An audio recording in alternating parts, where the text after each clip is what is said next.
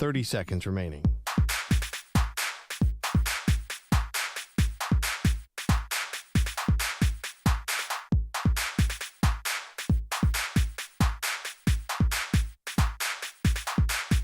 Fifteen seconds.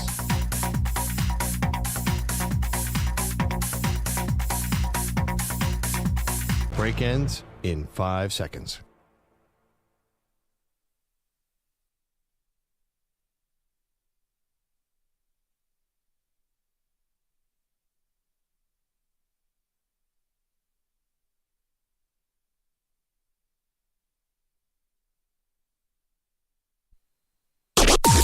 Maggie and Perloff on the Infinity Sports Network. All right, it's not even March yet, and already the NFL rumors are out of control. Welcome to the show. Maggie Gray, Andrew Perloff. Lots to do today. Glad to have you on this Friday. Happy Valentine's Day. Where did this Steelers in the mix for Trevor Lawrence rumor even get started? It popped up yesterday, Perloff. Well, we actually know it was a guy named Ryan Burr who works for the Big Ten Network, who said that the Steelers called the Jacksonville Jaguars and inquired about Trevor Lawrence. Now, the Jags had to come out and say, no, never happened, never would happen, never will happen. He's our franchise guy. But in some ways, even though this rumor may have gotten debunked pretty quickly, it doesn't change the fact that the Steelers actually need to be going big game hunting. This idea that you're going to cobble together another quarterback room with the cast off of Russell Wilson and the cast off of Justin Fields, it's just not good enough. The Steelers have to finally make a move. First of all, I don't see it happening. B, why would you bring in a big ticket quarterback when you have no talent around him? Well, that's not true. You have limited talent on the offensive skill position players, but you have a very talented defense. Yeah, that's not around him. A quarterback plays on offense. Well, but it's complementary, Pearl. You have a defense that actually is further along than the offense is. You need more skill position players, but I'm going to be honest. If I'm a GM of a football team, if I'm Omar Khan, for example, of the Steelers, if you're asking me to fix one thing on my football team, offensive skill position players, I think as long as you get the right quarterback in place, that can happen very, very quickly. You're not asking to remake an offensive line. You're not asking for expensive pass rushers. I'm not telling you got to figure out a way to get Myles Garrett, who I don't even think would get traded in the division anyway. It's not that. Those are big, really difficult things. You get a quarterback in, all of a sudden your skill position players look a lot better. Not these skill position players. I mean, they're terrible. If not you bring George Pickens. He's not terrible. Look at his He's stats. just a head case. Look at his stats. You're telling me that's good? I don't think George Pickens is. I think he's super talented. I don't think he's good in that system. I think it's a terrible spot for a quarterback. Like, you're going to bring in Aaron Rodgers failed with Garrett Wilson and Devontae Adams. You're going to give him Van Jefferson and George Pickens, unless you can get me T. Higgins, but you can't. What? And I know the Steelers were after Brandon Ayuk last year, but point to the big free agent offensive signing the Steelers have had ever. Well, see, this is the problem, though. If we talked to Jerome Bettis, the Hall of Famer, when we were in Radio Row last week, and one of the big things that the Steelers are going to have to do is they're going to have to get out of the comfort zone a little bit here. You haven't been able to find a quarterback since Ben Roethlisberger, and when you did go to draft a guy in the first round, you literally took the guy who was already in the building. Whether Kenny Pickett was ever going to be a good quarterback or not, just think about that. It was a bad quarterback draft year anyway, and they didn't even look outside their own facility to ultimately get maybe lulled, wooed.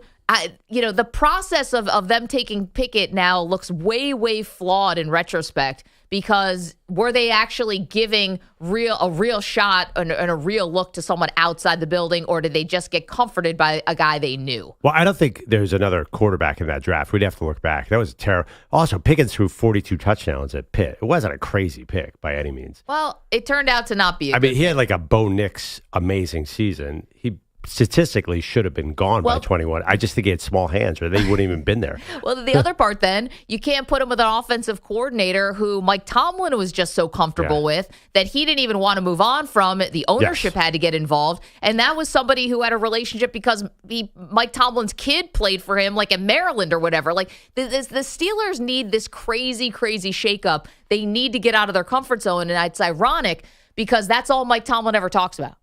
being uncomfortable. Getting comfortable being uncomfortable. Yet the Steelers never do anything to make themselves uncomfortable. This you're totally right. Service. They've had the same coaches. They've had three coaches in the last 70 years. They're not getting out of their comfort zone. Why all of a sudden are they going to change? I think there's another thing that happened that is affecting their thinking. What's that? The wild card game against the Ravens. What did the Ravens do? They ran their quarterback down their throat. You don't think Mike Tomlin was incredibly jealous of Lamar Jackson taking off on every single play in the first half? I think he wants to do that. I think they're going to go opposite. I don't think they're going for Aaron Rodgers or Matthew Stafford. I think they're going for Justin Fields and drafting Jalen Milroe, and they are going to run their quarterback. And I think that's the shape they want. I think they want a running quarterback defense team like Baltimore. I know Lamar threw it a little more last year, but you saw the playoff game. They just said, you know what? We are going to physically beat you up. And I know I've watched Mike Tomlin. Like, he was probably so jealous of the Ravens. I think they want to go conservative. If your Arthur Smith is your coordinator, all he wants to do is hand the ball off. You think they're going to bring in Aaron Rodgers or Matthew Stafford to sling it around the yard? They're more likely to go the exact opposite direction. Listen, I don't think Rodgers and Stafford is the right move because they're too late in their careers now. If you're the Steelers, you're looking for something more long-term. Jerome Bettis said as much. Manny, can I hear cut 4, please, from Jerome Bettis? This is with us, courtesy Maggie and Perloff show, talking to the Hall of Famer last week, telling courtesy Infinity Sports Radio Network. Also them. We're all one big family. Jerome Bettis telling us that the Steelers' plan at quarterback has to be long-term. I think you have to have a plan as well. You have to have the plan. Where is the next quarterback? Because right now, Russell, he can give you multiple years, but you can't think that he's the 10-year plan. Right. So they have to find what is the 10-year plan. I think if you bring Russell back and you don't have an heir apparent ready, then I think you've done yourself a disservice.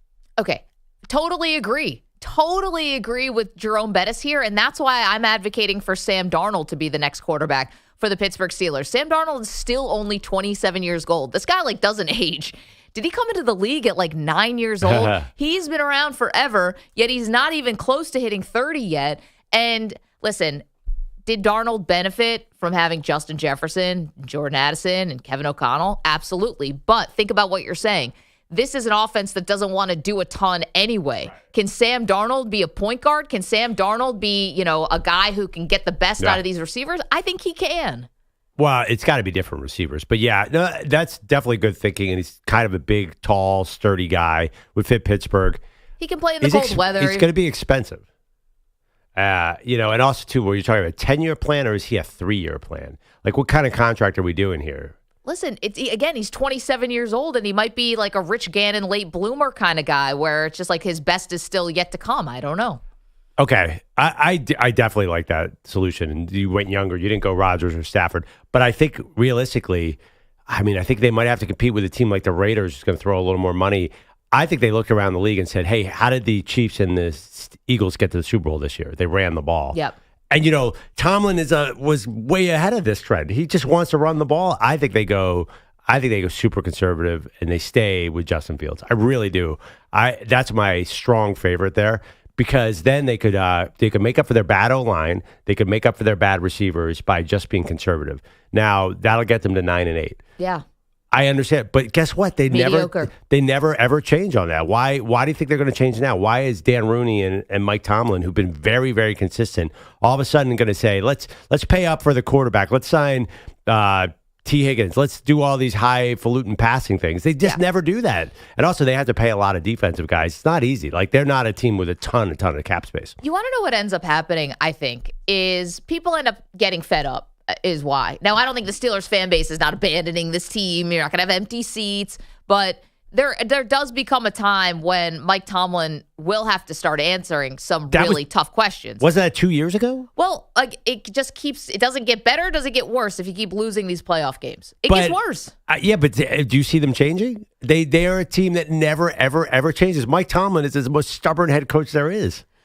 Well, and you wonder who's actually calling the shots there because I know general manager Omar Khan, is a little newer in this position, obviously, than Tomlin, who's been the head coach for 18 years.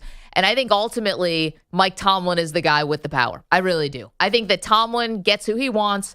I think Tomlin is able to nix things that he doesn't want. Oh, sure. I don't know if he's like the guy who put a kibosh on like a Brandon Ayuk trade. I don't even think a Brandon Ayuk trade may have not even been possible. But I think that it's ultimately Tomlin. So you're asking why would things change or whatever. Ultimately, if you're not winning playoff games, then and you are the one who is, I think, the deciding factor of personnel as well. Right. Then ultimately, who's going to wear the blame eventually? This is a guy who kept Matt Canada around for an extra 23 games. And what happened though? It was Ownership bad, did eventually, they did eventually step in. Right. That's my point. Like, Tomlin ain't going to change. If it's up to Tomlin, he will stay conservative. He's a defensive coach by nature. I just don't see. You're right. Everything you said, like, they should get out of their comfort zone, but I tend to believe that people are consistent and they won't get out of their comfort zone. I hope they do. I would love to see them get Sam Darnold and pay up and get one of these 30-year-old receivers, Stephon Diggs or Cooper Kupp. Like, that's what they need to do. But we've seen Tomlin just ignore what everyone. Did we say the same thing last year? I mean, Russell Wilson and Justin Fields. Well, but see, you could understand that a little bit, right? Because Kenny Pickett, they moved on from him. And I think that Russell Wilson and Fields were kind of just an opportunity. They're playing guys like $1 million, like less. Right. I think they were thinking, all right, first of all, Fields wanted to go to Pittsburgh, and apparently the Bears did right by him there. And then Russ, like kicking the tires on Russ, it wasn't the worst idea. I just think that the worst idea. Tomlin's going to look at Sam Darnold and say, well, I'm going to pay a ton for this guy, a ton, and he's going to throw picks, and I hate that more than anything. I'm not sure what the answer is here. Maybe that's the best solution I've heard, but I think much more likely is they go with Justin Fields and just try and run it down. After the Ravens ran it down their throat, get revenge next year and run it down the Ravens' throat. 855-212-4227. I don't love it as a plan. I don't love the let's hope that Justin Fields in a division that has Joe Burrow and Lamar Jackson in it, and we have no idea what Cleveland's going to do. But I don't love coming into you're coming into a gunfight with a knife there. What about my backup? I stuck in draft Jalen Milroe, who they were linked to already. I saw that. Jalen Milroe at this point, the Alabama quarterback, is teetering to me on lottery ticket status. His stock went really, really down at the Senior Bowl. We talked to him at Radio Row. Delightful guy. I mean, definitely someone you'd want as far as like vibes. But is he actually going to be a thing in the NFL? Well, I don't think so. I think it's interesting. You're looking at, again, they have Lamar Jackson looming over them and Justin Fields. Justin Fields is probably the second fastest quarterback in the NFL. Lamar being the fastest. Jalen Milroe is probably faster than both of them. Like, yes, Jalen Milroe will not throw the ball once there, and he fumbles like crazy. But if you get him, say, third round, I just see Pittsburgh being interested in that kind of quarterback. Just like, is he actually a quarterback though? Or is he just a gadget? Oh, he's got a great long arm. Like, he can throw the ball down the field. Where's it going? He's very active. His best play is a 60-yard pass to Ryan Williams. Like, he could throw that ball. He just can't throw intermediate and short. And honestly, the fumbles was a massive problem. But listen, we're not talking first-round pick. We're talking if he falls later, and they probably or take a Jackson Dart in the second round or another young quarterback, Fields and a young quarterback. That's a better plan because they're never going to get a top 5 pick. They're never going to. I mean, they're not going to be in the Arch Manning carousel. They're not getting Nico I can't say his last name at Tennessee. Like, that's not going to happen. So what are you going to do? You have to find a middle road. That's why your Sam Darnold solution is better than waiting on a top 10 draft pick. That's never going to happen. I know. And that's why I think I'm giving the Steelers gold here. 855-212-4227. I'm sure they're at least thinking about it. But all this started with a rumor that the Steelers had called Jacksonville about Trevor Lawrence. Does anyone really think Trevor Lawrence is available, by the way? Well, they can't trade him because of the cap hit. His and I don't think they want contract is untradeable. Yeah, he's coming off an injury. Well, no, I don't think they want to trade Trevor Lawrence. They just signed a coach who was specifically there to help Trevor Lawrence. Exactly. Steelers just saw Luka Doncic get traded and said anything's possible. Yeah. Just everyone's shooting from midcourt now. Exactly. I'm trying to think of all the guys who are entrenched where they are, right? All the QB1s who really have a solid hold. I'm not talking about Stafford and the guys at the end. I'm talking about in their prime. The one guy who you could probably get from a team is Tua. Well, nobody wants that. Yeah, no one's paying for Tua. Exactly. So the guy, like, you're not getting Herbert, you're not getting Josh Allen, you're not getting Lamar, you're not getting Joe Burrow. These guys who are have their money and have their contracts, you're not getting them out. You might get Dak if you wanted him, but I don't think anyone's paying for Dak. Yeah, now you're getting a 30-plus-year-old quarterback who's coming off another lower body injury. Let's see. Is there any rich quarterback? I mean, Jared Goff, the Lions. Kyler? No, Kyler's money is almost over, isn't it? Well, I'm just saying a guy who's clearly QB1 who you could make a call and maybe the team wouldn't have to put out 5 fires saying that this never happened. Clearly QB1, huh? What? Kyler? Well, I'm just saying he's got the starting job. Oh, I know, but I don't think anyone's going to really want to pay $50 million for Kyler Murray. Yeah, I'm wondering who the Steelers can make phone calls to if you actually want an entrenched starter to come over. That's not going to happen. We're talking about Sam Darnold. We're talking about mostly the ex-Jets. We're talking about Sam Darnold, Geno Smith, Aaron Rodgers. There's no young guy coming, right? I think Darnold, but obviously it's a different situation. Well, Darnold, yeah, but he's available. Right. They could go to free agency for sure, but there's no trade coming for. I mean, how often do quarterbacks like that get traded anyway? I mean, if you're saying that they want a running quarterback, why not Kyler Murray? Kyler Murray in Pittsburgh? I just think that it's the division of giants, that little guy running around in the cold weather. No. I mean, they just had Russell Wilson. He's not that much bigger. What? And I don't think they liked it. I think they were a little bummed that Russell couldn't run more than 4 yards until the linebacker caught him. Kyler Murray? I don't think he has much value around the league right now. He's got to drop back 20 yards to see the field. I don't think that's happening. 855-212-4227. We get it started off with the rumor mill churning. Just people drumming up stuff.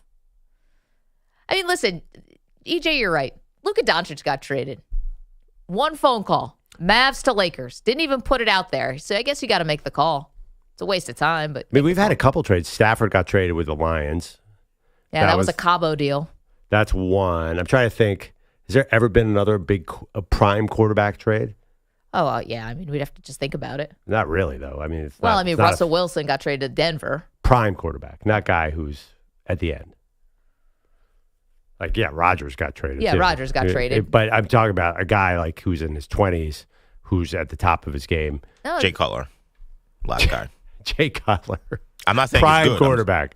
No, in his prime. A guy who wasn't completely checking himself out of the NFC title game. Hey, his shoe came untied. 855-212-4227. Can't play with an untied shoe. All right, Steelers options for their quarterback situation. What do you like? What do you hate? Let us know. 855-212-4227. Valentine's Day around here. Manny, big plans? Not even a little bit. Watch the Rising Stars game. How romantic. Oh, yeah. We have a lot coming your way from Dallas, Texas. We have a lot coming your way from some new head coaches, new NFL coaches, and I will give you later on in honor of Valentine's Day, the top 5 most impactful sports massacres we've ever had in terms of a team or someone getting beaten really badly. Like the Valentine's Day massacre. Exactly. By the way, yes. Saddest thing I ever heard. Just I think we just didn't give enough attention. Watching the Rising Stars game, even if it wasn't Valentine's Day, that would be pathetic. But that is beyond pathetic. Listen. Do you work for the NBA? Why on earth would you watch that game? This is Manny's Friday night, okay? It's Valentine's Day. Rising Stars Challenge. Listen, you're spending your Valentine's Day with Victor Wembanyama. I don't even know if he's even in the game. I don't know either, but I know Zachary Reese-Shea is going to be there. He just lost to the Knicks, so. That guy, by the way, oh, man, what a bust for a number 1 pick. I'm ready to call that. Oh, he's good. What position is he? He's playing fine. He's starting. No, what position is that guy in the He's NBA? a small forward. Oh, yeah, he is. That guy, I was like, wow, he's a number 1 pick. NBA draft, whatever. I was thinking, by the way, I have a major complaint about All-Star Weekend. Oh, major complaint. Let's hold it. Yes. Because we did get some news coming out yesterday, more stuff about All-Star Weekend. Yeah, Manny, that we got to bump this up a little bit. Friday night, Valentine's Day, you watching Rising Stars. Perloff's right. That doesn't, as a show, I don't think we can let that happen for you. Look, that was me 10 years ago. Now I'm engaged. Manny will be fine. If you watch the skills competition, you are just wasting time until you die. Because the skills competition is the stupidest all-star event in the history of the world. I love wasting my own time. A lot of bounce passes. Oh, wow. Tyrese Halliburton threw a chest pass into a net. What are we doing? That's probably not accurate because he's 2 tones tied, but I digress. We're gonna bump up this Valentine's Day for Manny. 855-212-4227. Get it going with the Steelers. Where should they look for their next QB? Let us know. You're in a 5-minute break.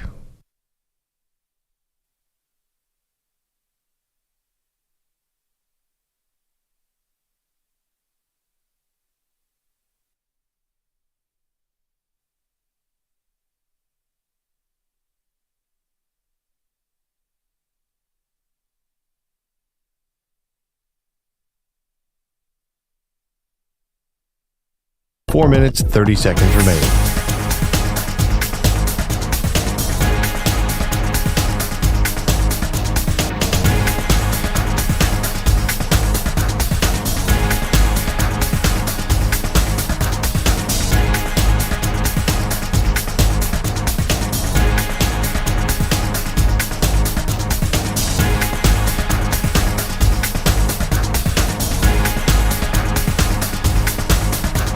Four minutes remaining.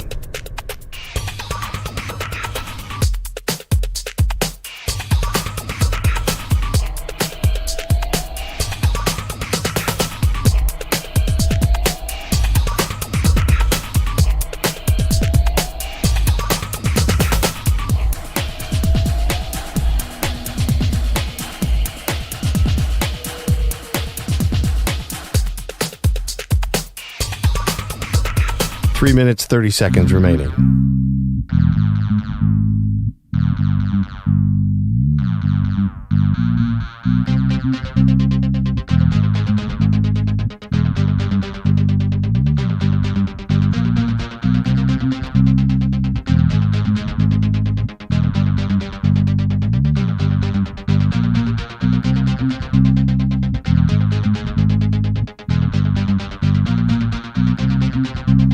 Three minutes remaining.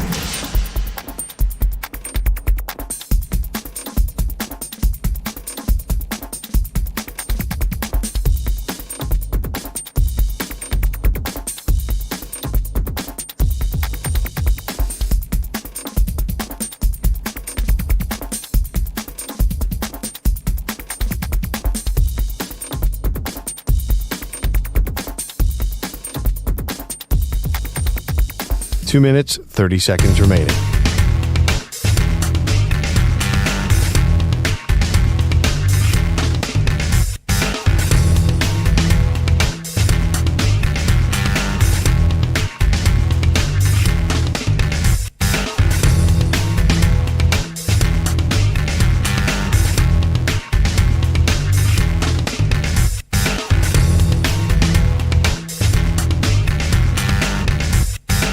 Two minutes remaining.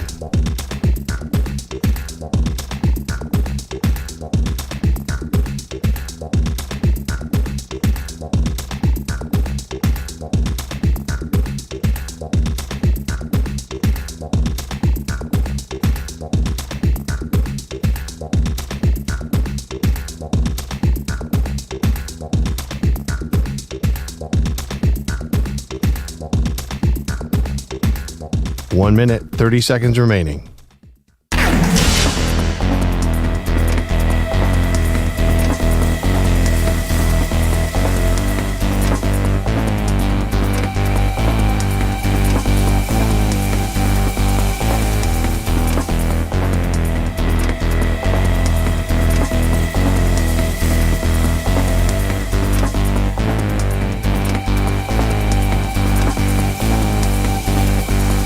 One minute remaining.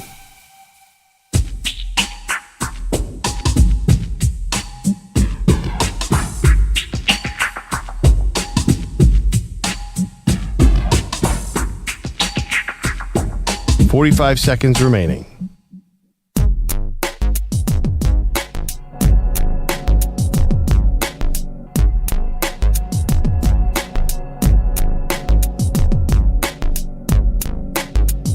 Thirty seconds remaining.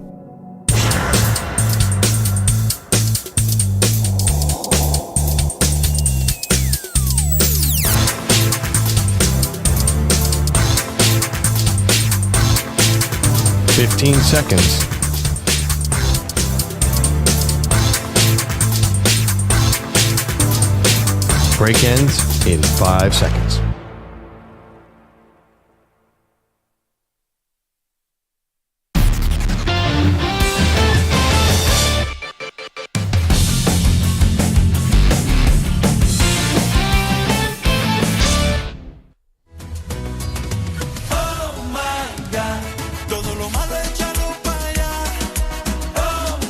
Welcome back, Maggie and Perloff Show. So the NBA stinks. I'm just going to put it out there right now. I'm so mad at this league.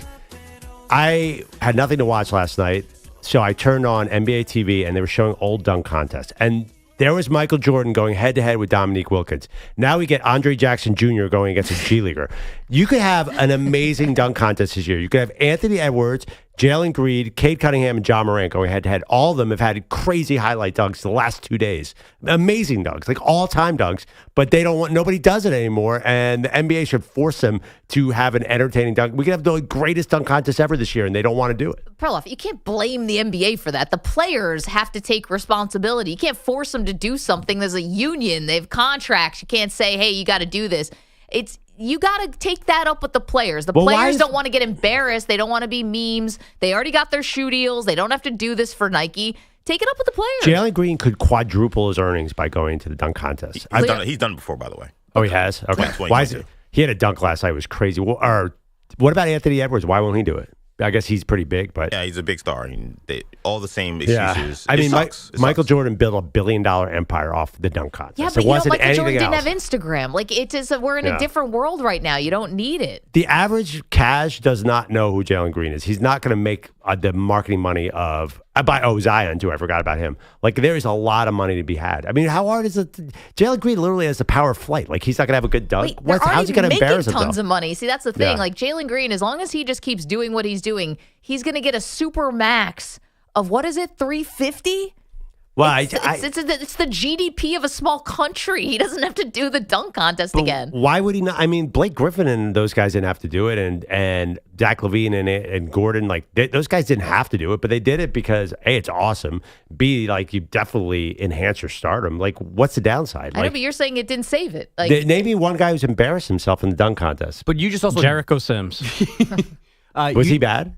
Oh, it was awful. You also didn't remember Jalen Green doing it. He did it, and you didn't remember. That's true. Yeah, that's so true. Did he win? I don't know. No. Well, I just think there's no downside. I can't remember anyone who hurt their reputation in the dunk contest. Jericho Sims had no reputation to hurt. James Flight White, another Nick who did not do well in the dunk contest. Who? Wow, who? Yeah. Yeah, I don't remember that either. Anyway, while Perloff complains about all things NBA, we're asking you who should be the next the next quarterback of the Pittsburgh Steelers. We know who the head coach is going to be. That's not changing. Dan's in Rochester. Dan's trying to be solution-based here. Dan, what are your thoughts for the Steelers? Okay, I'm going to take you on a quick journey. All right, I'm going to give you 4 players, 3 teams. Okay. All right. So I'm going to give you Kirk Cousins and Aaron Rodgers to the Niners. Okay. I'm going to give you Brock Purdy, one of the two. Okay. Shanahan takes his pick. Then I'm going to give you Brock Purdy to the Colts. And then I'm going to give you Anthony Richardson to the Steelers. Huh. And this is going to be some type of basketball trade where did the Utah Jazz have to get involved with some second-round picks? I'm not saying it goes all that way, but Shanahan gets one of the 2 quarterbacks he's been trying to get for years, right? I'm not a big Anthony Richardson person, but if the Steelers really want a running quarterback, Lamar couldn't really throw the ball coming out of college, but now he's somewhat accurate. Maybe Richardson develops into that, but he kind of has a body like Ben Roethlisberger. And Purdy, to me, seems like the Niners just they owe him a contract soon. They don't seem like they want to commit. He seems like he would actually fit better in Indianapolis playing in the Dome. They got better weapons, similar to what he's working with. And the Niners, it just seems like in a perfect world, it would all kind of set up for what everybody's looking for and wants. But Steichen likes big, mobile quarterbacks in Indy. I don't think he loved Jalen Hurts, and Purdy's, I don't know, big enough for him. I agree with you there, but at the same token, the wins add up. And who got more wins this year, Richardson or Flacco? Yeah, no, the answer is alarming, Dan, for Colts fans. And thank you for the call, and thanks for thinking outside the box here. So you want to do some real do-si-doing. So the Kirk Cousins gang, of which Kyle Shanahan is the leader of. He started that whole monster. So it's either Cousins or Rodgers. Purdy goes to the Colts. That part I don't see, but and then Anthony Richardson to the Steelers. Here's my thing about Anthony Richardson. I think we're a lot closer to Anthony Richardson not playing football or being a backup than we are to him basically starting over with another franchise. I think Anthony Richardson's career is teetering right now. He gets hurt a lot. He's not accurate. It's fun to watch, but you never know where the ball's going. And it's clear that he did not have enough reps coming out of college to step into an NFL starting gig, obviously. I'm more shallow. I love me some Anthony Richardson. I don't know. I saw after the loss to the Vikings, Kevin O'Connell hugged him and said, "You are a very talented quarterback. You're going to make it in this NFL." And I believe Kevin O'Connell. Also, Richardson has a strangely odd winning record. Like he just wins. He doesn't play. He's what is he? Okay, he's 8-7 as a starter, 6-5 last year. I think Mike Tomlin would love it. Wow, gangbusters. Well, that's pretty for a guy you're saying is going out of the league. I think of a guy who's like 1-10. I think Tomlin would be very interested in Anthony Richardson. How about Ryan, who's in Dallas, has got a solution for the Steelers? Good morning, Ryan. Good morning. Thinking Steelers need to grab Daniel Jones off the Vikings. If you're asking for a big quarterback, the dude's 6'5", 220. He was the most accurate, or up there, not the most accurate, but as far as deep ball throwers, he was top 5 up until last year, until he blew his confidence. The Giants did him wrong, but he's big mobile, and I think. Yeah, the only thing about that, Ryan, listen, you're right. If you're talking about checking boxes, Daniel Jones can run. Problem is, he gets outside the pocket, he gets hurt. Thank you for the call. It's just, what's your ceiling here with Daniel Jones? It's not high. It's not. I know that the Giants have not been a good organization over the last decade, and a lot of things worked against him, but he also wasn't very good. Well, they've already had Daniel Jones. They had Trubisky and Mason Rudolph. Why do they need? Might as well just bring back Trubisky. What's the difference? Well, Jones is a better runner. Jones can run like 20 miles an hour. He's very, very fast. The problem is, then what happens? Trubisky's really trip good over athlete. the 5-yard line. But I mean, Jones will follow in that footsteps and throw an 8-yard pass on 3rd and 9. If they do that, I think Steelers fans would be very upset. Yeah, nobody wants to see that. Jeff's in Minnesota. That's where Daniel Jones is currently on the depth chart. What's up, Jeff? Hey, what day is it? Oh, it's happy. What is it? Valentine's Day? It's Labor Day. Oh, it is. Okay, thanks. Yeah, I've been away from sports. I have to apologize for a few days. And then I heard some interesting news yesterday about Aaron Rodgers. Okay. So first, Purdy probably is going to stay for the 49ers. But here is my question to you professionals. Mm-hmm. Do you think there's a possibility that the Vikings could pick up Aaron Rodgers and help mold what they have now, get rid of Darnold? I think he's going to go to Pittsburgh. And what do you think? Is he going to take the same route that Brett Favre did? Of course he is. That's my question. Of course he is. Everyone knows this is happening. That's what's called the universe, Jeff. That's how it works. Jeff, happy 4th of July, pal. Good to talk to you. And thanks for coming back to us and finding us. Took a little break from sports, and now he's back. Pearl, you've been talking about this maybe for, I would say, at least 2 years? But Jeff called last week. I feel like Jeff hasn't disappeared that long. We've talked to him recently. Well, but I mean, it's almost too obvious. Like, it's not going to happen because it's too obvious. That Aaron Rodgers would go to the Minnesota Vikings. Yeah, just kill it. Of course, if he did go to Minnesota, he would have 35 touchdowns and 7 picks and be second in MVP voting. I could guarantee that's a fact. That is the most predictable thing that would ever happen. The only problem is you got McCarthy there. If McCarthy's healthy, why are they bringing in Rodgers? Well, I think a lot of people are speculating, what McCarthy is coming off of 2 surgeries, having trouble like getting fully strength. I don't know. Maybe it's a bridge quarterback 1 year of Rodgers. It's got to be tempting. Because here's the thing. If Rodgers, goes to Minnesota and say he has some success, like you're saying, what did you say, 35 touchdowns, 10 picks or whatever you said? 7 picks. 7 picks, fine. So then now you're 2 years into McCarthy's rookie season, and you're going to owe now Rodgers another season. Yep. It becomes the biggest waste of a pick. Well, I mean, it kind of worked in Green Bay twice, once with Aaron Rodgers, once with Jordan Love. No, it's an unusual spot, but you didn't expect McCarthy to get hurt. So, and Minnesota, as I point out many times, is where old quarterbacks go to kick butt. It's just, again, You go back, Randall Cunningham came out of nowhere. Jeff George came out of nowhere. Brett Favre came out of nowhere. Warren Moon had a killer season there. Like, it'll work. Does anybody, I know, EJ, you don't like Aaron Rodgers, but you have to admit he'd be a Pro Bowler in Minnesota. Pro Bowler, maybe. I mean, that's a weird thing today. I think he'd be better than he was with the Jets. I don't think they'd have a worse record next year. I'll say that. Yeah, where they were 14-3, maybe. Right. But I mean, throwing to Justin Jefferson and Jordan Addison and T.J. Hockenson and back Aaron healthy, Jones. their left tackle.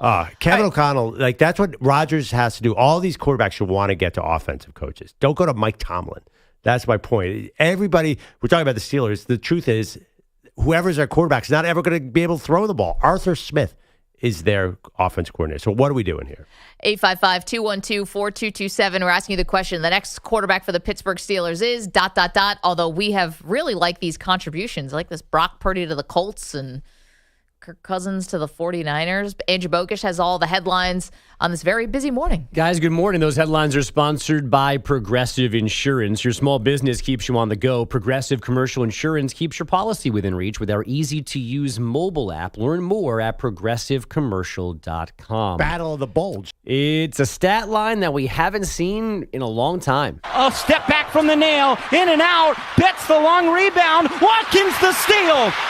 Here she comes, left wing, a Euro to the cup, lays it in, USC's in front. Juju Watkins on the Trojan Sports Network, the USC star with 38 points, 11 rebounds, 5 assists, 8 blocks to take down top-ranked and previously unbeaten UCLA 71-60. Watkins is the first D1 woman or man, NBA or WNBA player this century with a game of at least 35 points, 10 boards, 5 assists, 5 blocks, and 5 made threes. Sheesh. Wow. Her head coach, Lindsey Gottlieb. I can't really put into words what kind of performance this was, but I hope and I know this crowd here appreciates the heart and soul that she puts on this court, and it was just, as good as anything I've ever seen. Just 28 points, 7 rebounds, and 5 assists from Olivia Miles, second-ranked Notre Dame, an 88-57 win at Pitt. On the men's side, number 14, Memphis kept rolling, 80-65 at South Florida. That's 9 straight wins for the Tigers. One of the best names in the game, Dane Danger, 20 points and 7 boards for Memphis. Dane Danger? Mm-hmm. Wow.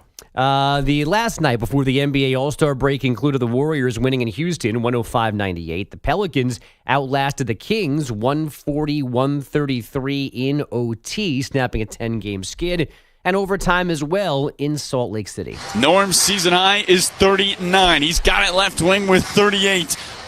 Crosses left hand, drives, Euro steps, layup, 40 ball! Norman Powell bringing the heat to Utah! 119-114 Clippers, a minute to go in overtime. Carlo Jimenez on Clippers Radio. Powell's 41, getting LA the 120-116 win.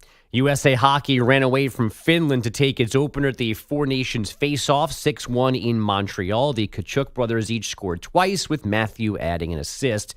The New York Giants are selling up to 10% of the club, so let's start pulling our money. This is expected no thanks. to lead to a record valuation for a franchise. The Eagles just did something like this and were valued at just north of $8 billion. Holy. And Denny the Bills did this too. Yeah, but not for that. That valuation wasn't that high. Maybe not. Yeah. But why not? Got a couple reasons. But no, this is the thing now. They just said you can have like private equity firms or whatever can come in and buy 10% stakes. Yes. And so now everyone's doing it. Yeah. Just free money. Man. Must be nice. And you don't get anything out of it. You no power, maybe. No, you don't get a say. You can go to the games and whatever, but you just give them money and they say thank you. I think you might even have to pay for the suite. I don't think that comes with. I remember there was many years ago when the Mets got in trouble because of the Bernie Madoff scandal. They started taking on a lot of minority investors. Like you could buy into the Mets for like $1 million. Yes. You didn't even get a parking spot. No. You had to park at LaGuardia Airport like the rest of the jabronis out there. Just Nice. You didn't even get a freaking parking spot. $1 million. Or it was a little more than $1 million. Yeah. I think if I'm chipping in for a portion of like a $9 billion operation, I better get some seats. Yeah, like what's the one thing you'd ask for? Last row, 400, 500 at Citi Field. Like, you got to be able to show off that you own 6% of the Giants. Like, there's got to be a flex in there somewhere. I don't think it's a parking pass. How about a bumper sticker? I don't even think you get a T-shirt. Honestly, you don't get much. Do I get Tiki Barber for a weekend? Can I borrow Harry Carson? Like, how does that work? To what, dump a Gatorade over your head?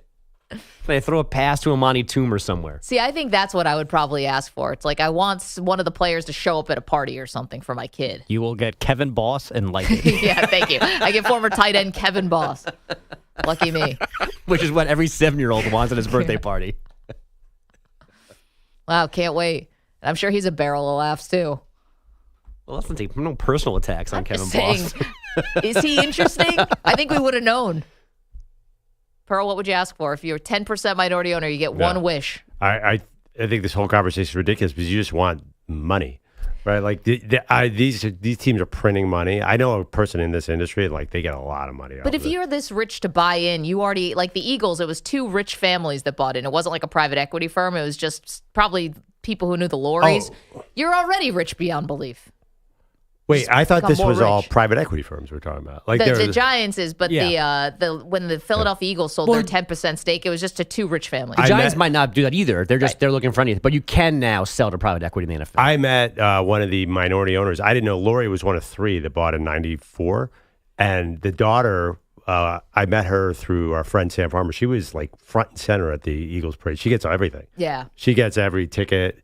So I'm not sure you're saying that they don't get tickets? No, I was going to say I don't think they get a private suite. The private equity firms do not, but the individuals do. There's a lot of money to be made here. Private equity firms generally don't get into things because they're losers. Yeah. Would you buy into a college program though, or pro if you could decide? Because now you can get into the college program. I would definitely get into that college program. I think I would also. There's a lot of money to be made there, and youth sports is getting dominated private equity. Josh Harris, the owner of the Commanders, has this massive youth sports. I mean, you have kids, like you see the money that's being burned by parents. The Commanders. Yeah. So it's like me, I'm parents. Should we just ditch this job and create like a rival AAU league or something? No, I want to make the next $90 batting glove company. My God.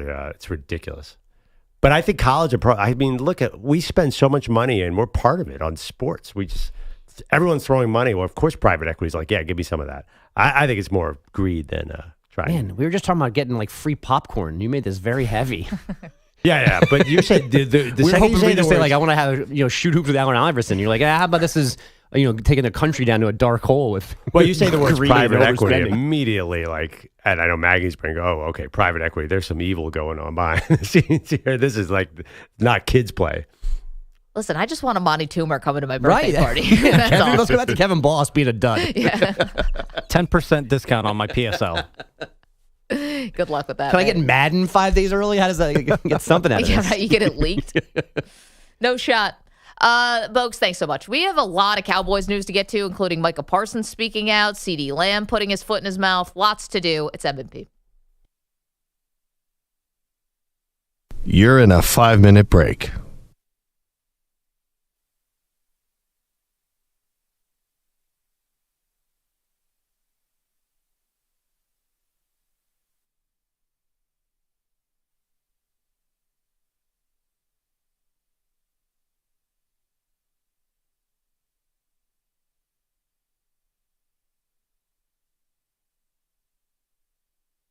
Four minutes, 30 seconds remaining.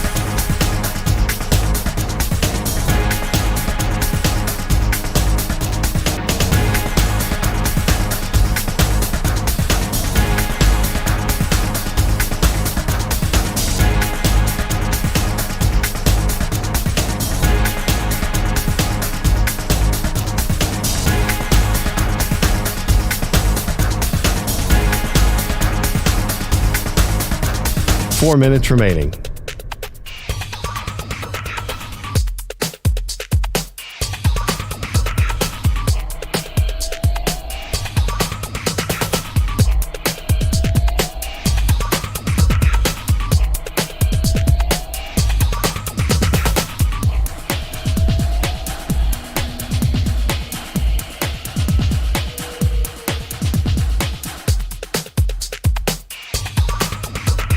Three minutes, 30 seconds remaining.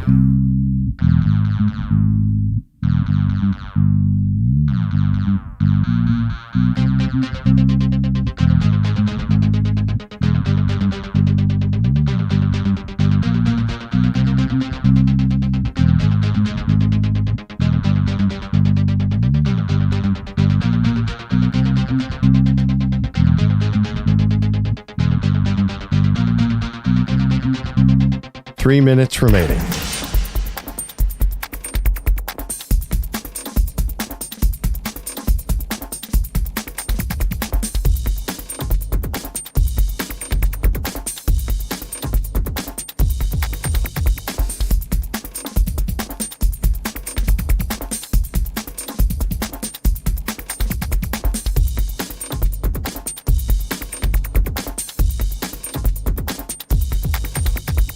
Two minutes, 30 seconds remaining.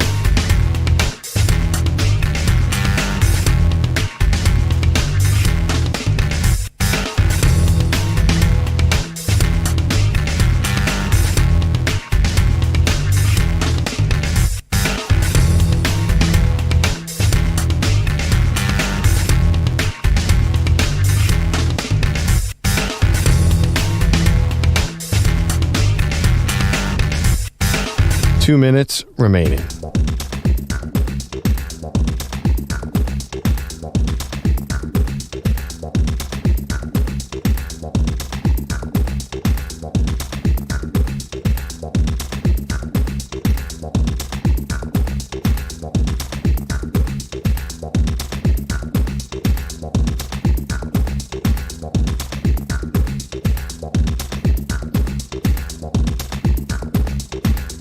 One minute, 30 seconds remaining.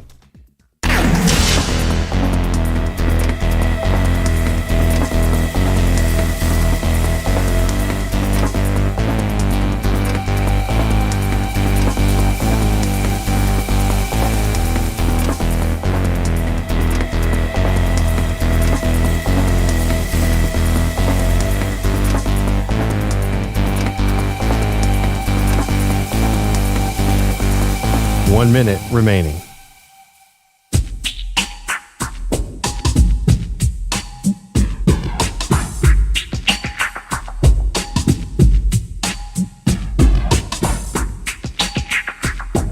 .45 seconds remaining.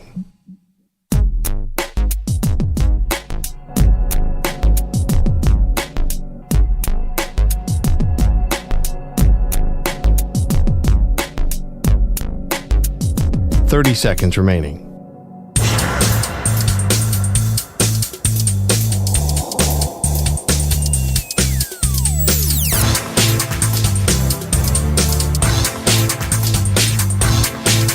.15 seconds.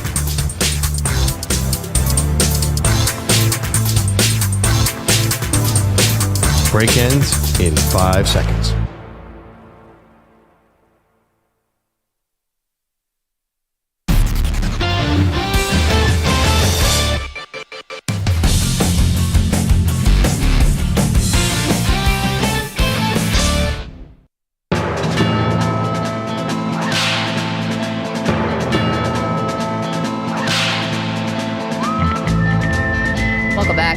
Know that music.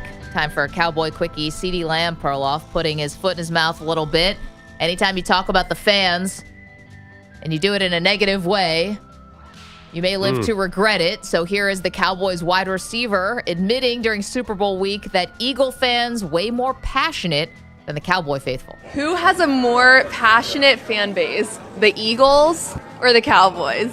I can answer that. Eagles. Eagles? They're crazy. Our Cowboys, our fans are deep, but they not. I don't want to say nothing crazy, but the Eagles got it. Go Birds! You can tell while he's giving the answer, he's like, uh-oh, I shouldn't be saying this, but I'm going to say it anyway. Derrick Henry is also randomly in this clip, and he's just giving CeeDee Lamb the death stare, like, don't do it, man. Don't take on the fans. You never take on the fans. And even if this is 100% true, it's a must-lie situation for CeeDee Lamb. You got to say Cowboy fans are the best. I think in the year 2025, that is a completely non-controversial statement. Everyone knows the Cowboys fans are mailing it in right now. I don't think he's going to get in any trouble at all because, like, Cowboys fans are so fed up, they're not even going to care. I don't think the Cowboy fans mailing it in or the Cowboys mailing it in. Why? I think the fans are mailing it in. I don't think I think the engagement with the team in Dallas, ironically, seems like a recent low. I don't think they care. They're not showing up to the stadium. Together. I don't think they're going to Frisco. Like, they didn't go to Oxnard. Don't you sense that they're over this current regime? Yeah, but I don't blame them. I don't blame him either. I think that it's the team that's giving them a reason to want to turn their backs and say, and the Brian Schottenheimer hire was completely uninspiring. Well, also, too, I just think that right now, the Eagles fan base, you can admit that is a crazy, passionate fan base. I don't think there's any harm. They're coming off a Super Bowl win. The fans are climbing up poles and eating questionable things and partying. Like, I don't know why. For some reason, that didn't strike me as a very dangerous comment by CeeDee Lamb. That's your Cowboy Quickie. If he had said the Cowboys fans are more passionate than the Eagles fans, I don't think anyone would have bought that. They're a bit of a wine and cheese crowd these days, huh? That beautiful stadium in Dallas, it's not the same. Yeah, but the Cowboys have always enjoyed this, the America's team nickname, obviously, which we can decide whether or not they still hold that. But the other part is, they're the ones who are giving the tours of the stadium that are interrupting guys weightlifting. They're the ones who it's such a destination just to be at the stadium. You thought they had this sort of glamour, and I think all that shine has really come off. And I think you and I are lockstep here. Don't blame the fans. I mean, they're subjected to the same stuff over and over again. These empty promises from, the owner, this idea that they would go all in and didn't do it. Dak keeps getting hurt. I don't think even at the peak, the Cowboys fans were kind of like the Eagles fans too. The passion is a little different. I can't picture Cowboys fans doing the stuff Eagles fans do. Well, they haven't had a chance to celebrate like Eagles fans. I'm even thinking back to, I don't remember anything about the 90s, but it just doesn't seem, it seems like a very different crowd. The Eagles, to me, are pretty much as close to a college football crowd as you're going to have. They're like an SEC team right now. I don't think the Cowboys were ever quite like that. Like, you never confuse the LSU crowd with the Cowboys crowd. Where the Eagles, that might as well be Georgia, or whatever. Like, they're all in. They have all the Georgia and Alabama players. So they're basically an SEC team. Yeah, but here's the thing, though. I don't know if that's necessarily right. Is it the type of passion where you're going to boo Santa Claus and throw stuff and get in fistfights and all that? Maybe not. But if you're talking about passionate fan bases, I feel like the Cowboy fans were certainly at the top of that list for a long time, because we're talking about the biggest franchise in the biggest football mad area in our country. And that's no disrespect to Florida or Georgia or California, where a lot of prospects come from. Right. We're talking about a way of life in Texas that is very unique to Texas. Right. But I think a lot of that goes to high school. Like, honestly, like you're competing with not just college and UT and Texas A&M, you're also competing with Allen High School. So I do think that. But this is the Dallas Cowboys. I think the high school passion is probably stronger in Texas, don't you think, than the Cowboys? Yeah, but see, that's what I'm talking about. Yeah. I think that the Cowboys did enjoy this because you're talking about what starts at the high school level, which gets continued on at big-time college football, and then the Cowboys became the pinnacle of that. I so don't it's know all if it three worked like phases, that. if you will, all three levels. I don't know if it worked like that, because you look at Georgia, where my experience, and I lived in Atlanta, was intern at CNN. It's all Georgia fans, and that doesn't translate to the Falcons. Right, and that's the Falcons bad, right? Like, they haven't capitalized on it the way that the Cowboys did. Right, like Georgia's a football crazy. I don't know that I'd like for someone to call in from Dallas. I do think they're super passionate, and they go way back with the Cowboys, but they share a lot of, I wonder, do people get more excited about their team on Friday night than Sunday? I think that's always been a thing in Texas. Well, keep losing in the playoffs, and that's going to happen. That's the problem, is that the Cowboys have just been a legit non-factor. They've been interesting at times. Yeah. They've kept themselves relevant, I guess. But as far as football is concerned, Allen High School has probably had way more success recently than the Dallas Cowboys have. So, of course, people would be flocking to that. They're just a little fancy in Dallas, too. That's the bottom line. They're definitely a lot fancier than the Eagles fans. There's no doubt. Shane Gillis is the perfect Eagles fan. He's just from Mechanicsburg, Pennsylvania. There's how the Eagles fans, they pride themselves on being just sort of aggressive. Yeah, y'all do. But I don't know if I necessarily want to say, oh, this Dallas crowd is just a champagne. This is not, a wine and cheese. It's not I don't think of it that way. I think of good old boys, pickup trucks. I'm not trying to turn this into a Ford commercial, but I'm just. Dallas? Yes. Like Jerry World? I don't know. Well, listen, Jerry is the epitome of oil billionaire. Yeah. Who's also not even from Texas, by the way. I don't think. But I think that Dallas is still a pickup truck crowd, no? I think You know what? I could be wrong. I feel like it's a wine and cheese crowd. Think about when the Cowboys walk in past those fans. Those are fancy people. Cowboy fans fancy. Perloff's so feeling himself as an Eagles fan right now. But he won. Jerry World's awesome. I just like, come on, Cowboys fans, give me a break. Coming up, what's Aaron Rodgers up to?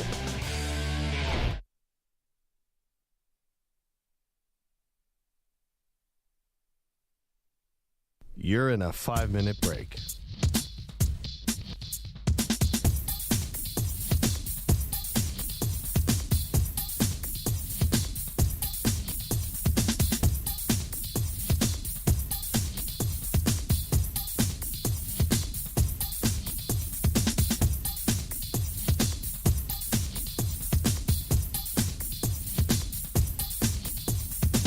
Four minutes, 30 seconds remaining.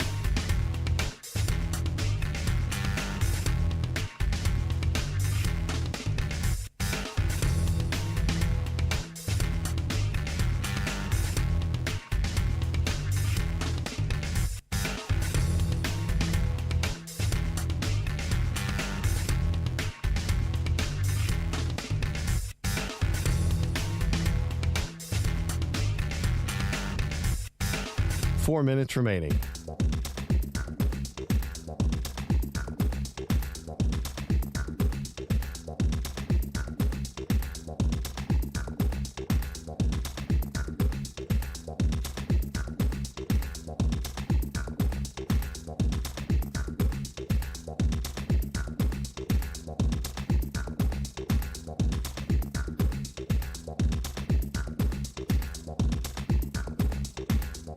Three minutes, 30 seconds remaining.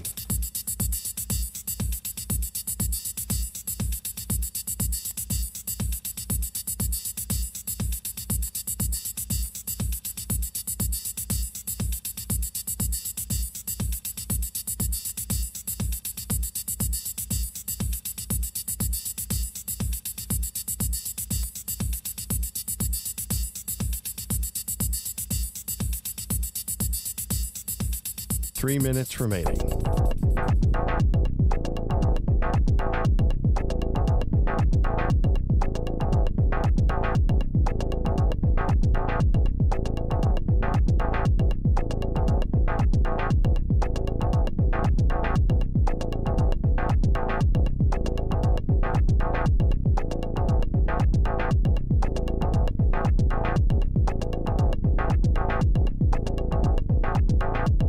Two minutes, 30 seconds remaining.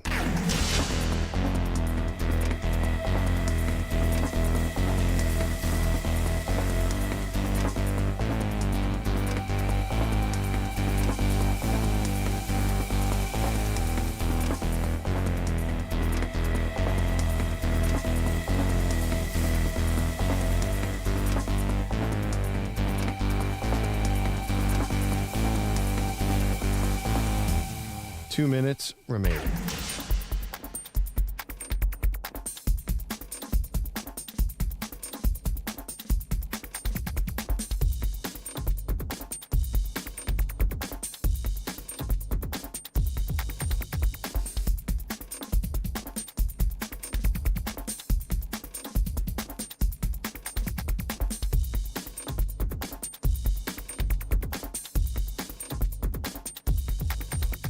One minute, 30 seconds remaining.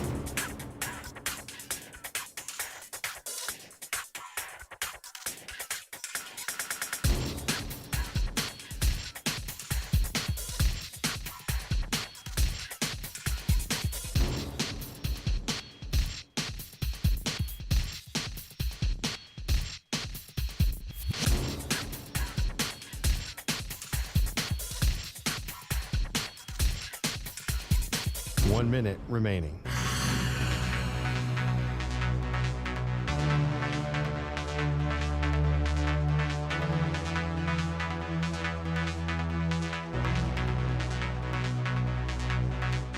Forty-five seconds remaining.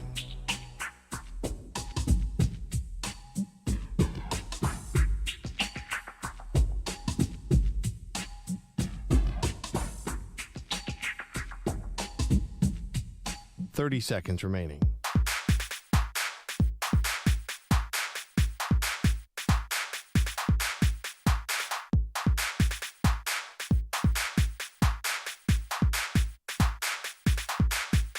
15 seconds.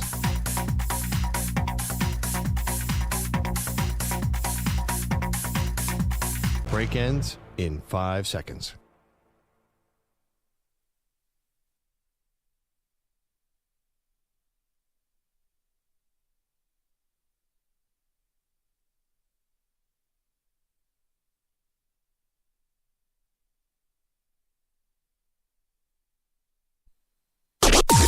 Maggie and Perloff on the Infinity Sports Network.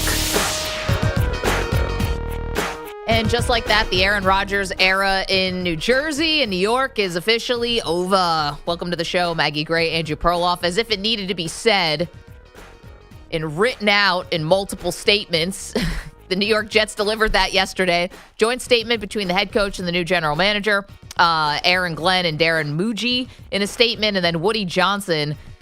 You know, a lot of spin here, thanking Aaron Rodgers, saying he's always going to be welcome back, saying he embodied all that it meant to be a New York Jet, which I agree with him there, something that had hope at one point and became wildly disappointing. If that's not the New York Jets quarterback situation over most of their history, then I don't know what is. Yeah, well said. Yeah. But I think this is all very good for both sides, right? Like, let's face it, Aaron Glenn does not want to start over with Aaron Rodgers as his quarterback. Like, no first-year coach needs that on their plate. And this is fantastic for Rodgers, like, because he probably wanted to go back to the Jets. Get the heck out of there. There's no reason for him to be a New York Jet. That would be nothing but pain for both sides. Listen, I think we're going to disagree about this. It's water under the bridge now. It's over. It's done. We're no longer talking about what should happen or what could happen. But I think it's a mistake on both sides. I'm on record saying that. I think it's short-sighted. The Jets don't have an obvious place to turn for quarterback. Aaron Rodgers did start 17 games last season. He was working his way back from the Achilles. Yeah. He had lost a lot of the leverage and power that he once enjoyed, when they were wooing him to come to New Jersey. And I think that he wants to play so badly that he would have, I don't say fallen in line. I think that's kind of condescending for someone like Rodgers. I think he would have still given you some good football.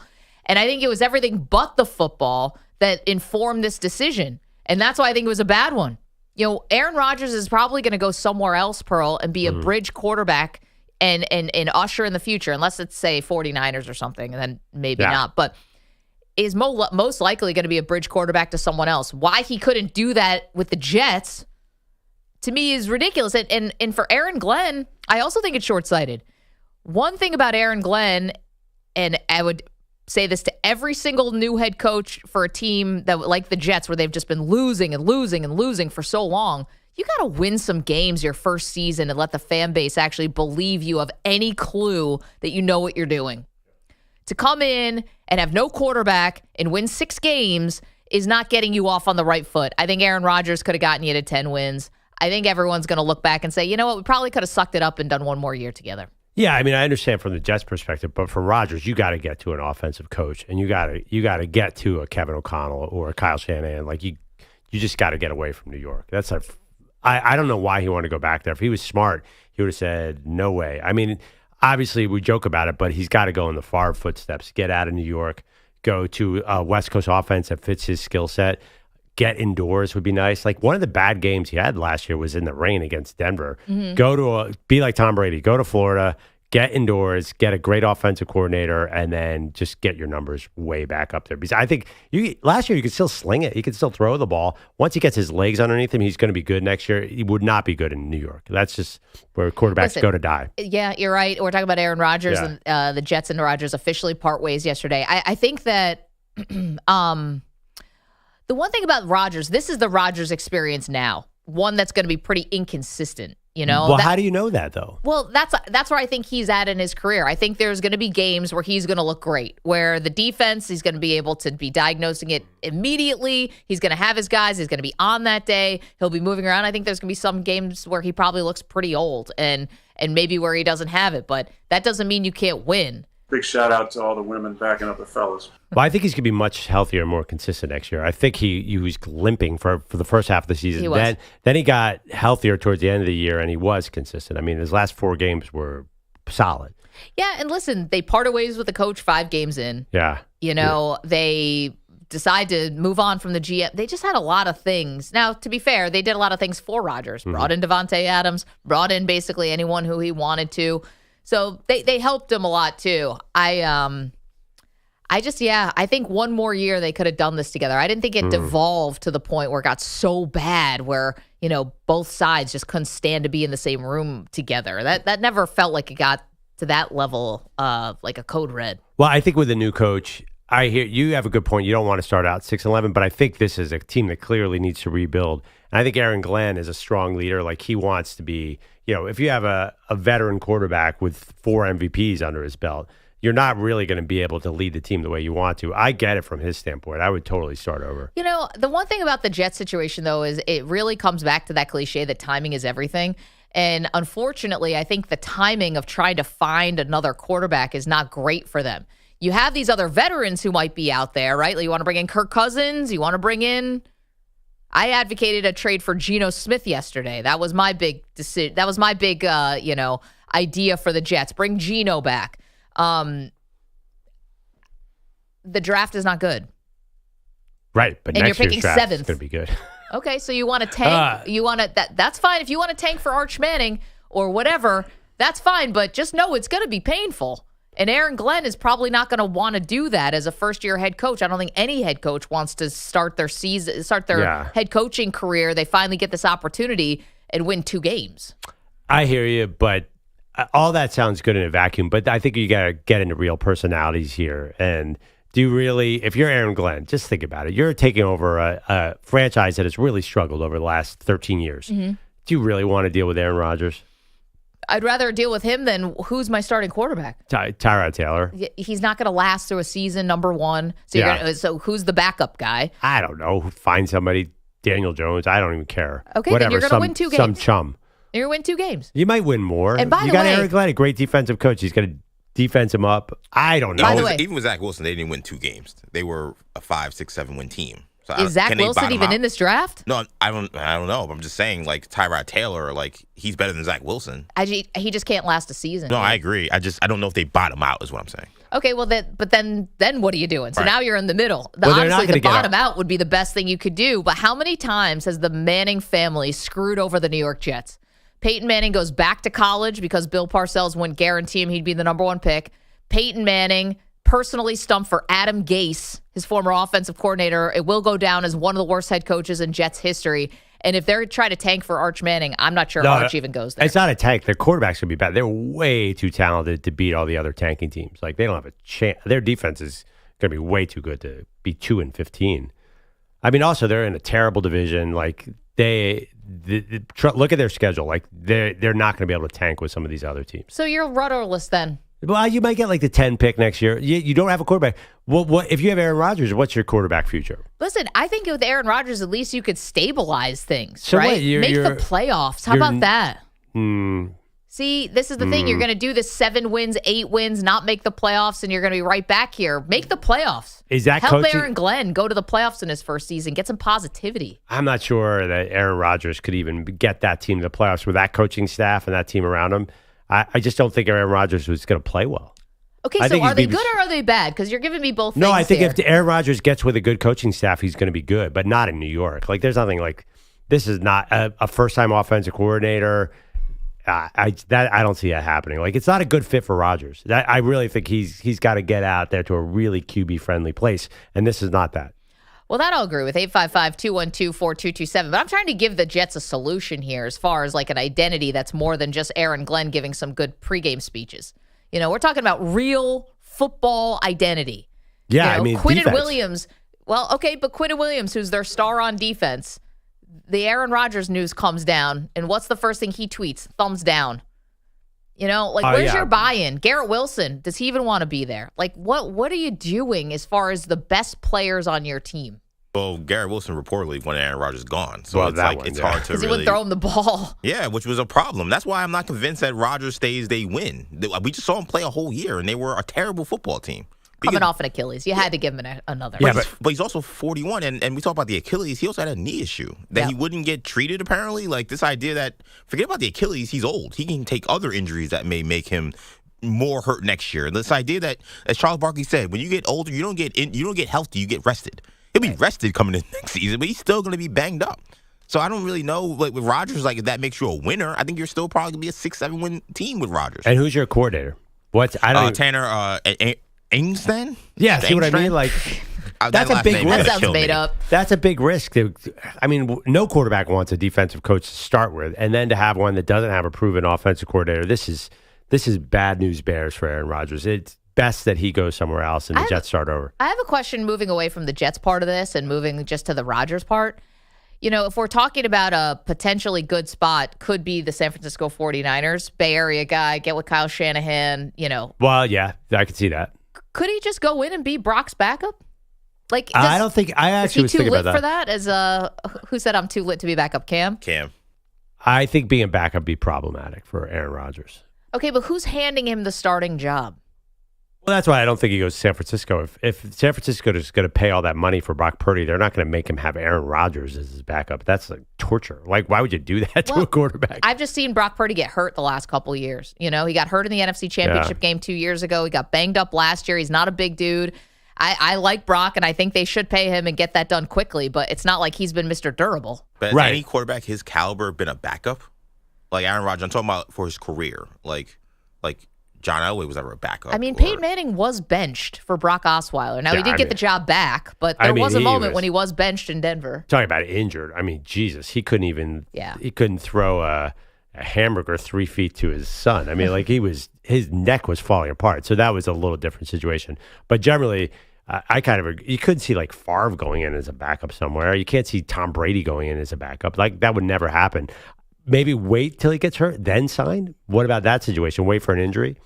Because if I'm Aaron Rodgers, and I've said this, I would not. If the Titans call and say, "Hey, we'll give you the job," I'd be like, "Nah, I'm good. I would just retire." Well, listen, you can't just be sitting around waiting for the phone to ring when everyone knows he doesn't get good cell reception at the Malibu house. True. So that call could just go straight to voicemail, and then what's going on? I don't even. I really love Minnesota. I mean, I think that's an amazing spot. Can I give you another spot for Aaron? Yeah. What about Indy? Indy's pretty good too, but again, is he? Do you see the Colts? I don't even know if it's a real thing. I mean, you get to play indoors. You're playing in the AFC South. Another team in your division plays in a dome. Like, do you think they've fully given up on Anthony Richardson yet? Well, maybe you talk about Eric. He's trying to find this bridge quarterback to Anthony Richardson and let him learn. Like, I mean, I think Aaron Rodgers as a mentor is quite a dubious attempt, but why not? Like, why not give a guy who's got athletic ability, who has an arm, but doesn't really know how to see the field or play the quarterback as a full position? Yeah. Bring in Aaron Rodgers. Like, you want to talk about a team of weapons? Colts got weapons. Yeah, they do. Pittman, Pierce, Jonathan Taylor. Like, he goes there. I'm not a big Rodgers guy, but I actually think that the Colts in that division, maybe they win 10 games. Is this a little bit of what they tried to do, bringing in Phillip Rivers, and then they brought in Carson Wentz? And then It's exactly that. But, I mean, they're not like the Steelers where they're clamoring, like, oh, if we have another 10-win season, we're going to blow our minds out. Like, they would take 10 wins next year. Did you guys see their billboard yesterday? I don't even know if it's true. Who? Somebody, I don't know if it's true, but there's this gigantic billboard saying we're not signing Aaron Rodgers for the Colts that somebody bought. Because I guess the last time he was a free agent, a lot of people had billboards saying, let's sign him. Wait, what? Yeah. It's again, I'm not totally convinced that it's real, but it went crazy yesterday. Everyone's like, the Colts are not, no idea if it's true. Yeah, let's do a little research here because I'm seeing the one from 2022 where a law firm got a billboard because they wanted Aaron Rodgers. Yeah, there's Indy wants Rodgers, hashtag. Jeremiah NFL, just cruising down I-70, spit out my coffee. We're not signing Aaron Rodgers. It has 34,000 likes, 1.4 thousand reviews, 518 million views or something. Anyway, I don't know if it's real, but I do think the Colts is a little problematic too. Like, are you really you're trying to build something there? He's a big personality. Like, let's not forget about that. Like, you're bringing in a lot with Aaron Rodgers.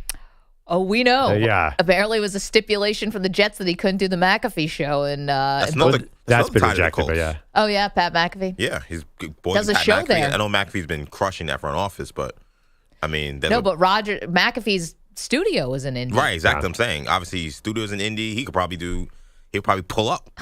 I'm definitely in-person interviews every week. He could just be the co-host of the show. Get AJ Hawk out of there and bring in Rodgers. 855-212-4227. All right, where Aaron Rodgers could play next, you're welcome to weigh in there.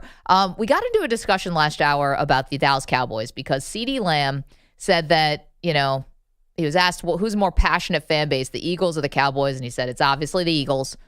That's a must-lie situation for CeeDee, but that's fine. He decided to be honest. And Perloff thinks that the Dallas Cowboys crowd is, air quotes, a wine and cheese crowd. Frank, well, I mean, it used to be. Now there's no crowd, but go ahead. Frank is in Georgia. Frank, are you going to back up Perloff, or are you going to refute Perloff as the Cowboys as a wine and cheese crowd? Oh, I'm going to back up Perloff. I got a quick Cowboy fan story. I was out in San Francisco in 94. One of the perks of my job is I had season tickets to the 49ers. And my dad was visiting, so he went to the Niners-Cowboys game. And we're sitting there, and first snap Troy Aikman got, these Cowboy fans in front of us stood straight up with this big, huge Cowboys blanket, and we couldn't see a darn thing. And they did that 2 more times. I tapped the guy on the shoulder because I'm still fresh out of New England. I'm ready to knock him out. My dad gives him a beat down verbally, and they tone it down a lot. Then flash forward to the 1994 NFC Championship. Here comes Dallas again. Same 4 people show up. What? Oh, yeah. And this time my dad's not with me. I got a buddy of mine. I tapped the guy in the back of the on the shoulder and said, "Hey, man, my dad's not here to save your life. I wouldn't stand up if I were you." They didn't move a muscle the entire game. Whoa. Frank, intimidating. I'm really not, but, when it comes to my football. Man, Frank, well, yeah, listen, we're glad that didn't come to, you said, verbal blows, but glad it didn't come to actual blows. No. My dad's one of those guys that he can put you in a place with just a few words, and he's got that talent. I never did. Well, gift of it. It is a gift. Frank, thank you for the phone call. We're asking you on X, are the Dallas Cowboys fans a wine and cheese crowd? Perloff makes it seem like you go to a Cowboys game, it's like you're going to the U.S. Open.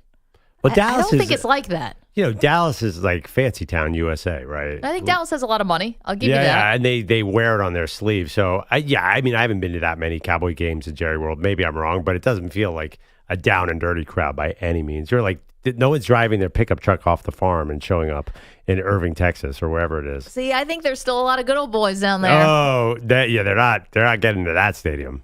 I think the stadium crowd may be different than the overall fan base. Well, the overall fan base most of it is spread around the country, right? Like there's so many different fans. Well, you also need a freaking second mortgage to go to football games these days or any sporting event. That's what I was thinking. It's criminal. It's just so much money. You might as well just watch it at home. George is in L.A. He's got a thought for his Rams. Hey, George, can I tell you something? Guys. Yeah. So last week, Perloff and I and EJ were all in New Orleans for the Super Bowl, and we got a chance to interview Kyron Williams. And guess what, George? We told him about you.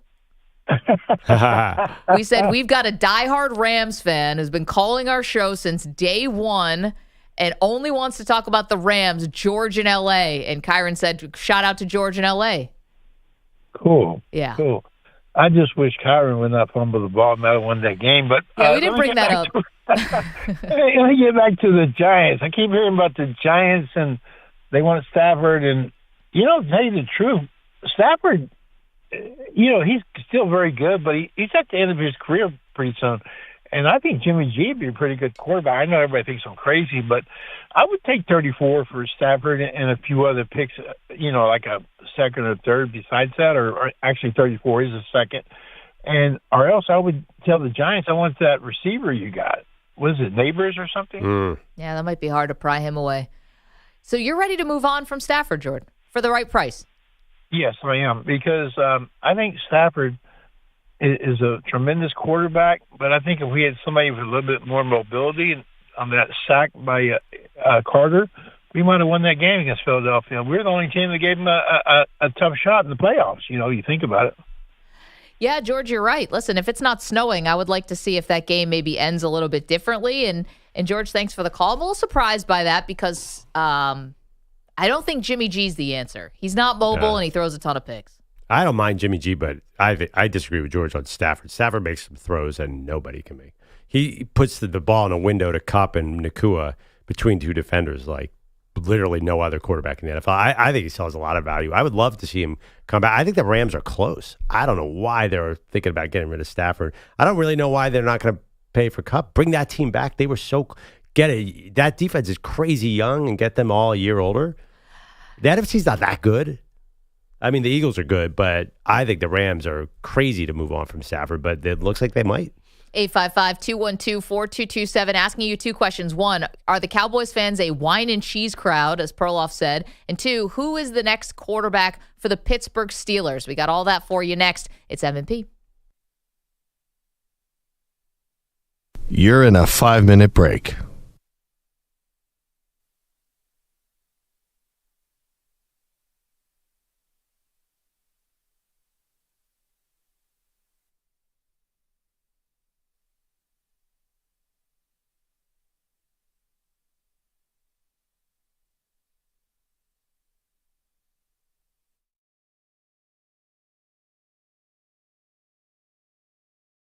Texas, there's a football team.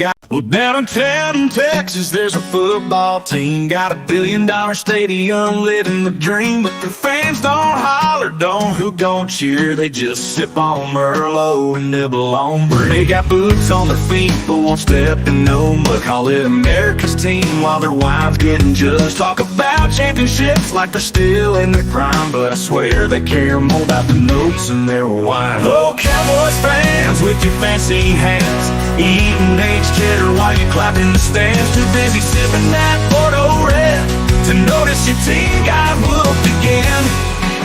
And people are still in at work. Yes, he's stuck with y'all at a wine and cheese church. They wear big old hats but never break a sweat. Talking about that like he's Brady's threat. Wearing suits in the front row, acting all posh. Meanwhile, their playoff hopes just got squashed. They tailgate with Sam and that's lightly seared. Pear and white wine with playoff tears. They got money for days, they got yachts and stocks, but still can't explain why they love Jerry's box. Oh, Cowboys fans with your fancy hands, dip and Gruyere while you make playoff plans. Too busy sipping that Chardonnay to notice the Eagles just ran away. And people are still ain't at work. Maybe he's chilling in Dallas with all you jerks. Well, I'll take my beer and my barbecue over a snob with a plate full of goat cheese goo. I'd rather see a team that don't fold in December than hear about them boys from a wine club member.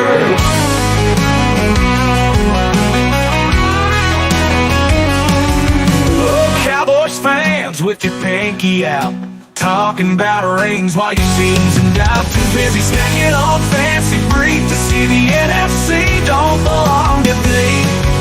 And people are still ain't at work.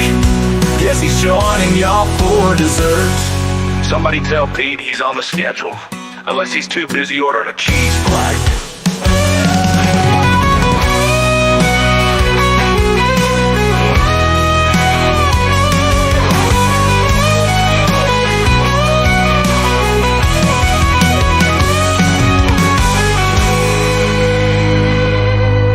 Down in Texas, there's a football team. Got $1 billion stadium, living the dream. Busy sipping that Chardonnay to notice the Eagles just ran away again. And people are still ain't at work. Maybe he's chilling in Dallas with all you Jews jerks. Oh, Cowboys fans with your fancy hands, dip and Gruyere while you make playoff plans. Too busy sipping that Chardonnay to notice the Eagles just ran away. And people are still ain't at work. Maybe he's chilling in Dallas with all you jerks. Oh, I'll take my beer and my barbecue over a snob with a plate full of goat cheese goo. I'd rather see a team that don't hold in December than hear about them boys from a wine club member. Make better Cowboys fans. Go take my beer and my barbecue over a snob with a plate full of goat cheese goo. I'd rather see a team that don't fold.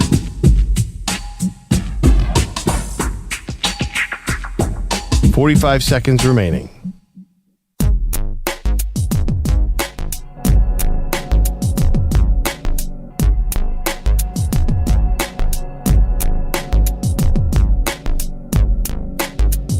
$30 seconds remaining.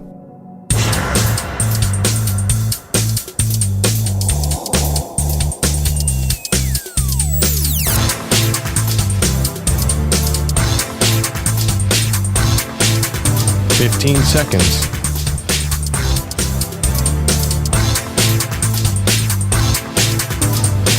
Break ends in 5 seconds.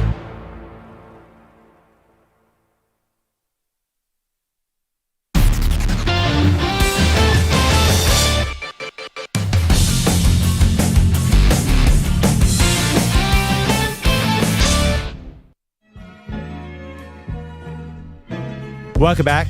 Maggie and Perloff Show. I was talking about a billboard in Indianapolis saying we don't want Aaron Rodgers. About 73% of the responses on this massively viral tweet say that it's AI and not real. But I'm going to continue to believe it is real, that there is a fan out there who would pay saying we're not signing Aaron Rodgers because he's so divisive. I feel like any team that brings him in, there's going to be people like EJ who want nothing to do with him. And then there's going to be other people who just watch him throw that 20-yard out and like bring that in. So this is, to me, the story of the offseason. I personally want him to go to Minnesota because the Brett Favre prophecy is just funny. Yeah, and you've been calling that for, I mean, literally since he left Green Bay. You're like, somehow this all ends up with him in Minnesota. Yeah, it's just, or I actually thought before Cal Williams that Chicago was in play too because he's had such success in that stadium. Why not bring him there? Like if you can't beat him, join him kind of thing? Yeah, that's kind of what Favre did with Minnesota. Went to a division rival, you know, not that people care about that anymore, but when Favre did, it was a massive deal. Like, he can't go to Minnesota. We've been playing them for years. I don't think people care as much anymore. Dan is in California, is one of those Bears fans. Dan, would you want Aaron Rodgers, backing up Caleb Williams? Not necessarily. I would just like to have him as a quarterback coach because I think he's got talent for that. I think maybe his playing days are, borderline, but maybe in an emergency situation. But I'd like to have him on the sideline, freezing his tootsie off, during the winter. And he's used to that up in Green Bay. But I think if Papa Bear's daughter, last wish was probably said, let's own him. They want to own him. So, but he wanted to own the Bears and own him. Oh, Dan, that would be something to bring Aaron Rodgers into the fold. So in your words, he can freeze his tushy off and be a quarterback coach / emergency QB. More likely scenario is he goes into Chicago next year and throws 4 touchdowns and beats the Bears by 20 points. I was going to say there's more likely that he goes into some kind of teepee somewhere in South America and we never hear from him again. Well, I think he would come back out of retirement for one game just to whoop the Bears one more time. Oh, boy. I don't think he's going to be a coach, by the way. I think he could be.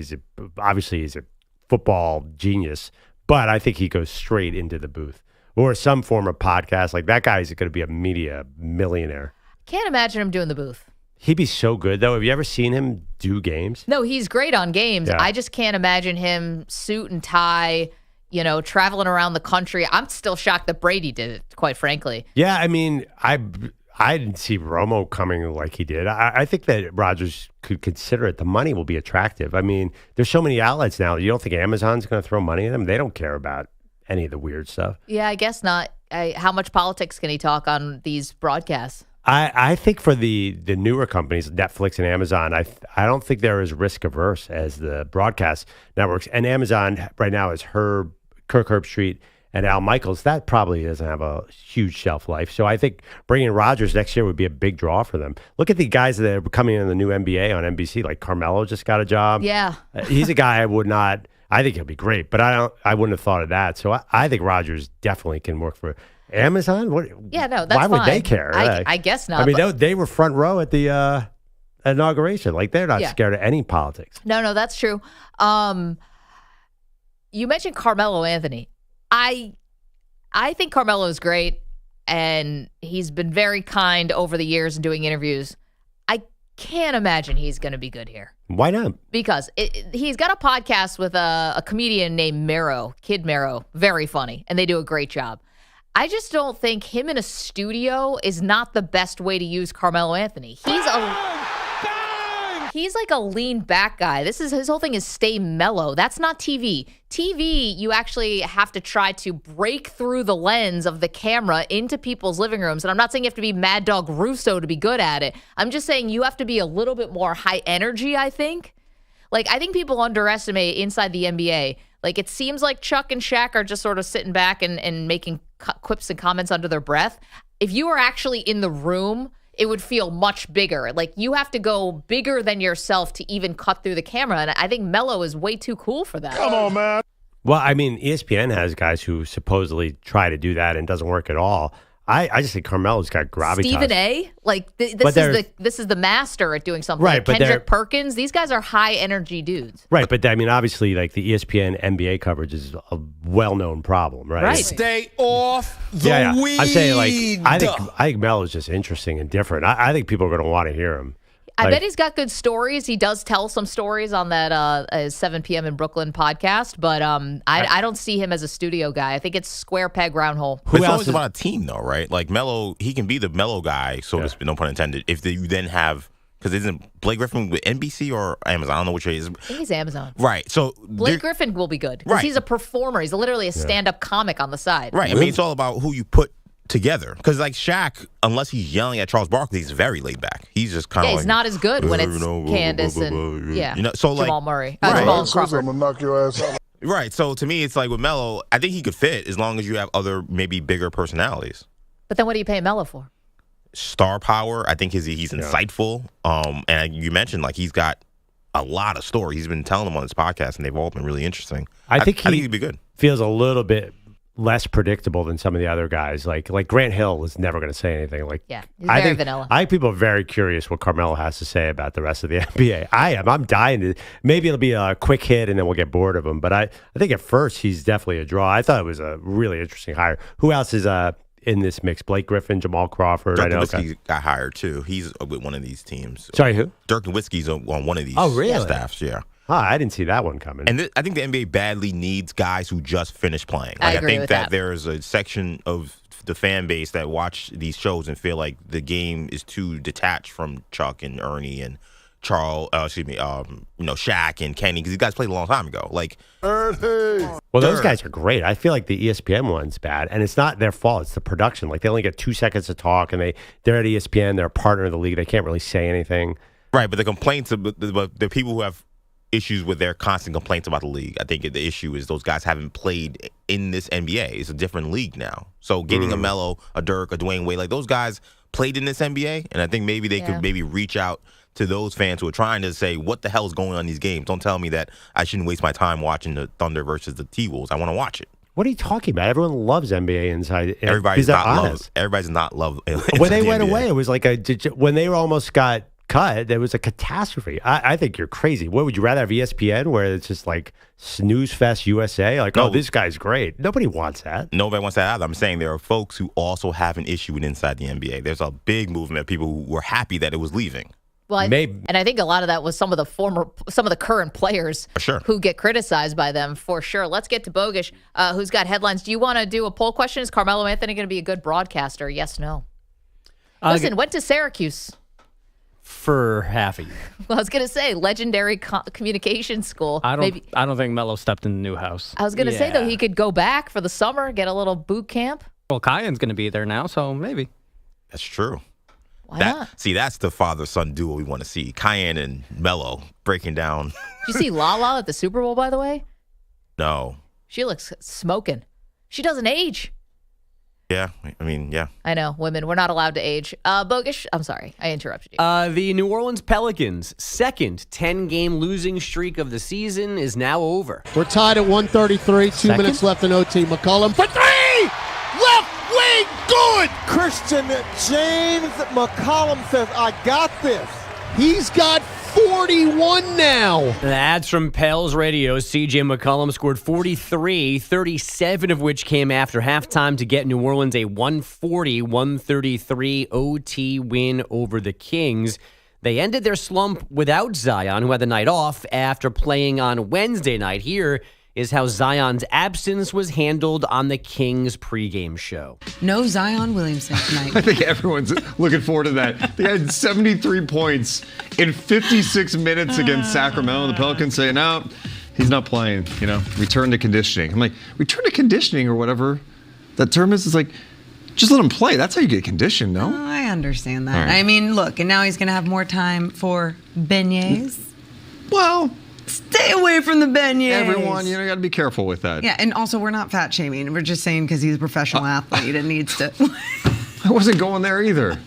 So Get out, not abort. sure what Abort the mission. Morgan Reagan and Deuce Mason were doing there, but I'd prefer to say how hot Jim Jackson is one more time. I feel like that's good for balance. Wait, this is the Pels pregame? No, this was the Kings pregame Kings show. pregame. Now, in their defense, they were showing like B-roll of New Orleans behind this, and they were at Cafe Du Monde, but the segment was also called like beignet, like nays at the so.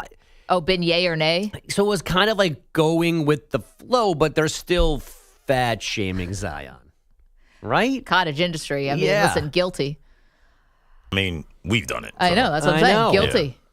We've all done it. We don't do an NBA pregame show, though. No, but like I've actually watched and listened to their podcast. They're really good. This is kind of their jam. Yeah. Okay. Who are these people? Sorry, give me their identification one more time. Deuce and Mo. Morgan Reagan, Deuce Mason, I believe is his last name. They've done an NBA show for years, and now they're the Sacramento Kings pregame. Ah, okay. Got it. I think that was over the top. That was mild enough, right? They kind of snuck it in there. I think a lot of people have made a Zion beignet joke here or there. As a Zion superfan, they ain't kidding. Like, he's had 2 games against the Kings, or 2 of the best games anyone's had this NBA season. But they end up losing by 30, and he's like 18 for 21. Some of this also has to be just them tanking too, right? Like, they shouldn't be playing him. Well, it's funny. All the tanking teams are running into trouble now. I did notice that. Like, what's the team that lost? The team that the Lakers, the Jazz. The Jazz. Yeah. Like, they're desperately trying to lose, and they beat the Lakers. These back-to-backs, it's hard to win 2 games in a row. The Nets are way too far away from the top 3 right now. I know the Nets keep winning. What are they doing? I don't It's know. all right. Your Sixers keep losing. I think the Nets have won like 5 of the last 6 of the last 7, something like that. It's not great for the Cooper Flag sweepstakes. Don't worry. I see knee tendonitis in somebody's future. The problem is the Wizards are just so bad that nobody's catching them. That's fine. You don't need to be number 1. You just need to be in that bottom 3. 4, yeah. And the Nets are not in that. The Sixers might be closer by like a half game to that bottom 3 than the Nets are. Are the Sixers in the playoffs? No. Oh, they're out now? They've been out. right outside the plane. They're not out now. They remain out. Oh, okay. Man, has anyone checked on our former boss, Spike Eskin? He is going through it right now with the 76ers. Did you say it was the worst season ever? Yes. He also said Paul George should have been benched. Scored 2 points. I mean, the Eagles won the Super Bowl less than a week ago. I know. Doesn't matter. He's dying right now. No, they've been in the play-in most of the season. They are a game out now. It hasn't felt like it. I'm sorry. No, they're horrible. The East is such a joke. They're 20-34 in a game out of the playoffs. I'm no joke. And meanwhile, play-in, but yes. Yeah, and meanwhile, Golden State's like the 3rd best team in the league, and they're like the 10th seed in the West. They're 1 game above 500.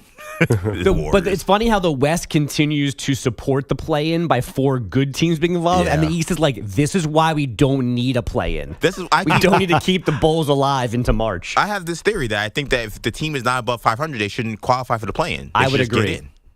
I've been saying that for the last 2 years. Because the West, those playing games are good, and we should keep them. The East, as Bogusch is saying, like seeing the Hawks at 5 games below 500 playing is like, please get these guys out of here. But then every once in a while, you get the heat. Well, what about? Well, they were good though. I'm saying like they should have just made it. Like they shouldn't have to worry about qualifying. They were above 500. Like it's these 9 and 10 seeds that are like terrible that keep getting chances in the East. Why don't you just abolish the conferences and make the top 20 teams get in the playoffs? They should. Yeah, like that. Do you think they should? I think East and West is outdated. Feels like a little radical to me, but I think the logic is there. Listen, it's so rare that, and I know there's a lot of talent in the NBA right now, but it's so rare that you get balanced conference. It's usually the West is like way better than the East, and you always talk about how LeBron James basically got to waltz to the finals every year, and it does seem unfair. Yeah, it used to be the opposite, where the Lakers would waltz to the finals and play nobody and see the Celtics. Yeah, I like, why not reseed it? Because the matchups would be amazing. Now we're not even going to get Kevin Durant in the playoffs. Well, you know what's going to happen, though, then, is we're going to kind of have a college football playoff conversation where it's going to be like, why did the Cavs get the number 1 overall seed? They played an Eastern Conference schedule where they played. We got to balance out the schedule. But I don't think that's going to happen. I think just in terms of like travel and trying to figure that out, I think I don't think they would do that. I think that's why they're stopping them now. The only thing about the travel, though, is like the travel. It's not like back in Dr. J's day when you had to sit and wait for a layover in Minneapolis. Get your long legs into coach on your way to San Antonio. Yeah. They're traveling.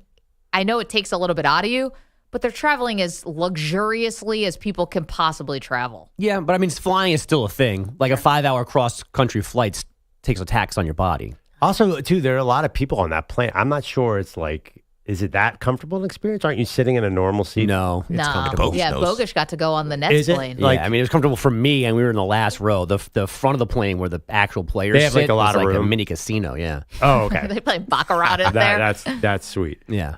Yeah, they're good. Playing Boo-Ray. That's the game that got Javaris Crittenden and Gilbert Arenas in trouble. Well, nice. The flight I was on, I don't think anyone's going to care if I said they were wagering on whether or not they could roll a water bottle down the aisle to the very back of the plane during takeoff. Nice. This is how you know you have a lot of money. We were told to make sure your feet are out of the aisle because the water was going to come running down, and if it got to the wall of the plane, somebody won, and it did. And then there were cheers. Real first-class organization over there at Brooklyn. It's pretty amazing how many rules that normal flights have don't apply to private flights. I mean, you basically could be doing somersaults to take off. They don't care. The cell phone on. It doesn't. None of it matters. Yeah. None of it matters. It's all to just keep the masses. Like, it's to keep us little, like, herded as sheep. Yeah. But when these guys, it doesn't matter. No one's doing cross checks for takeoff before it's like, hey, guys, we're leaving. Okay, fine. Let's go. Who do you think would be the most disruptive private jet guy at the station here? Or gal? As far as just like a pain in the butt? Yeah, like we had Nets access to that kind of plane. Like question. We had to fly to the Super Bowl. I mean, the whole building. Are we talking about just? I was doing just Infinity, just for the sake of our station. I don't think. Yeah, I mean, Sean Marash over at our neighbor station, WFAN, be a problem. Sean would suddenly have a lot of demands. No, he wouldn't be. He'd be a problem for different reasons. I could see farting. Yes. We already went through this. The plane farting. It's a freaking nightmare. He would be your nightmare for that. I know, I say that with love because Sean was my producer at one point too. I could see Pete Bellotti being a lot to handle. That's what I was thinking too. He would have demands. He's going to walk on being like, okay, I'm important. So where are my nuts? Where are my granola bars? I need a second free water. I'll take 2 entrees. Mm-hmm. I want my own row. Yeah. Pete doesn't. Does it come on the plane and say, I'm kind of a big deal around here? Not kinda. The big deal's here. Move over, Nick Claxton. I don't know another net. Can I make an NBA confession? Yet they're not in the bottom 3. I have already forgotten who won the in-season tournament. I just want to throw that in there. I have no idea. I don't have the slightest Wasn't clue. the Knicks. Who won the? Do you know? Maggie, do you know? Put me on the spot, but yeah, I do remember. I remember the Lakers won it 2 years ago. I have no idea who won it. And they beat the Pacers. I remember that, but I don't remember this year. You don't remember either? Not even a little bit. Maggie, who is it? Was it the Bucks? Yep. Was it the Bucks? That's right. Yes! They got hot. That's right. I pulled that out of the deep recesses. Well, first of all, you said, first of all, oh, I got it. And then you went silent. Well, it was a little Jeopardy like yesterday. When you get put on the spot, it's a lot different than when you're on your couch. Did she say confidently, oh, I got it? And did I get it? You did get it, I but did get it. The process there was a little questionable there. It seems like you lied when you said I got jump. It was kind of like Noah Lyles winning by, a nose. I got it. Still champion. According I to my got mentions. it. I got it. Please don't ask me. Please don't ask me. Was it the Bucks? The Brew or the Bucks? Like the Blazers. The Blazers. I had it the whole way. I had it the whole way. Who'd they beat? Yes. That I don't have for you, but I do know the Bucks won. They beat the Thunder? Yes. Woo. There you go. Someone's a pro. Yeah, I'm having flooding memories back of Doc Rivers overselling the charge to the NBA Cup as the beginning of the turnaround for the Bucks. Can I get more interesting, by the way, so we can play the Spinners music again? Yeah, I know. He's just being boring now. The Spin Doctors. Yeah, sorry, the Spin Doctor, yeah.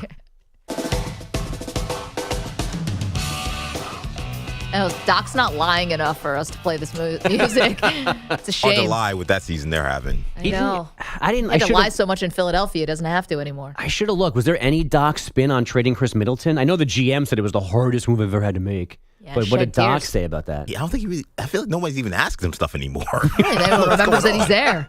I feel like the Bucks come on TNT. That is an instant change of channel. I know they have star power. They are as boring as any team in the league right now. Coming up, speaking of boring, the most unbelievable moment from yesterday. Does it bode well, though, for one future NFL team? We'll tell you about it next. You're in a 5-minute break.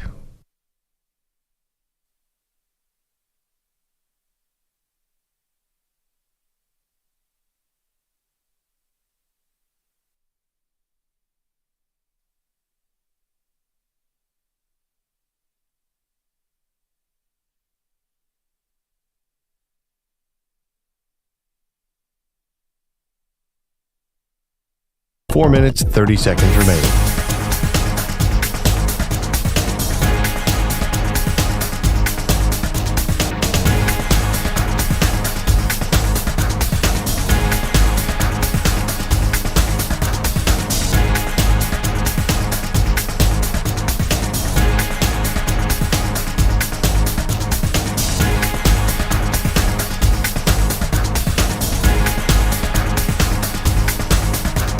Four minutes remaining.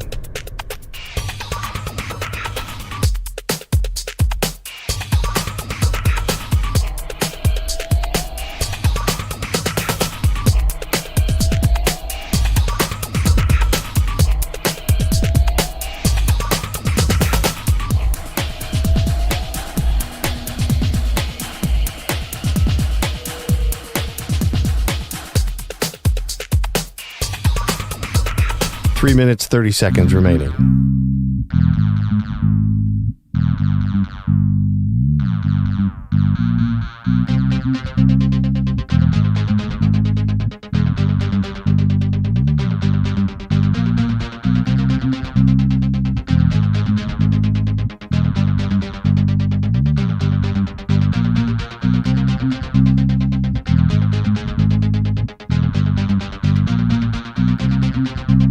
Three minutes remaining.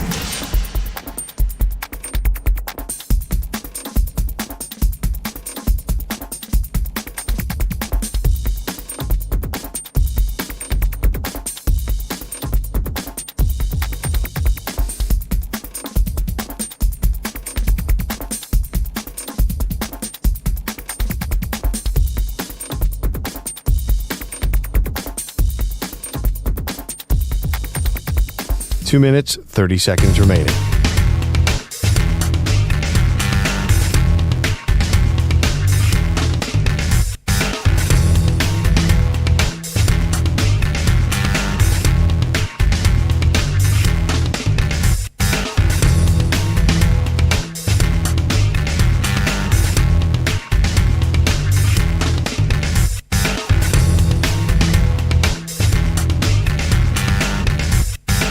Two minutes remaining.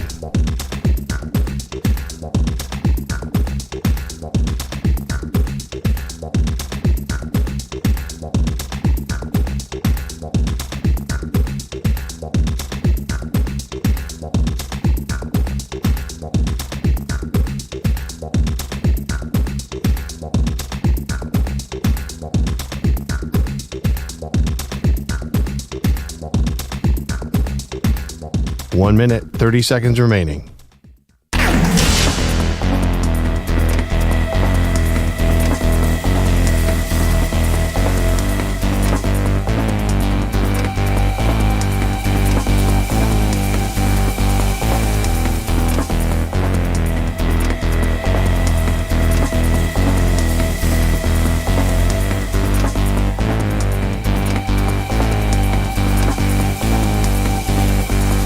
One minute remaining.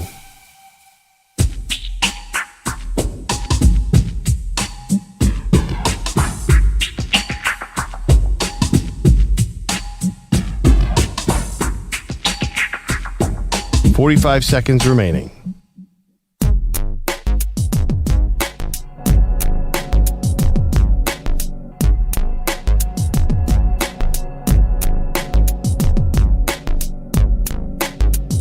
.30 seconds remaining.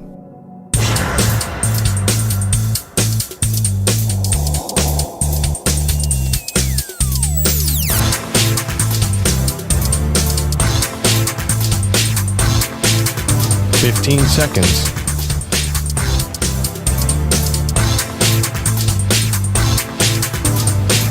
Break ends in 5 seconds.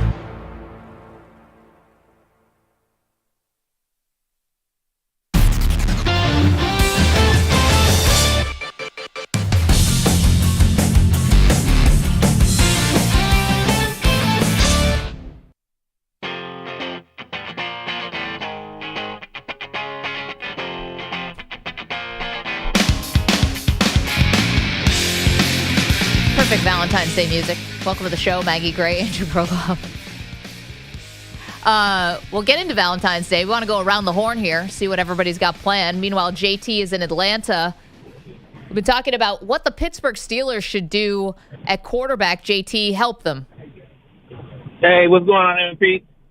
First off, I wanted to talk about those Cowboy fans. I mean, Perloff, you're right. They are some whiners and cheesy people, but it's getting to the point. I mean, Eagles fans now, like, we've been dealing with them forever. But it's getting to the point, like Matthew McConaughey said in Tropic Thunder, it's like pistol whipping a blind kid now. It's like I don't even have any fun anymore, like, teasing them. As long as Jerry Jones is there, I'm starting to feel bad for them. Like, I mean, they're almost sympathetic figures now. Wow. Wow, they're getting your pity. The Cowboys fans are getting a pity vote. Oh, that's not good. Yeah, exactly. And then in regards to the Steelers, there's no way I see Aaron Rodgers. I keep hearing Aaron Rodgers. Can you imagine Tomlin and Aaron Rodgers like vibing in that same atmosphere? No, I don't see it at all. They kind of like each other. It's not something that I could picture. JT, they've praised each other a lot in the past.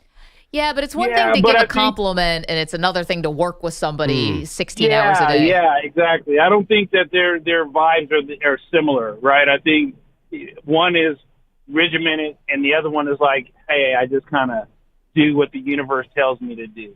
There are no coincidences. And the fact that, Tomlin is regimented, I think the perfect fit for what I can see as far as all the people that are out there, free agents, is Jameis Winston. Because that's all he needs is a little bit of structure, right? He's the guy that is off of the rails a little bit, but if he could, if you could get him to focus and get him, kind of regimented, and I think, Tomlin would be the perfect guy. He's got the receiver. He's got the arm. That's not the issue, right? He just needs to focus a little bit more, and I think that Tomlin would be the perfect guy to get him to do that. Wow, JT, did not see Jameis make it into this conversation, but thanks for the phone call. But here's the thing. If you try to harness Jameis, doesn't that some of the magic go away? Like, Jameis is like a... Victory comes from the Lord. I don't think you can put him in a box. Like a prepare for battle. Yeah, actually, bring back Bruce Arians, get him out of retirement, and I'd like to see a big arm quarterback in Pittsburgh. And Jameis has a massive arm. Yeah, you just don't know where the ball's going. I don't hate it because maybe Mike Tomlin could get him a little more disciplined. I mean, Jameis has talent. There's no doubt about that. You're right. It would be less fun for us if he was disciplined, but Mike Tomlin thinks I can coach this guy, I know a lot of people probably thought that was Jameis. And I know it. Yeah. Then it's not the worst idea I ever heard. Listen, I know he won a college national championship, so you can't say that Jameis is not a winner, but he's never been a winner on the NFL level. Like, what makes you think now he's going to be able to? Well, he's never been in a team like Pittsburgh. They'd never lose, so you could probably go 9-8 in Pittsburgh. Okay, but is that what we're doing here? A lot of people can go 9-8 in Pittsburgh. I thought we're trying to do something bigger than 9-8. Isn't that the mediocrity that these fans are desperately trying to break out of? I totally hear you, but there aren't great options to make a long-term commitment at quarterback this offseason. Unfortunately, you're not going to be able to draft the future franchise quarterback for 10 years. By the way, speaking of Jameis, I don't know how much this was just a social media thing or if this really became a bigger conversation. He became like this media darling in New Orleans. Talk about someone, we're talking about, can Carmelo Anthony be a good broadcaster? He's so laid back. Jameis is the opposite. He is high energy. He was all over opening night, asking questions. He's riding petty bikes in New Orleans, rubbing powdered sugar all over his face. He was outside. He was outside of Khan's yacht as well, yelling towards the boat, asking for a tryout as well. Sign me. I mean, the real guy who's got media stardom in his future is Jameis, not Melo. Because you need to be able to not take yourself too seriously, and Jameis has that. I think Melo is going to be way too cool. He's got an image to protect. Jameis does not.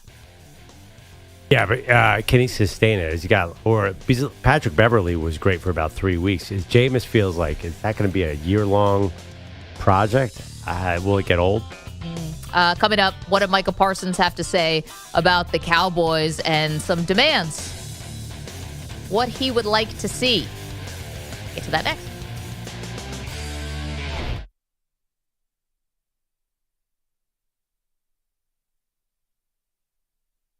You're in a 5-minute break.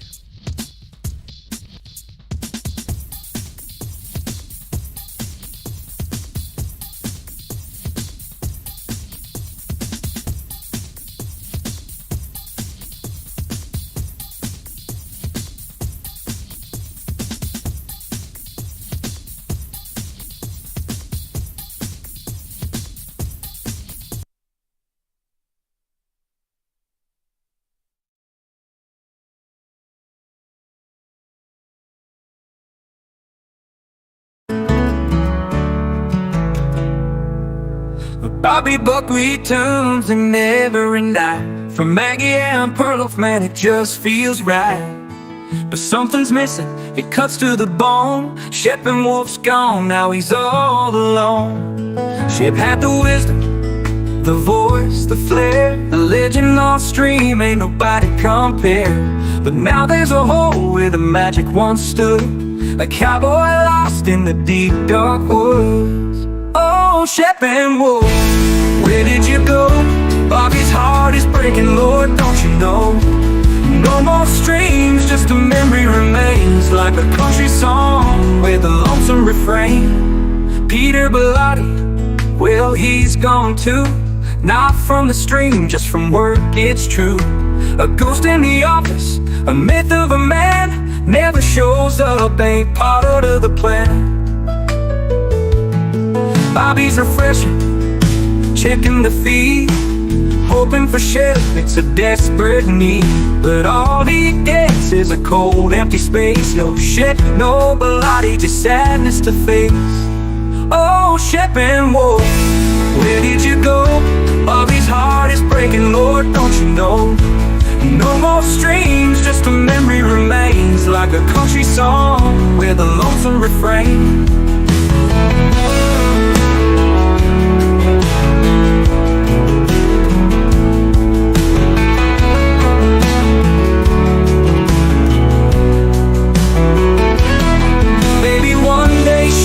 Return. Till then the fire of fandom will burn. But Peter Bellotti, don't hold your breath, he's dodging that time card till the day of his death. So Bobby keeps watching, but deep in his soul, he knows that Shep and Wolf won't take back his role. And Bellotti, well, that's just a joke, might as well chase down a trail full of smoke. Goodbye, sail out somewhere alone.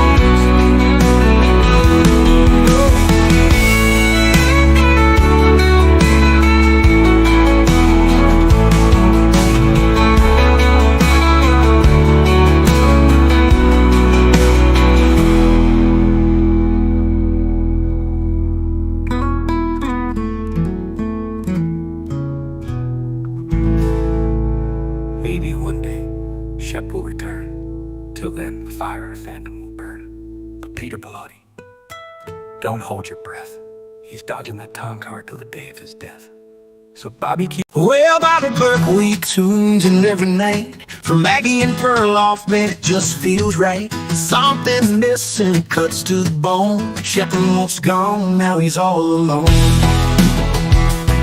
Shep had the wisdom, the voice, the flair, a legend on stream, ain't nobody compare. But now there's a hole where the magic once stood, a cowboy lost in the deep dark woods. Oh, Shep and Wolf, where did you go? Bobby's heart is breaking, Lord, don't you know? No more streams, just a memory remains, like a country song with a lonesome refrain.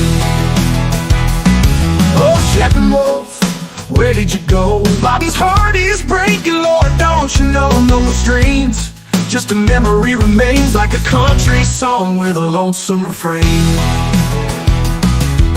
He a Bugatti, what he's gone to. Not from the stream, just from work, it's true. A ghost in the office.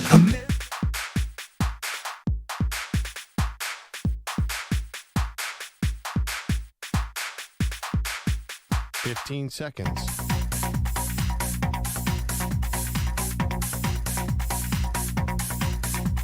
Break ends in 5 seconds.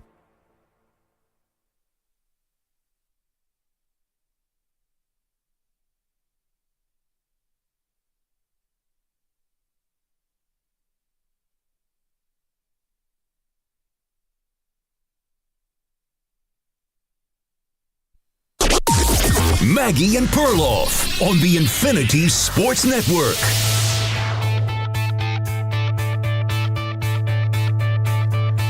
I don't know if this was technically a demand by Micah Parsons of the Dallas Cowboys, but he definitely has some thoughts about what the team should be doing this offseason.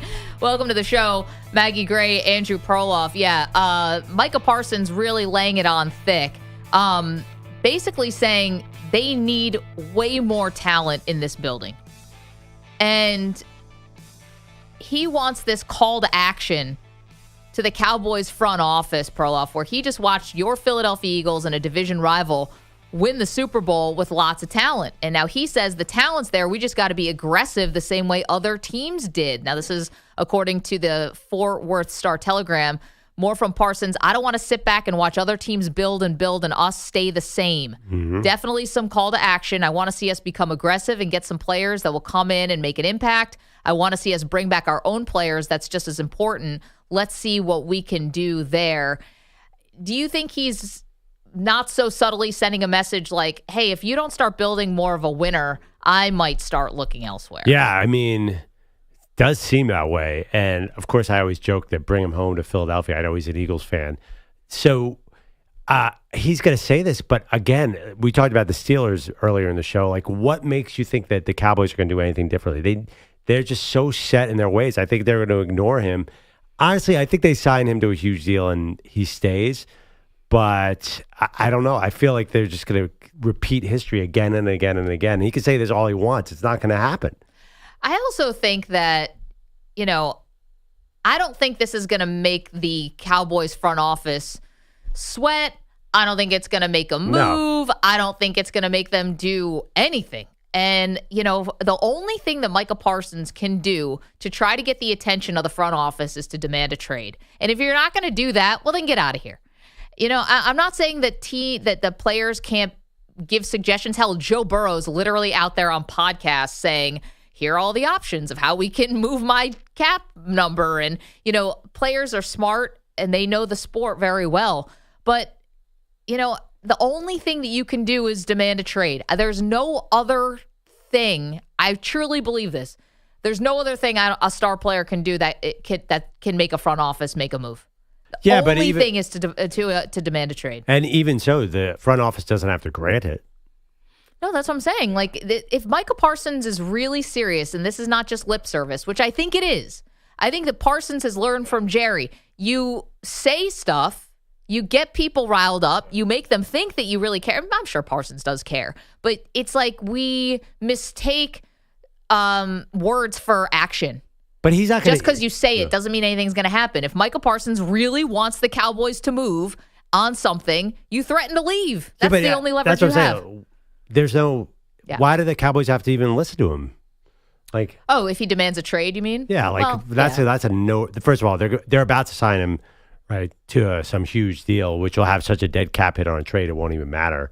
Like, there's no chance they're not re-signing Micah Parsons. So you're right, it's totally empty threat, and there's no trade threat coming. Unfortunately, because I've been eyeing this guy forever. I'm a huge Micah Parsons fan. There's just no way he's not going to play 10 years in Dallas. There's just no scenario.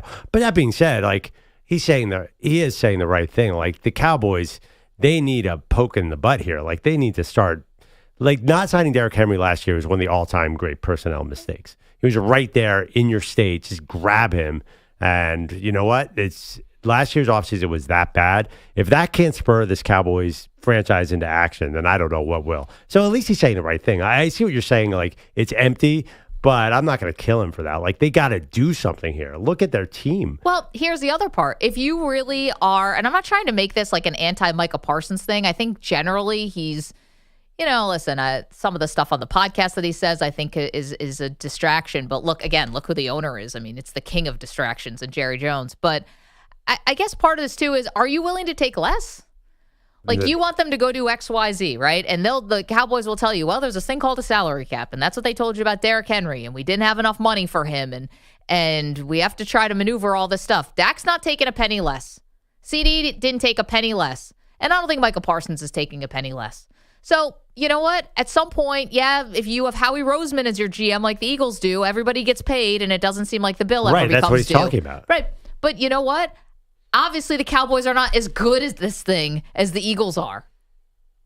So if you're going to ask for every penny, which I think Micah Parsons is going to do, I'm not so sure, and then also say, and also, by the way, you've got to sign everybody under the sun and everyone, like, you sound silly.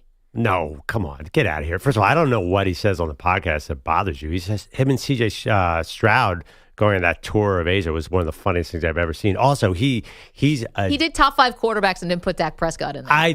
Whatever. That was silly. First of all, again, a must-lie situation. You got to put your own quarterback in those top 5 lists, even if you have Nathan Peterman as your starter. He also said the Cowboys were playing well as their season was falling apart. Again, right thing to say. Actually, the Dak thing was but I think the Dak thing was a miscommunication. I thought he implied that Dak didn't need to be in that list. Watch Micah Parsons when they're losing, and watch him when they game. That guy does not give up. He is a real high effort player. Wow, how big of him? I mean, what are we doing here? You're a professional athlete. Of course, you shouldn't give up. Oh my God! One of the highest paid players about to be in the league, one of the biggest stars in the league, and we're patting him on the back for caring. Oh my God! Forget it. What? I mean, they're down by 3 touchdowns, and Micah Parsons is the highest energy player on the entire field for both teams, running after the opposite. Like, that's not something that every NFL player does. That guy's got real motor. Nick Bosa does it. T.J. Watt does it. Myles Garrett does it. I don't know. Fred Warner does it. I don't see these guys mailing in defensive efforts just because they're down. Watch T.J. Watt on a run play, and then let's talk. And that being said, like T.J. Watt's you're talking about like Hall of Famers, right? That's what I'm saying. But they're not. But they're in the games, like they're winning football games. Micah Parsons has been on this team that is last year was teetering towards irrelevance, and he was still going out like a madman. I honestly, I don't think it's as easy as you say it is. Like everybody's doing that. The rest of the team wasn't giving that kind of effort. He was definitely giving that kind of effort, and I don't know. I just think he's really, really a great player. I'd like to see him out of Dallas. I'd like to see him on a contender. 855-212-4227. Do you like what Micah Parsons had to say, which essentially got to be aggressive, got to sign everybody and their own players, and also him. I mean, he didn't say that in this particular interview, but I'm sure he wants his money too. He was patient last year, to his credit. Yeah. CeeDee Lamb's holding out. You had major contract stuff going on with Dak Prescott, and Micah Parsons was not a problem last year. He was not demanding, even though he could have had an extension last year. He was very patient. Now his time. Well, I don't think anyone's going to have a problem with him saying they got to make moves in free agency. That's a pretty safe comment, right? Why would anyone have again, you're saying like, oh, it's an empty threat, but still the thought is right on, right? Does anybody think the Cowboys should not be more aggressive in free agency? No, I think but again, we don't know the direction that they're going in. I mean, you're somebody who's advocated for them to do a full rebuild, which is almost impossible because they're playing Dak so much and CeeDee so much. Right, but do something. Well, at least that's something. Take some kind of decisive action one way or the other. Yeah. Honestly, if you're really going to do a rebuild, maybe trade Parsons. I have no idea. But as Micah Parsons, he has to get into a mic and say, I want the team to be aggressive. Like, he's got to present like he wants to win football games.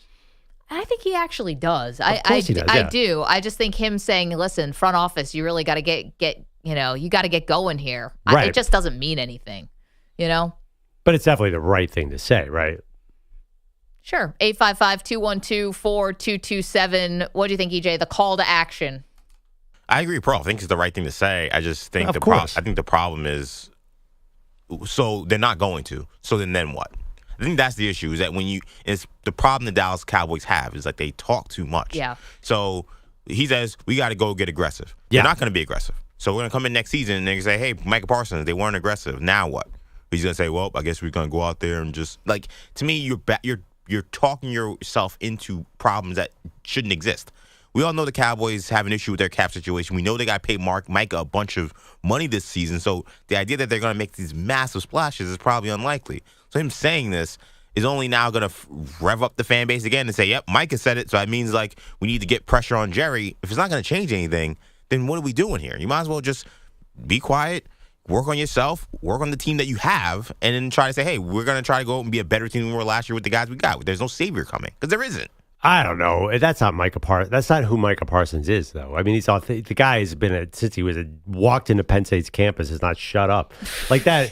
Would you rather media star, current media star, actually? Would you rather have Myles Garrett, who's just like, no, let's not build this team. I just want the heck out of here. Which I understand what he's doing in Cleveland. Like, I just think that Micah Parsons is, by doing this, committing to the team. Like, if I'm a Cowboys fan, I'm like, yes, he wants to build a winner here. He doesn't want to get out like Myles Garrett. Well, I also think it's a little bit of you're distancing yourself also from the front office, right? Which is like, you guys got to do something. I'm over here. Yeah, you guys got to get it done. It's He's a defensive end. Like, what? Of course, that's a fight they do. He's not even a quarterback. Like, I know. If we're acting like he has any say in this stuff. Well, I think that's how good he is. Like, we're giving him a lot of respect. Yeah. Like, we treat him almost like a quarterback because he's so good on defense. If I'm a fan, I'm very glad he's saying this. Like, put as much pressure as possible on the front office.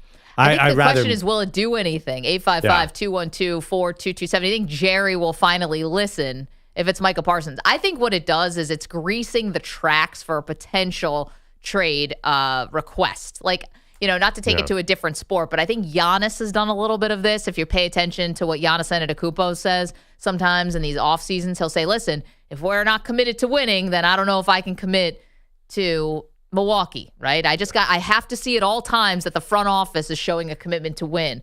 And I think he was always trying to lay some breadcrumbs like, hey, Milwaukee, don't get mad at me if the front office doesn't do their part and I ask to go to a contender because I'm just so competitive. I just have to win at all costs. We're not there yet with Micah. He hasn't gotten paid. I think he still wants to be a Cowboy, but it almost feels like hey, guys, I've been telling you since 2025, all I want is to win, and if the front office can't hold up their end of the bargain, what do you want me to do? My hands are tied. Like, it feels like a modern athlete's version of down the line, I could be requesting a trade if they don't fulfill my demands. Yeah, although I think he loves the star in his helmet. I don't think he's going to Carolina. I think he's like, Micah Parsons likes the spotlight, right? Yeah. Does he really want to leave the house? He kind of finds it. I think he'd be a star, with the podcast and all that stuff and his career at Penn State. I think he'd be a star whether he was on the Cowboys, whether he was on the Browns, whether he was on the 49ers. Like, he stands out. Yeah, I don't know. I think it helps to be in Dallas compared to the Browns. Like, if he went to the Browns, oof. I don't know. I mean, Myles Garrett's a big star. Baker Mayfield was a huge star. These guys went to the Browns. I think if you're meant for this and if you love the microphone and the spotlight, I think the NFL, like, with how popular it is, you'll get it. Like, the Detroit Lions, like, Amon-Ra St. Brown is a huge star. Well, not like Micah Parsons, though. I mean, if Amon-Ra St. Brown was on the Cowboys and producing like that, he would basically be, I don't know, the president of the United States. Like, the Cowboys get you hype. I mean, they have so many more eyeballs on their games. That's just a numbers thing. Yeah, 855-212-4227. Okay, what did you make of this? Micah Parsons putting some pressure on Jerry. Yeah, AJ. It also feels a little, to me, we saw Joe Burrow yesterday say, here's the things I'm willing to do to... Here's a 3-point plan of how to lower my cap my cap hit so I can get players here. Micah Parsons has been very not shy about the fact that he wants a big extension. And I don't think he's taking pennies on the dollar. So to say, go make a big move and give no thing of, I'm willing to even give up a little bit in order for you to make a big move. And Dak didn't do it, and CeeDee Lamb didn't do it. Right, well, only Dak has to do that. Then no other position than the quarterback is going to take less. Like, the quarterback, that's Dak's role. Like, no defensive ends, like, I'm going to take less money to help the team. But the Cowboys are going to say, well, we had to sign Micah Parsons. So they've already said it. We can't sign T. Higgins or some of these guys. Like, it's the numbers are the numbers. They've already said it. They said last year we're gonna have 3 guys who are at the highest paid position highest paid at their position. Right, but you guys are saying, you both just said Micah Parsons should, or implied strongly should take less, and that's not a thing for non-quarterbacks. Like, there's no, I don't think. only saying that because he's saying, hey, can you go out and sign all these other people? Like, give me every penny and also find money for everyone else. I don't agree. I don't think anybody but a quarterback has to even consider taking less money. Yeah. Beyond just Micah Parsons, we are also asking you a question about the Dallas Cowboy fans. Perloff said they're a wine and cheese crowd. Do you agree with that? They were. Now I think that they're kind of a non-crowd from everything I saw last year. Apathetic crowd. Well, I don't even know if they were showing up last year. It does seem like empty seats are going to be a problem in Dallas. Don't worry. Brian Schottenheimer's going to bring them all back. I saw the video of L.A. It used to be thousands of people there at camp, and now there was nobody. Literally, it was like a ghost town. Something's happening there. Yeah, I think the fan base is fed up. 855-212-4227. Adrian's our buddy in Maryland. Adrian, what'd you think of Micah Parsons trying to put some pressure on Jerry? Hey, that's what he's got to do. He's got to put the pressure, and eventually Jerry's got to say, hey, yeah, these guys are saying I got to do something, make some moves to try to win now. Jerry's got so much time on this earth, unfortunately, but why isn't he trying to, make some moves so he can get to the Super Bowl and get a chance to win the Super Bowl? And Michael Parsons is just doing it. He's just saying, I want to win now. You know what I mean? He even also said, I'll take a pay cut. I don't know how true that is, but he said, I'll take a pay cut. Let's try to win this thing now. We got CeeDee Lamb. We got Dak coming back. They got a bunch of players coming back on defense next year off of injury reserve. So he's just putting the pressure on it. And also, Maggie, you got to admit, the media, every player that's a free agent is the landing spot for Dallas. Higgins, yesterday, they had on ESPN, Dallas is a perfect fit. Everybody's a perfect fit for Dallas. I don't understand that. They're not. It's a way to get the Cowboys into the headline, Adrian. So just to be clear, I think I know what you're talking about. Micah Parsons said he would take a pay cut for them to sign Myles Garrett. How big of him? Right. Yeah, right. That's not just take a pay cut and let Jerry in the front office do whatever they want. It was specifically to get Myles Garrett next to him, which would be unbelievable. Yeah. Yeah. And, it can happen. if Jerry just says, okay, we'll give you next year's first rounder, and maybe another player or whatever, and then, if Micah, if he's true to his word, he'll take that pay cut, he'll kick it down the road, and they can be able to get Myles Garrett. I'm not saying they're going to get him. Yeah. Jerry's got to make some kind of splash this year. He's got to do something. Adrian, you're the best. Thanks for calling in. I don't think Jerry feels like he's got to do diddly squat. He should, though. But, you're right. I agree with you, but it is a little weird. The guy's getting older. Go all in. Don't just say it. You know what else I was thinking about? When Bogusch brought us the story earlier about 10% of the Giants are for sale, 10% of the Eagles were sold recently, the Bills, and the Eagles' valuation was $8 billion is what they sold 10% off of. What do you think the Cowboys is? The most in sports, right? 8.1. I think a little higher. If Philadelphia, which is a smaller city than Dallas, let's just go by city size. And it's the Cowboys, and it's got all the America's team stuff. People are wondering, what's Jerry in this for? So, by the way, clearly not the Super Bowls, guys. They have a lot. They could, if they rearrange these contracts, have a lot of cap space next year because they get rid of Zach Martin, DeMarcus Lawrence, Brandon Cooks, all gone. And then they have to do that thing that Joe Burrow was talking about where they have to rearrange Dak's contract. They could get another star in here. So Jerry actually is going to have some pressure. He could do something. He's got to do it now or never. See you guys on the phones. You want to talk about Micah Parsons taking aim at the front office saying, do something, for goodness sakes. Will it land on deaf ears, though? 855-212-4227. You're in a 5-minute break.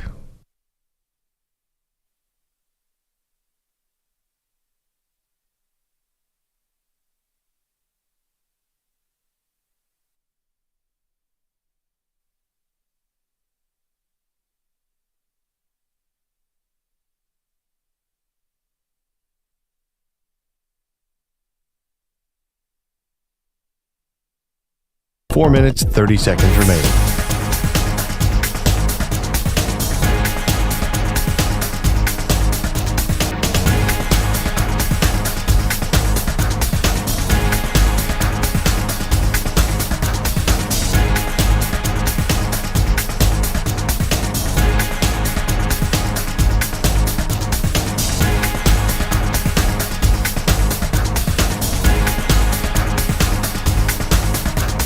4 minutes remaining.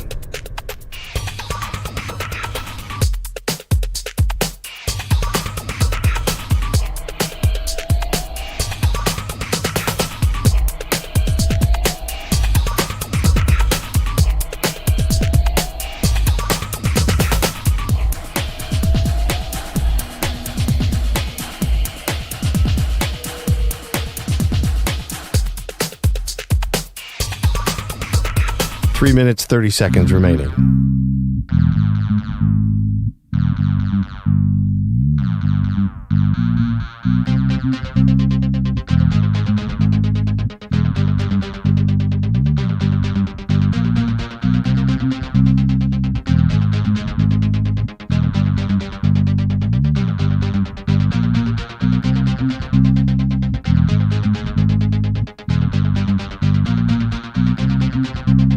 Three minutes remaining.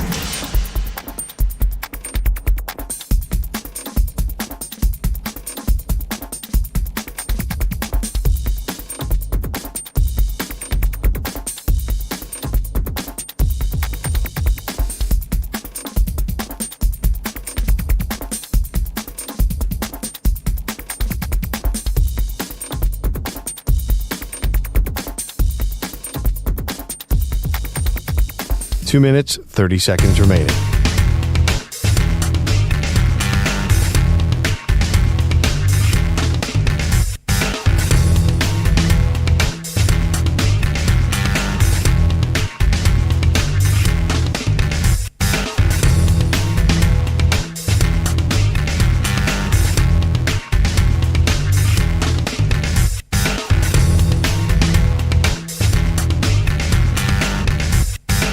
Two minutes remaining.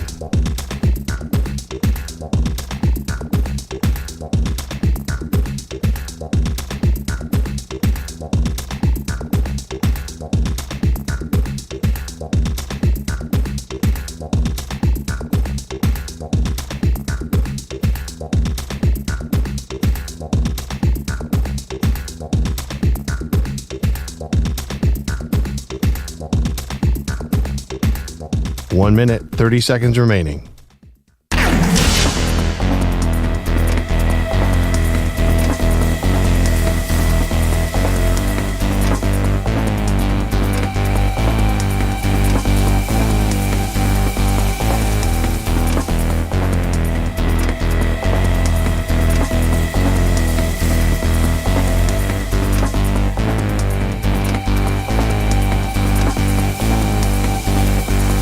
One minute remaining.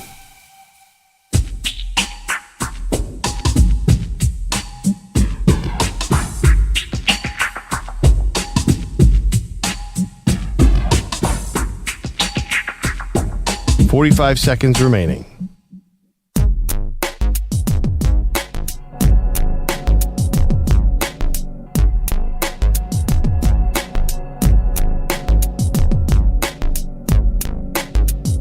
$30 seconds remaining.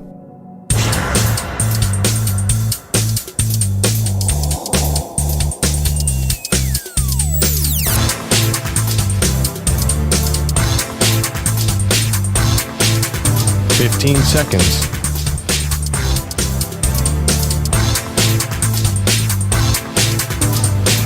Break ends in 5 seconds.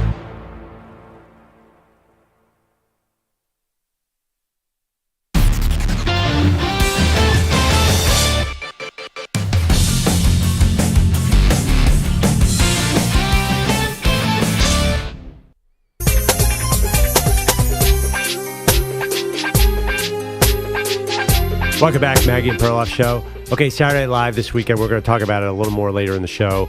The 50th anniversary. The concert is tonight. I've seen a lot of ads. It's on Peacock. Listen to this lineup.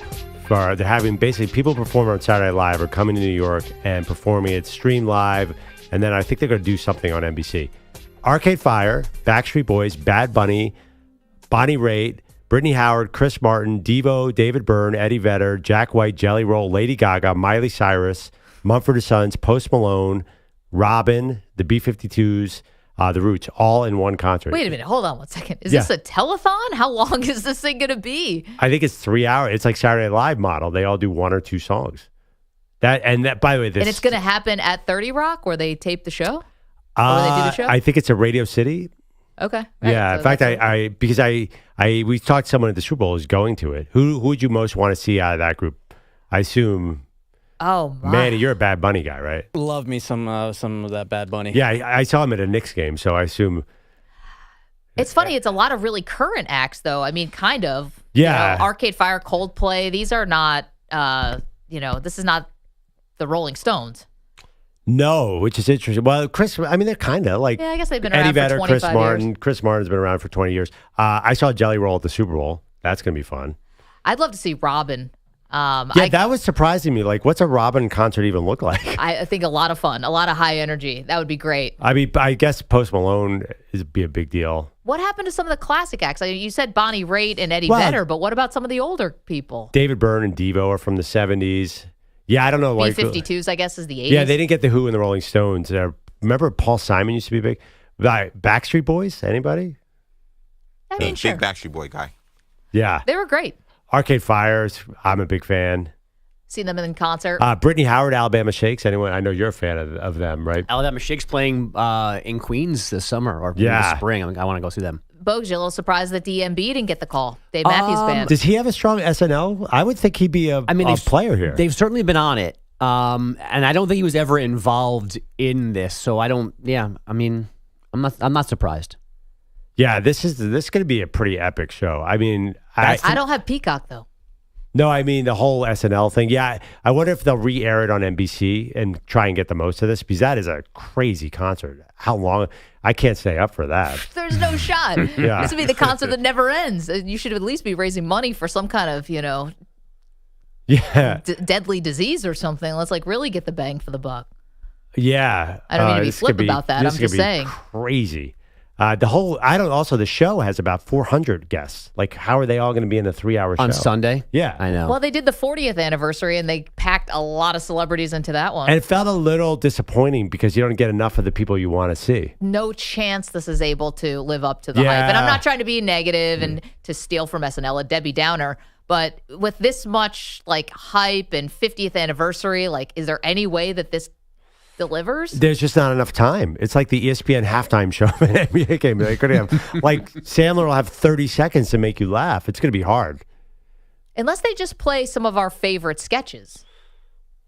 Instead of coming up with new stuff, maybe they just play some of the classics. That's what they did for the 25th anniversary. It was really just classic, bringing back, buckwheat and bringing back some of the, Frank Sinatra and stuff They didn't have the cast members play those roles. It wasn't Eddie Murphy doing another version of Buckwheat. No, it was. But I'm just saying they didn't try to reinvent the wheel and come up with new stuff. Right. That's what they got to do. They leaned in. If you have Mike Myers and Dana Carvey doing Wayne's World, would it be something like that as opposed to let's invent some new sketch? Yes, exactly. I saw there's a commercial for Volkswagen where the Californians come back. Remember that skit? Very good. Oh, so funny. I wonder a little Chris Farley, John Belushi tributes. Yeah, I mean, a lot. Unfortunately, Phil Hartman, a lot of people who Phil passed away. Oh, yeah. Oh, man, I'm going to get emotional. The promos that they've been running, though, for this weekend where it's all of the people's auditions. Amazing. And I've seen it a million times, and every time it makes me smile. Yeah. Have you seen those, Maggie, where it's a green screen and Will Ferrell say, "Hi, I'm Will Ferrell"? I love it. Oh, I would love to be a fly on the wall. I know Will Ferrell did the Get Off the Shed. He said he did the Get Off the Shed where he's just at a barbecue. Get off the shed! Just yells it randomly every minute. And he said Lauren was dying.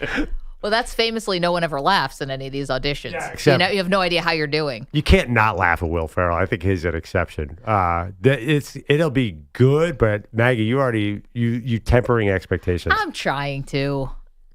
Come on, it's gonna be hard. I'm bummed it's going up against the NBA All-Star game. I want to just from my attention standpoint. I want to be able to watch just SNL. What are you talking about? Of course you're just going to watch No, SNL. I got to be here Monday morning while you're in Costa Rica. Me and EJ need to pay attention to All-Star Game hot takes for Monday's shows. Exactly. Wait. Someone's got to work around here. Yeah.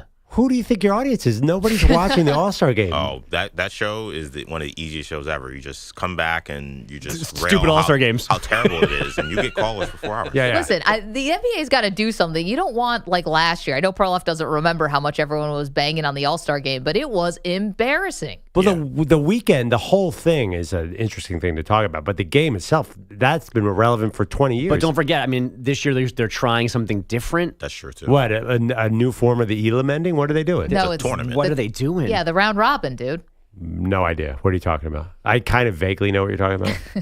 So it's going to be a Go on 4-team vacation. tournament, and including one of the Rising Stars teams. Oh, I wanted that to be a surprise for him. That would be Guys, funny. he's not watching it. He's not watching it. He's not watching it in America. You think he's watching it in Costa Rica? There's no shot. Yeah, that time difference. I am in the overwhelming majority of American sports fans who do not like the NBA All-Star Wait game. a minute. Hold on. We didn't even think about something that was about to happen here. Do you know who else lives in Costa Rica? Basically full-time? No. Somebody who, if you ran into them, I would die to be a fly on the wall for that conversation. Victor Wembanyama? Guys, Toby Flenderson. Giselle. She's lives in Costa Rica almost full time, and she's one of the top 5 people Perloff despises. Does anyone remember this list from Tuesday? Yeah, I remember. Which was your list, It was my list. Which had nothing to do with people I despise. I've ran into Giselle in the village all the time. And her sister. I know, but now, before the divorce. Yeah, this is pre-divorce and also you being annoyed by her victimhood. Like, this would be wild if you run into her in Costa Rica. The heck is she doing in Costa Rica? She lives there. Why? That's where the Why not? dude. Isn't that where what's his name is from? Or are they already going there? The jiu-jitsu instructor? Yeah. No, I think they're both there. He's Brazilian, I thought. Oh, okay. Yeah. I thought he was the connection to Costa Rica. We're a little light on the details, but I know that they live there. So you see a tall, pregnant lady. No, she had the doing- baby. Wow, I'm way behind. Bogusch, get your head out of the clouds. Yeah, she's just not that important. I'm with you. She's going to be indoors watching the NBA All-Star game because of the futures team. The international really feed likes of the the round Rising robin. Stars. Yeah. They hey, couldn't maybe even get- Manny's perfect Valentine's Day. Too bad she's taken. They couldn't Again. even get Sabrina and Steph going. Like, this is a nothing burger. I do like the side stuff, like the celebrities who show up. But where is this game? San Francisco. No, San Francisco. That's kind of cool. But no, I'm not missing this. It's the 25th anniversary of your favorite All-Star moment, maybe, arguably. What's that? Vince Carter slam dunk contest. Oh, Same city. I've been seeing that on Same, TV a lot. Got it. There you go. Still not tuning in. There will be no Vince Carter this weekend, unfortunately. Actually, Vince Carter Vince could probably still dunk? He could probably still dunk. Honestly, yeah, probably. I'll tell you one thing. One of the hosts of the All-Star Weekend, do not expect a lot out of Adam Lefkoe from TNT. Why not? I saw him Monday morning in the airport. He Big stayed Eagles up. fan. He stayed up. He's from suburban Philadelphia, just like me. I think at 1 o'clock in the afternoon, had not gone to sleep. Apparently partied with Nick Sirianni at the Eagles party the night before. There we go. He had no voice. I'm like, what are you doing, dude? He's like, well, I'll take a lozenge. I got to go on TV tomorrow. And he's calling the Futures game, right? He usually does. Yes. He might be calling the All-Star game. He's And done that too for a while. And the best thing about All-Star Weekend is Charles's voice by the end. Just non-existent. Sounds like he's been chewing on glass. Just air. I feel bad That's now. what will happen if you can find a craps table that never closes. Meanwhile, Bogusch has headlines for us. After that, I'm sure the NBA was thrilled with that last segment that we had. I got this bracelet from a guy in the steam room. We'll get to the NBA in just a second. First things first, Hamilton County, Ohio prosecutors yesterday added to the charges against the 3 men accused of robbing Joe Burrow's house. The trio indicted on a felony charge of engaging in a pattern of corrupt activity and second-degree felony burglary.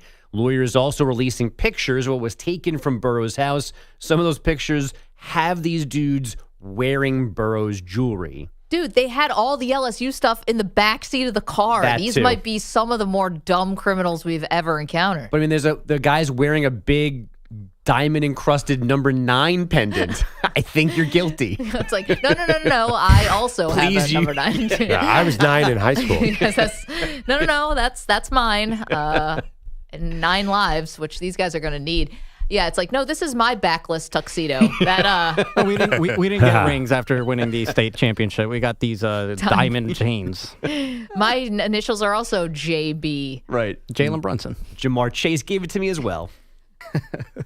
NBA last night. Anthony Edwards stealing souls. Nas with it off to Ant. Drives in and hammers it through with the right hand. Oh, he's hunting down Chet Holmgren coming back down the floor. Ant is fired up. 20-15, an electrifying dunk by Edwards. Alan Horton on T-Wolves Radio, the early poster, propelling Minnesota to a 116-101 win over OKC, ending the Thunder's 7-game win streak. Edwards scored 23, 27 from Naz Reid. Norm Powell had 41, and the Clippers 120-116 OT win in Utah. The Pelicans in OT beat the Kings 140-133 to snap their 10-game losing streak. And the Mavs beat the Heat 118-113 without Kyrie, without Klay Thompson, on top of their usual long-term injuries. Center Daniel Gafford now expected to miss 6 weeks with a sprained right MCL. Yikes. Women's number 1, UCLA, no longer perfect. The Bruins take their first loss in Game 24, 71-60 at number 6, USC. Juju Watkins, 38 points, 11 rebounds, 5 assists, and 8 blocks for those Trojans. On the men's side, number 25, Maryland, an 83-75 winner at Nebraska.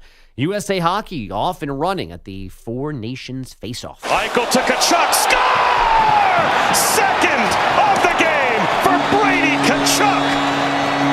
Team USA has blown this game open in 3 minutes of third period time. Bob Wischusen on ESPN, 3 goals in the first 3 minutes of the third period, creating a 5-1 lead, which became a 6-1 win over Finland. Brady Kachuk and brother Matthew each scoring twice. St. Louis Cardinals GM John Mozeliak said yesterday he assumes third baseman Nolan Arenado will remain with the club for now, but most people around baseball think trade talks will pick back up very quickly. Arenado linked most strongly to the Yankees at the moment, and Denny McCarthy leads after round 1 of the Genesis Invitational after a 468 at Pebble Beach yesterday. Scotty Scheffler in a group that's 2 shots back. Is that your exasperated sound over Arenado? Oh, no. I was like, that's a big get for the I mean, I know they didn't get Soto, but like that, he'd be pretty good, right? I'm a big Nolan Arenado fan. Well, he had a bad year last year, which is why the Cardinals were willing to trade him. I want him on the Phillies badly. Listen, Yankees need a third baseman. They didn't get one this offseason. I think the biggest thing we've learned about the Yankees, and we could have asked this to Ricky Ricardo yesterday, who's the Spanish language voice of the Eagles, but also the Yankees and follows these teams as close as anybody. The Yankees have the formula. Overspend for talent, right? Like, you need big stars. That's just what works for the Yankees. It worked last year with Juan Soto. They traded for him, so they didn't actually sign him.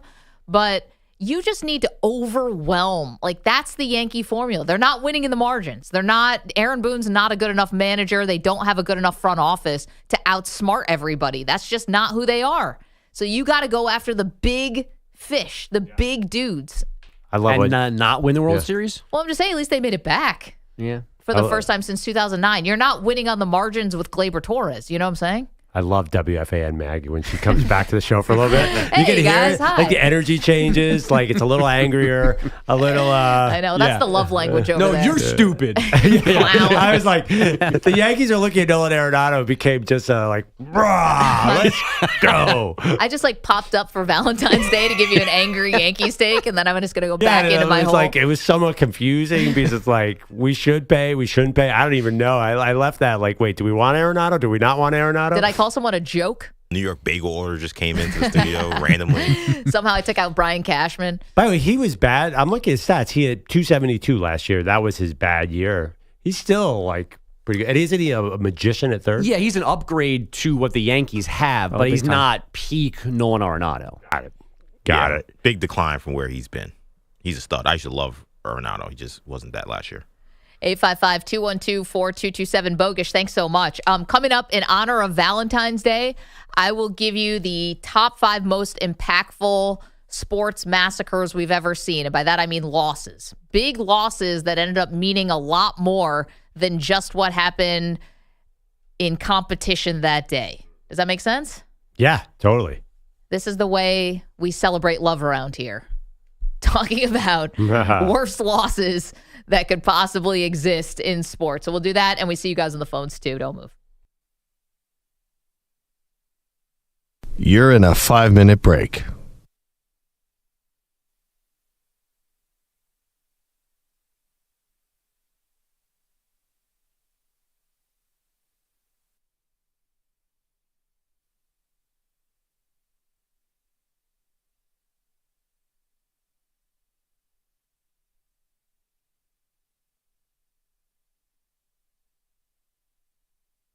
4 minutes, 30 seconds remaining.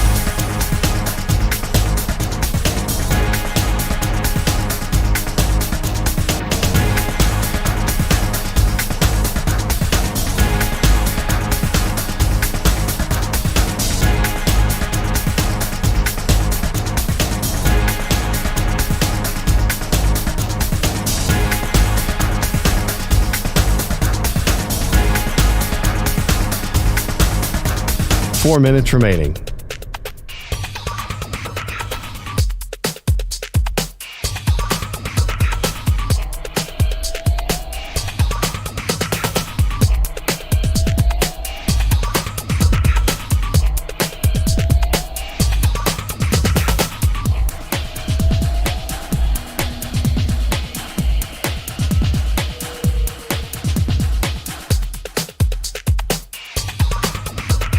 Three minutes, 30 seconds remaining.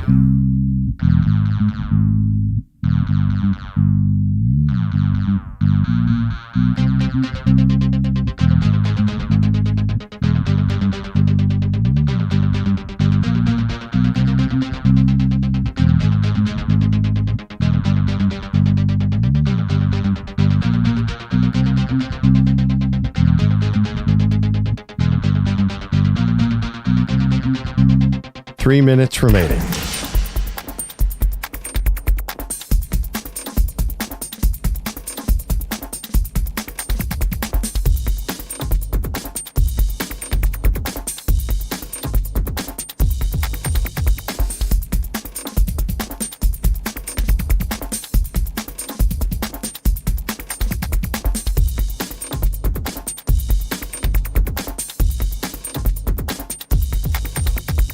Two minutes, 30 seconds remaining.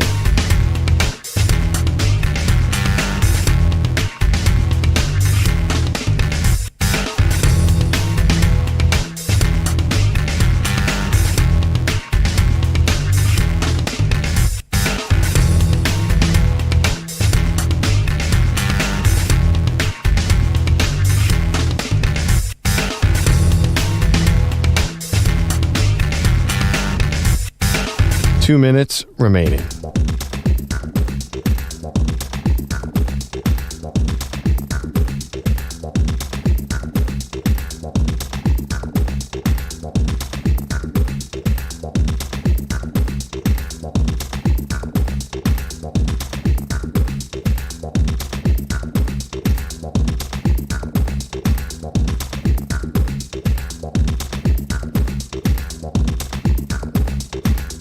1 minute, 30 seconds remaining.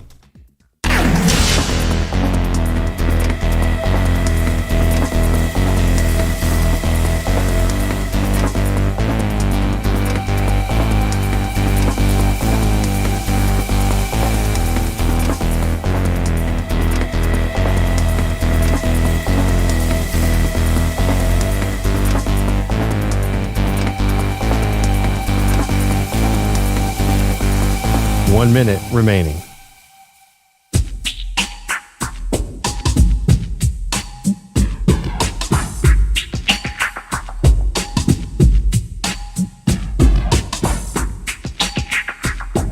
.45 seconds remaining.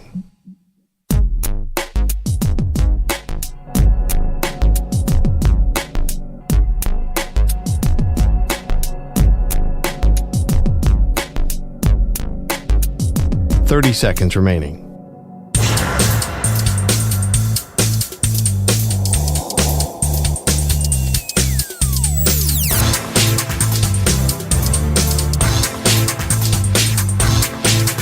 .15 seconds.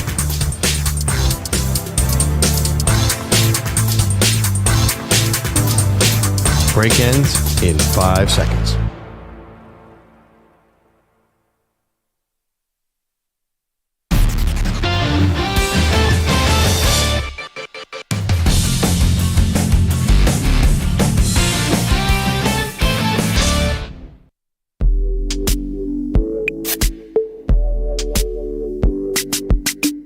Welcome back. Maggie Gray, Andrew Perloff. All right, we want to do something a little Valentine's Day-y. Yeah, I'm always up for a good holiday segment. Okay. Well, I don't know why. Maybe this says a little bit about me. But when I think of Valentine's Day, I started thinking about the Valentine's Day Massacre. Mm-hmm. So I started thinking about some of the most impactful losses that have happened in the history of sports. Because let's be honest, guys, I think we just watched one on Sunday. It was It's something that's going to live for, I think, for a long time, that the Philadelphia Eagles put a stop to what could have been history in a Chiefs three-peat. And on top of that, it was a beatdown. Definitely. So without further ado, here are the top 5 most impactful losses to ever happen in sports, according to me. Okay. 5th on this list. Holly Holm upsets Ronda Rousey. Beautiful. Beautiful. She's hurt. Ronda's in trouble. She's hurt. Holly looking to finish. She's out. Holly Holm is the new UFC bantamweight champion of the world. Oh, my God.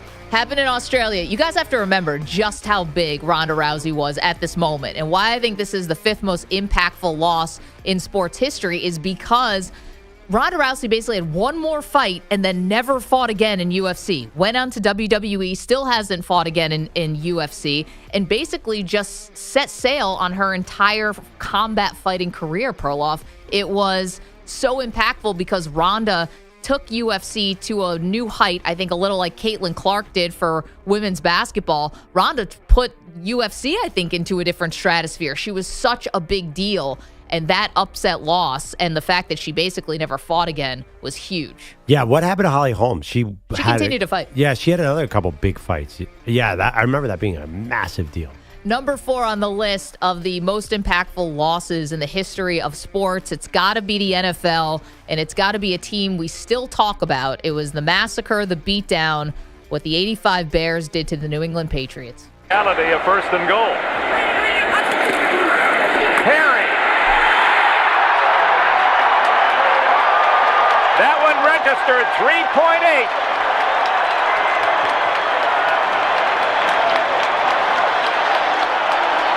Another Super Bowl record, the first refrigerator to score. And why this was such an impactful beatdown and massacre is because, Perloff, how many one-off teams do we really stand the test of time? The 85 Bears is still shorthand benchmark for all-time great defenses. And we can talk about the 2000 Ravens, you can talk about the Tampa Bay Bucks, but the standard, the gold standard of ferocious defenses is the 85 Bears, and that final score of 46-10 when it was a defense-first team and they even still put together that kind of beatdown, that's the 5th most important massacre in the history of sports. 4th, excuse me. Yeah, but obviously one of the takeaways, you notice Fridge Perry ran it in and Walter Payton did not. Still a killer for some Chicago fans. Yeah, I think the SNL skit with the Bears helped keep that alive in our memories too. The Bears. Yeah, whole plane doesn't make it. Only Mike Ditka arrives to the field. Ditka by 20. Who wins the Indy 500? Ditka driving the team bus or the racers? Ditka. Okay, number 3 on the list of most important sports losses or massacres in honor of Valentine's Day. This would be history being made when the first ever 16 seed upset a 1 seed in the NCAA tournament. Every game that we saw was close. This has been just total destruction. Look at this. Exclamation. Superlatives, you can't come up with enough. Absolute. Incredible performance. Shock and awe in college basketball. UMBC makes history in Charlotte. Final score 74-54. UMBC beat one of the number 1 seeds, the number 1 overall seed in the tournament, UVA. We had never seen it before. Now, we've seen it since, but we'd never seen it before. It was, just stunning. As Nan said, shock and awe.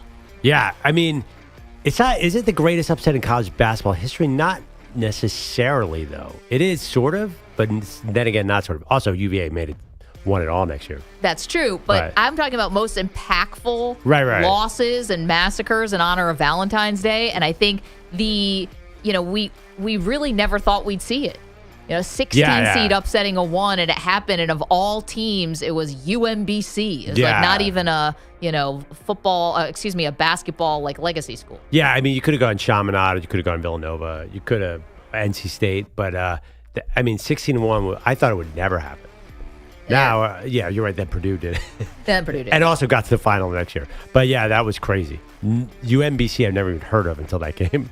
Most people, I don't think, had ever heard of them. Okay, we're talking about the top 5 most impactful sports losses, massacres, if you will, in honor of Valentine's Day. Number 2 on this list, one of the biggest boxing upsets we've ever seen, and that would be Buster Douglas taking down Mike Tyson. Intimidated, he wants to keep it going.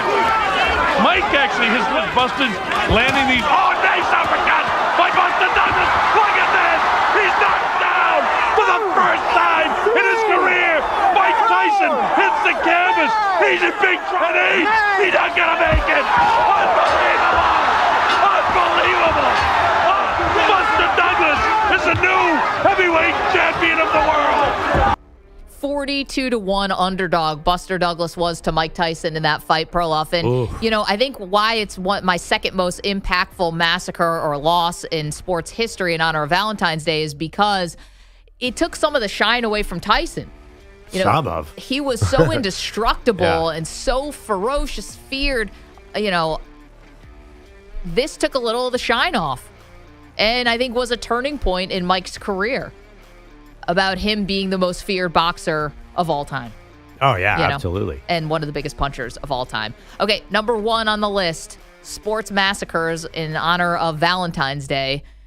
The most impactful beatdowns we've ever seen. I got to take you to the year 2000. U.S. Open, Pebble Beach, and a man by the name of Tiger Woods.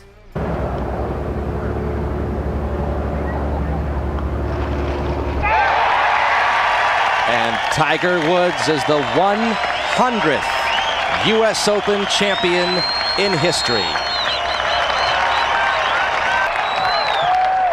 A remarkable week by a remarkable player. 15 strokes. 15 strokes he won this major, Perloff. It is one of the most dominant golf performances, and why I think it's the most impactful is because what Tiger ended up meaning to the sport. And we talk about Jordan and Gretzky and these guys who are one of what they do for any individual sport. Tiger Woods is the epitome of all of that. He is the standard of one guy taking a sport into such a stratosphere that they had never achieved or even could fathom touching. What Tiger did for golf is bigger than what any of these other athletes did for their sports. And so that is number 1 on the list, massacres. Tiger Woods destroying the field at Pebble Beach in 2000 was the most impactful sports massacre we've ever seen. Wow. Yeah. I mean, that was 15. Is that the biggest win ever at that tournament? At the time, yeah. Yeah. Crazy. One thing I'll say, it's a very, very good list. Thank you. Some of them are blowouts and some of them are upsets. Which direction? Like, you're a little bit on two different planes there. Like, what define a massacre? Well, see, I think that's I took a little bit of a liberal view. None of them were by an eyelash. Okay, so It wasn't squeaking by. It wasn't, say, UMBC beat UVA 16 seed to upset a 1, and they beat them by a buzzer-beating 3. This was 74-54. It was a 20-point beatdown. People who left no doubt is what it was. Got it. Yeah. If you're going to did you look at any other Super Bowls? The Seahawks Broncos jumps to my mind. I did, but here's why I didn't put I put the 85 Bears winning and beating the Patriots 46-10 because we still talk about the 85 Bears. How much are we? Listen, I love the Seahawks and the Legion of Boom, and they beat Peyton Manning, and it was from the very first snap that goes over Peyton Manning's head and safety into the end zone, and it was over. But I don't think we remember that team as being an all-time. It's not shorthand in the NFL for great defense. Like, what do you think you are, the 85 Bears? Like, that's still what we use all these years later. I don't think the Legion of Boom quite had the impact that the 85 Bears did. Mr. Unlimited. Yeah, totally. I also remember the Steve Young Super Bowl. That was the easiest win I've ever seen in any game in my entire life against the Chargers. Yeah. What about 55-10? How about the Yanks? Remember that year they beat the Padres? They were that was a massacre. That was like a Tiger Woods run for that team. Yeah, I did look at that, but listen, the Yankees won a lot, and they won a lot before that. They haven't really won a lot since, but they won a lot before that. Sorry, Manny. And, that versus any other of the championships in the dynasty, what did it really mean? I tried to pick 5 massacres that really had tentacles, like fallout. Yeah. And one more. Remember that team, Bishop Sycamore, who lost to, I think, IMG Academy? I like that. I thought about it. Yeah, that one was a massacre. Yeah. For college basketball, I thought maybe UNLV beating Duke by 30, because that really was kind of the origin story to Duke becoming what they became the next year when they upset them and then won the championship. Yeah, I like the 16 seed over the 1. Because up until we watched it with our own eyes, I don't think we believed it would happen. And then it happened, and it was a blowout. Which is why I had it as number 3 on my list of biggest sports massacres. Okay, lots more to do, including new sheriff in town.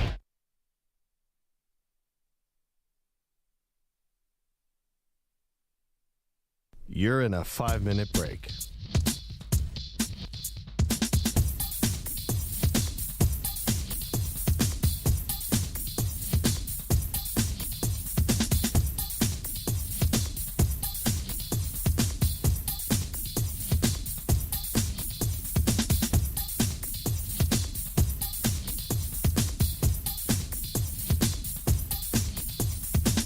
Four minutes, 30 seconds remaining.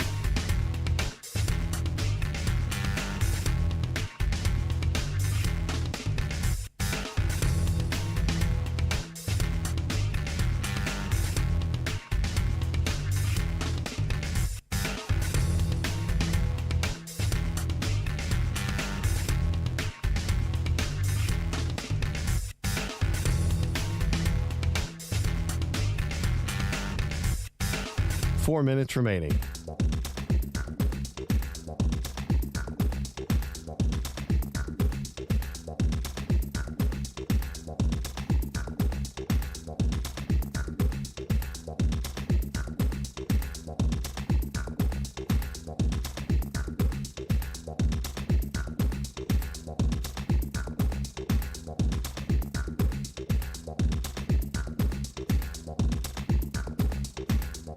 Three minutes, 30 seconds remaining.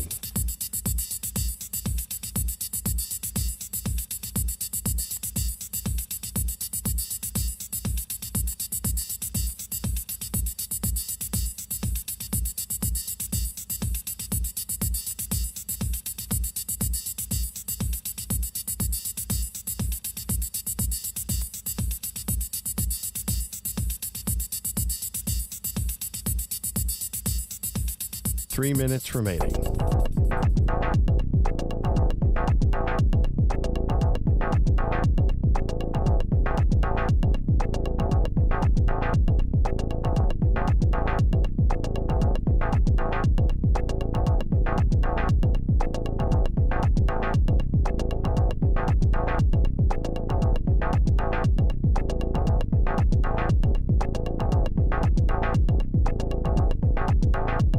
Two minutes, 30 seconds remaining.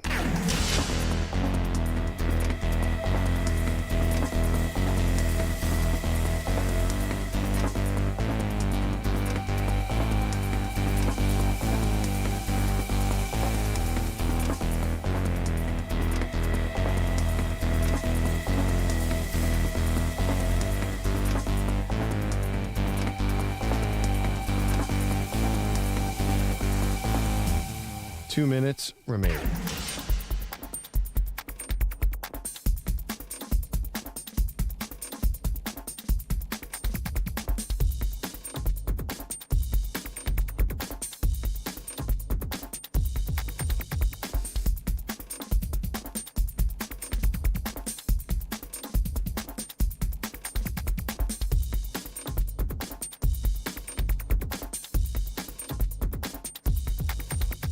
One minute, 30 seconds remaining.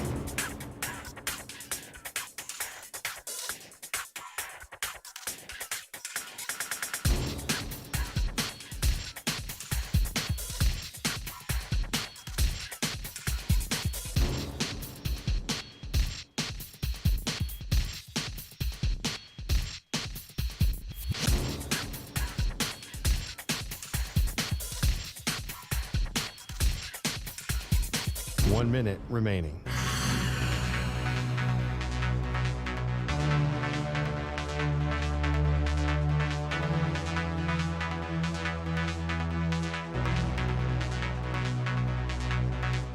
45 seconds remaining.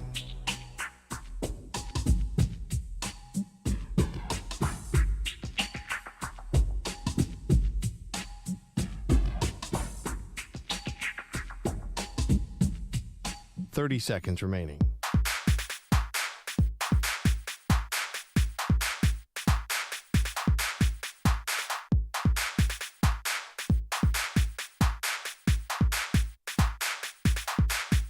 Fifteen seconds.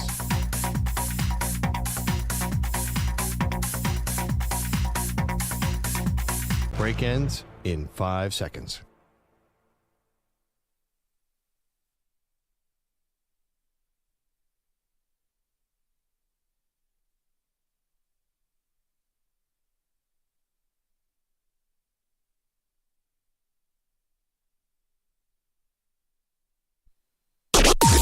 Maggie and Perloff on the Infinity Sports Network. It's going to be the offseason of the veteran quarterback. Welcome to the show, Maggie Gray, Andrew Perloff, draft class Pearl. Beyond Cam Ward and Shore Sanders, not really delivering right now, so it's going to be about the older guys. It's going to be about the Aaron Rodgers and Kirk Cousins and, you know, where does Sam Darnold end up and what do we think about Russell Wilson and mixing and matching all of these guys. And up until yesterday, I don't think anyone believed that Derek Carr was going to be out on the market. And after listening to Kellen Moore, the new head coach, get introduced yesterday, you would think that Carr is going to be back. But the way the headlines of these stories made it seem is that the door's been cracked open a little bit for the Saints to move on from Derek Carr, and he would just be another guy who's out there on the open market. Yeah, it was a little confusing because Kellen Moore kept saying, I'm looking forward to going through this process. Now, what I heard him say, he's like, Derek Carr's a great quarterback.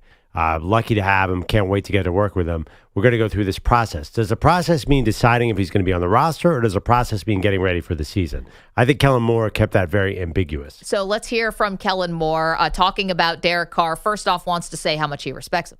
Derek's a tremendous quarterback in this league. I've had so much respect for him, the journey that he's been on. He's a starter in this league. He's a premier player in this league. He's had a great journey, obviously going from Fresno State to the Raiders and now here. Really excited to team up with him and go through this process. Yeah, right. There's the process. Here's more from Moore. More from Moore. Asked about whether Derek Carr is quarterback one and more praise for Derek Carr. I view it as Derek Carr is a tremendous starting quarterback in this league. We're fortunate to have him, and we're excited to go through this process, as we build this roster together. Again, I'm meeting these guys for the first time the last few days. I'm really excited to meet more of them, and this will be a lot of fun. Yeah, it all hinges on what does he mean by the word process. Is the process of figuring out what's best for Derek Carr and how do we get him best acclimated, or is the process, what do we want to do here? Is he actually going to be on the roster moving forward? And I think the reason why Kellen Moore was particularly and specifically vague here is because it is not Kellen Moore's decision. And that was one of the big takeaways that I got from his press conference yesterday. This guy, he was like a seasoned vet in terms of not saying anything. You were not getting a lean anyway on Kellen Moore yesterday, Pearl. It was platitudes. It's funny because he talked a lot about authenticity and then kind of seemed anything but. It was all very canned and whatever. And that doesn't mean that he's not going to be a great quarterback. A great coach. Yeah. Well, it does. It's a good thing. Or maybe it's a good thing, right? He didn't. Yeah, Andy Reid hasn't said anything in 40 years. Right. So he's learned from some of the best, right? He did work for the Cowboys for all those years, so maybe he learned what not to do. But he was not tipping his hand. And to be honest, I just don't think that I don't think it's his decision. It is a weird one, though, because if Derek Carr is not their quarterback, who on earth is playing quarterback for the New Orleans Saints? Well, if you really want to galaxy brain this thing, please. The best thing that the New Orleans Saints could do, in my opinion, is probably get rid of some of their older, more expensive pieces and try to tank for Arch Manning. I'm not saying life is a storybook, and I know it's real life, but you have a kid who grew up in New Orleans, whose family is royalty in New Orleans. You have a team that's begging for some kind of new identity. And I think Arch Manning, it'd be a lot of pressure on the young kid. But, let's be honest, wouldn't that instantly make the Saints 100 times more interesting than they are right now? Oh, my God, it'd be great. It'd be amazing. And you're right, that does make some sense. But a new coach tanking, it's hard. It's hard to come in there where win 2 games. Also, you're in the NFC South, not the easiest division to tank in. You have the Panthers breathing down your neck for that top pick, possibly. I just think I don't know. If you're Kellen Moore, you don't want to tank, right? Like coaches don't really want to tank unless there's an unusual situation like Brett Brown was with the Sixers, where they were very clear we're going to do an 8-year process. Football is it's really hard. If he was 2-15, they might say, "Hey, you're along for the ride, Kellen. This is a long-term project." But if the guy goes 2-15, that sucks. Yeah, but I think that you also understand kind of what's at stake. Like, does anyone look back at Zach Taylor's first year with the Cincinnati Bengals when they went 2-14 and says, man, this really worked out terribly for him? They had Andy Dalton at the end. They needed a new quarterback. Yeah. They won 2 games, and Joe Burrow fell into their lap. Like, nobody goes back and says, wow, Zach Taylor really had to eat it that first year. This all worked out great for him. It was super dicey for Zach Taylor, as I recall. But he wasn't but I don't think you're going to fire a guy after a season. I think it got really close with Zach Taylor. Really? But you had the number 1 pick. Yeah, no, I think that they were. I seem to remember. By the way, Zach Taylor's still not on solid ground there. Well, that's now we're past the fact. But I'm just saying, if Kellen Moore, you're willing to take the short-term pain, especially if the organization is not going to have this knee-jerk reaction where they're going to say, hey, we're going to sell off all our Cam Jordans and our DeMario Davises and all of that and get rid of some of the older expensive guys and try to bottom out so that we get Arch. If everyone's on the same page, it will work. I remember Zach Taylor was on a super hot seat after that season. Zach Taylor, by the way, I don't think they weren't really tanking for Burrow. Burrow wasn't even a thing until November. They didn't even know who he was. Yeah, I don't think that was a great design. And But who cares? Because how did it work out? Well, he almost got fired. But he didn't. He did. Yeah, I know. But Kellen Moore doesn't want to put himself in a position where he's almost going to get fired. Well, I'm just saying this would have to be something more organizational. Right. So he's not just out there losing for no reason. There would actually be a method to the madness because you have a team that's in salary cap hell situation. You have no way out. And even if, say, Derek Carr, say you do have one good season, so now you're what, giving him contract extension? What are we doing here? We're still going to do this dance? Trust me, I am a big tanking guy. I get the logic. It's just a new coach. I mean, if you were Kellen Moore, would you sign on for that? If I can be guaranteed that everyone's on the same page and I get a shot at coaching Arch Manning, hell yeah, because here's the thing, Pearl. Yeah. I have a better shot of keeping my job long term if I can get a young, good quarterback than I do trying to wring out every last little bit of Derek Carr, who's going to miss games anyway, if you just go by recent history, because he's probably going to get hurt. Yeah, it's way too speculative. I mean, there are a lot of bad teams, too. They're really bad teams. So I think you cannot count on that. I hear you. I'm a big tanker, and probably that would work out. But man, there's going to be some competition. What if you end up with the number 3 pick and you have 2 years in a row without a quarterback? Because next year's class is no guarantee at all. Here's the thing. I think this is the year, though, if I'm the Saints, where I have an asset in Derek Carr, where I might actually have a team who might want to trade for him. Yeah, I mean, it'd be a low pick, right? Because of the money. Well, okay, better than what the Raiders got, which was absolutely nothing. I think that you have, because of the combination of the draft class not being that robust, and look at some of the other veteran quarterbacks on the market. You got Kirk Cousins off the Achilles. Aaron Rodgers has got so much more baggage that comes along with it, and the Achilles injury. You're telling me Russell Wilson? I mean, Derek Carr looks like Peyton Manning compared to some of these guys, as far as upside. At least he's only 33. So yeah, I just think this is the time. If you want to get Derek Carr out on the market, there's teams that will like him. Maybe the Jets, who showed some interest last time around with a different regime. But there's a couple other places that might say, hey, Derek Carr's looking pretty good to us right now. Right. Are we talking 4th round pick? Whatever. Sure. Well, yeah, or just cut him. I wonder if I think the money's better with a cut. I'm just saying, this could be the time, to strike. I'm not going to say, well, the iron's hot. You don't obviously have the number 1 pick here, but this is a time, if you're New Orleans, where you have teams that need veteran quarterbacks, right, and you'd be better served, in my opinion, to tank the season. The one thing, look at some of the competition for tanking. That means you're going to have to be worse than the Giants. You're going to have to be worse than the Titans. You're going to have to be worse than the Browns. You're going to have to be worse than the Raiders. and you're going to have to be worse than the Jets. I'm going to give New England Patriots a couple more wins because of Drake May. Yeah. Those are some non-quarterback. Those teams don't have quarterbacks either. The Patriots do. I said I won't put the Patriots in there because they have Drake May. But, I mean, that's a lot of bad teams. Well, listen. And that's it's before the Saints. injuries. It's not like they have this amazing, like, wow, they're just going to walk into a couple here. The Saints could easily lose tons of games. They could. I don't know. The Saints always have that tough defense the last couple of years. Their defense was really good last year and a horrible losing effort, by the way. The defense, ironically, played really hard to the end. I don't know. I hear you. I'm attacked. I think Kellen Moore does not want to start out his career 2-15. I just think no coach wants to do that. Well, but if it's for a greater good, I guess here's the other part. I was thinking about this yesterday when Kellen Moore was doing his interview. Is he walking into the worst situation? I think so. Think about it. We had, 6 openings this year?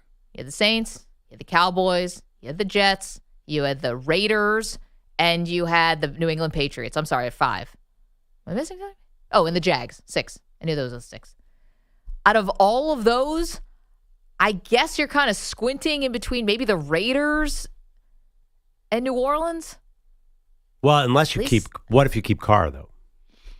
I'm not that impressed. Well, I mean, you think you have with Kellen Moore and Derek Carr, you have a chance to win that division for sure. Do I? Definitely. I don't know. I mean, Bucks lost another OC, and the Bucks are getting old. But here's my thing. Okay, so let's say you do make the playoffs. You win 9 games, and you make the playoffs in the NFC South. Again, what's the bigger plan here? You're still in salary cap hell. You have no shot at a young QB. Like, what did you do? You Band-Aid over a bullet wound? Like, why? Not to mention the best offensive player is maybe has a concussion issue. Chris Olave. I mean, what's his? Yeah, Olave's washed. I totally agree. I thought you were going to say Taysom Hill. Well, he has his body. He needs like a new spine. Yeah, he needs a full body cast. Taysom Hill's 35 too. He might as well be 55 the way that his body has been breaking down, or 85, I should say. No, I mean, the Saints are a mess, but I think Kellen Moore will be attracted to Derek Carr. If you could keep Derek Carr healthy, he's obviously a good quarterback. I mean, do you guys not like Derek Carr as a quarterback? Because when he's on the field, he can sling it for sure. Like, he's somewhere between medium and good. I'm not saying he's all time, but he's very talented. Look at him last year when he actually got on the field. Is he a top 20 quarterback today? If he's healthy, yes. I think bottom of top 20, Maggie? 18, 19, 20. Is he going to be healthy? I don't think I can bank on that. I mean, last year, he was actually, I was following his stats, oh man, he's put up numbers again because he's Derek Carr, it's indoors. We know he's an accurate passer, but he is definitely injury prone. You're right. You're not building a future around that guy. 855-212-4227. Asking you a couple more questions here that we got on X. The next quarterback of the Pittsburgh Steelers should be fill in the blank. I said Sam Darnold. Perloff, you think it's Justin Fields. Should or will? Should. Should is the question we asked. Should. Oh, that's a different story. I like Darnold better than my guy, but I think they're going with Justin Fields. We also are asking you, are the Dallas Cowboys fans a, quote, wine and cheese crowd? According to Andrew Perloff, 53% say no, but close. 53 to 47% say no, not a wine and cheese crowd. Dave said a Paps and brisket. Well, are let they me a ask you this. PBR and brisket crowd? If you ask the question, do you agree with CeeDee Lamb that the Eagles have a more passionate fan base? What do you think the poll results would be? 100-0. Listen, I think everything's kind of coming up Eagles right now, too. What are you going to say? They just destroyed the Chiefs in the Super Bowl. Their fans were, outnumbered the KC fans 2-1 in the stadium. Yeah. We know the parade's going to be on fire. I think most fan bases right now, because with the Cowboys, I know they have the 12-5. I don't think they're top 15 in the fan base passion right now, or even maybe number of fans, yes, but I don't sense a lot of passion. I sense a lot of resignation. Coming up, we have a fun Valentine's Day what if for you. One very famous sports figure describing what their personal life is like. Does this sound like the best thing in the world or the worst thing in the world? Takes all kinds, guys. 855-212-4227. And you're welcome to weigh in on not only the future of the Saints, but also are the Cowboys fans a wine and cheese crowd? It's M&P. You're in a 5-minute break.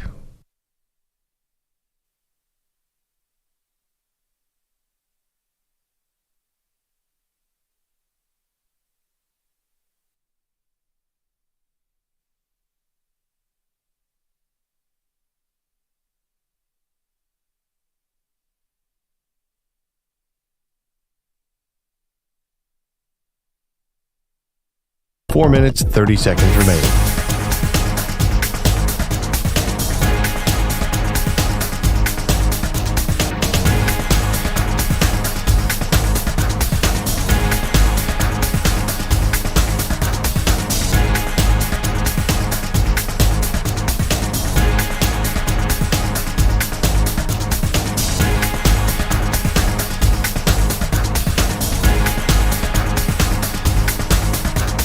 Four minutes remaining.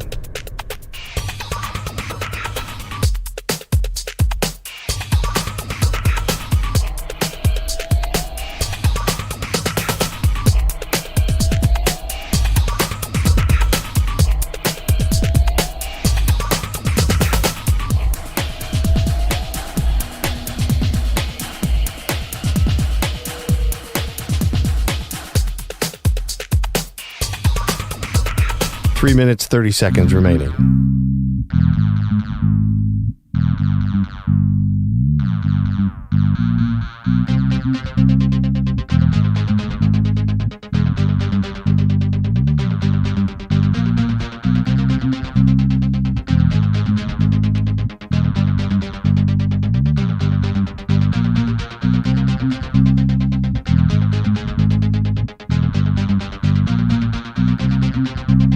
Three minutes remaining.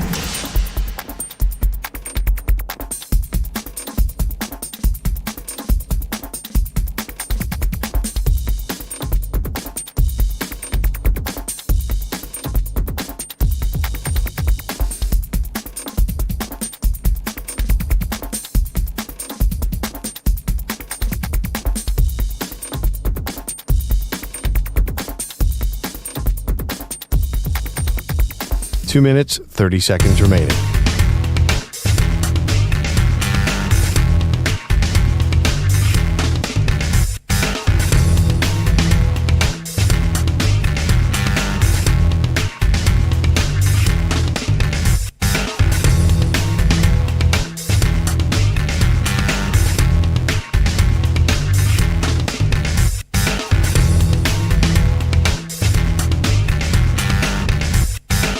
Two minutes remaining.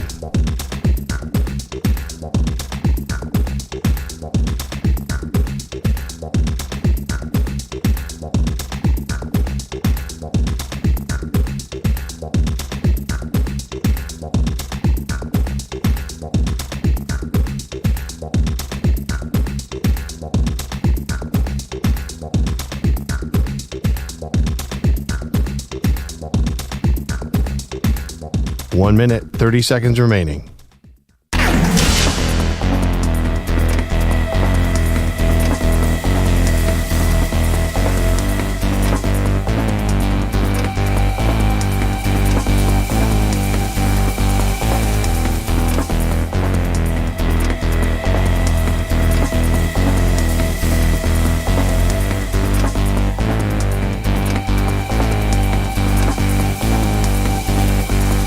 One minute remaining.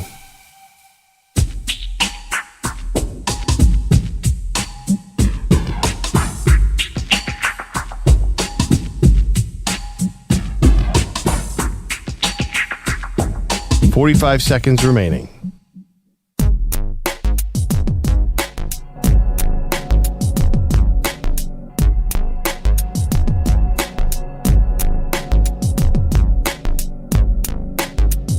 $30 seconds remaining.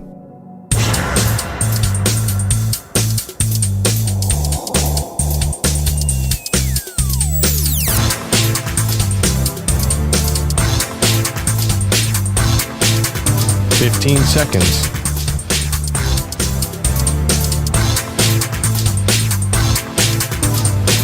Break ends in 5 seconds.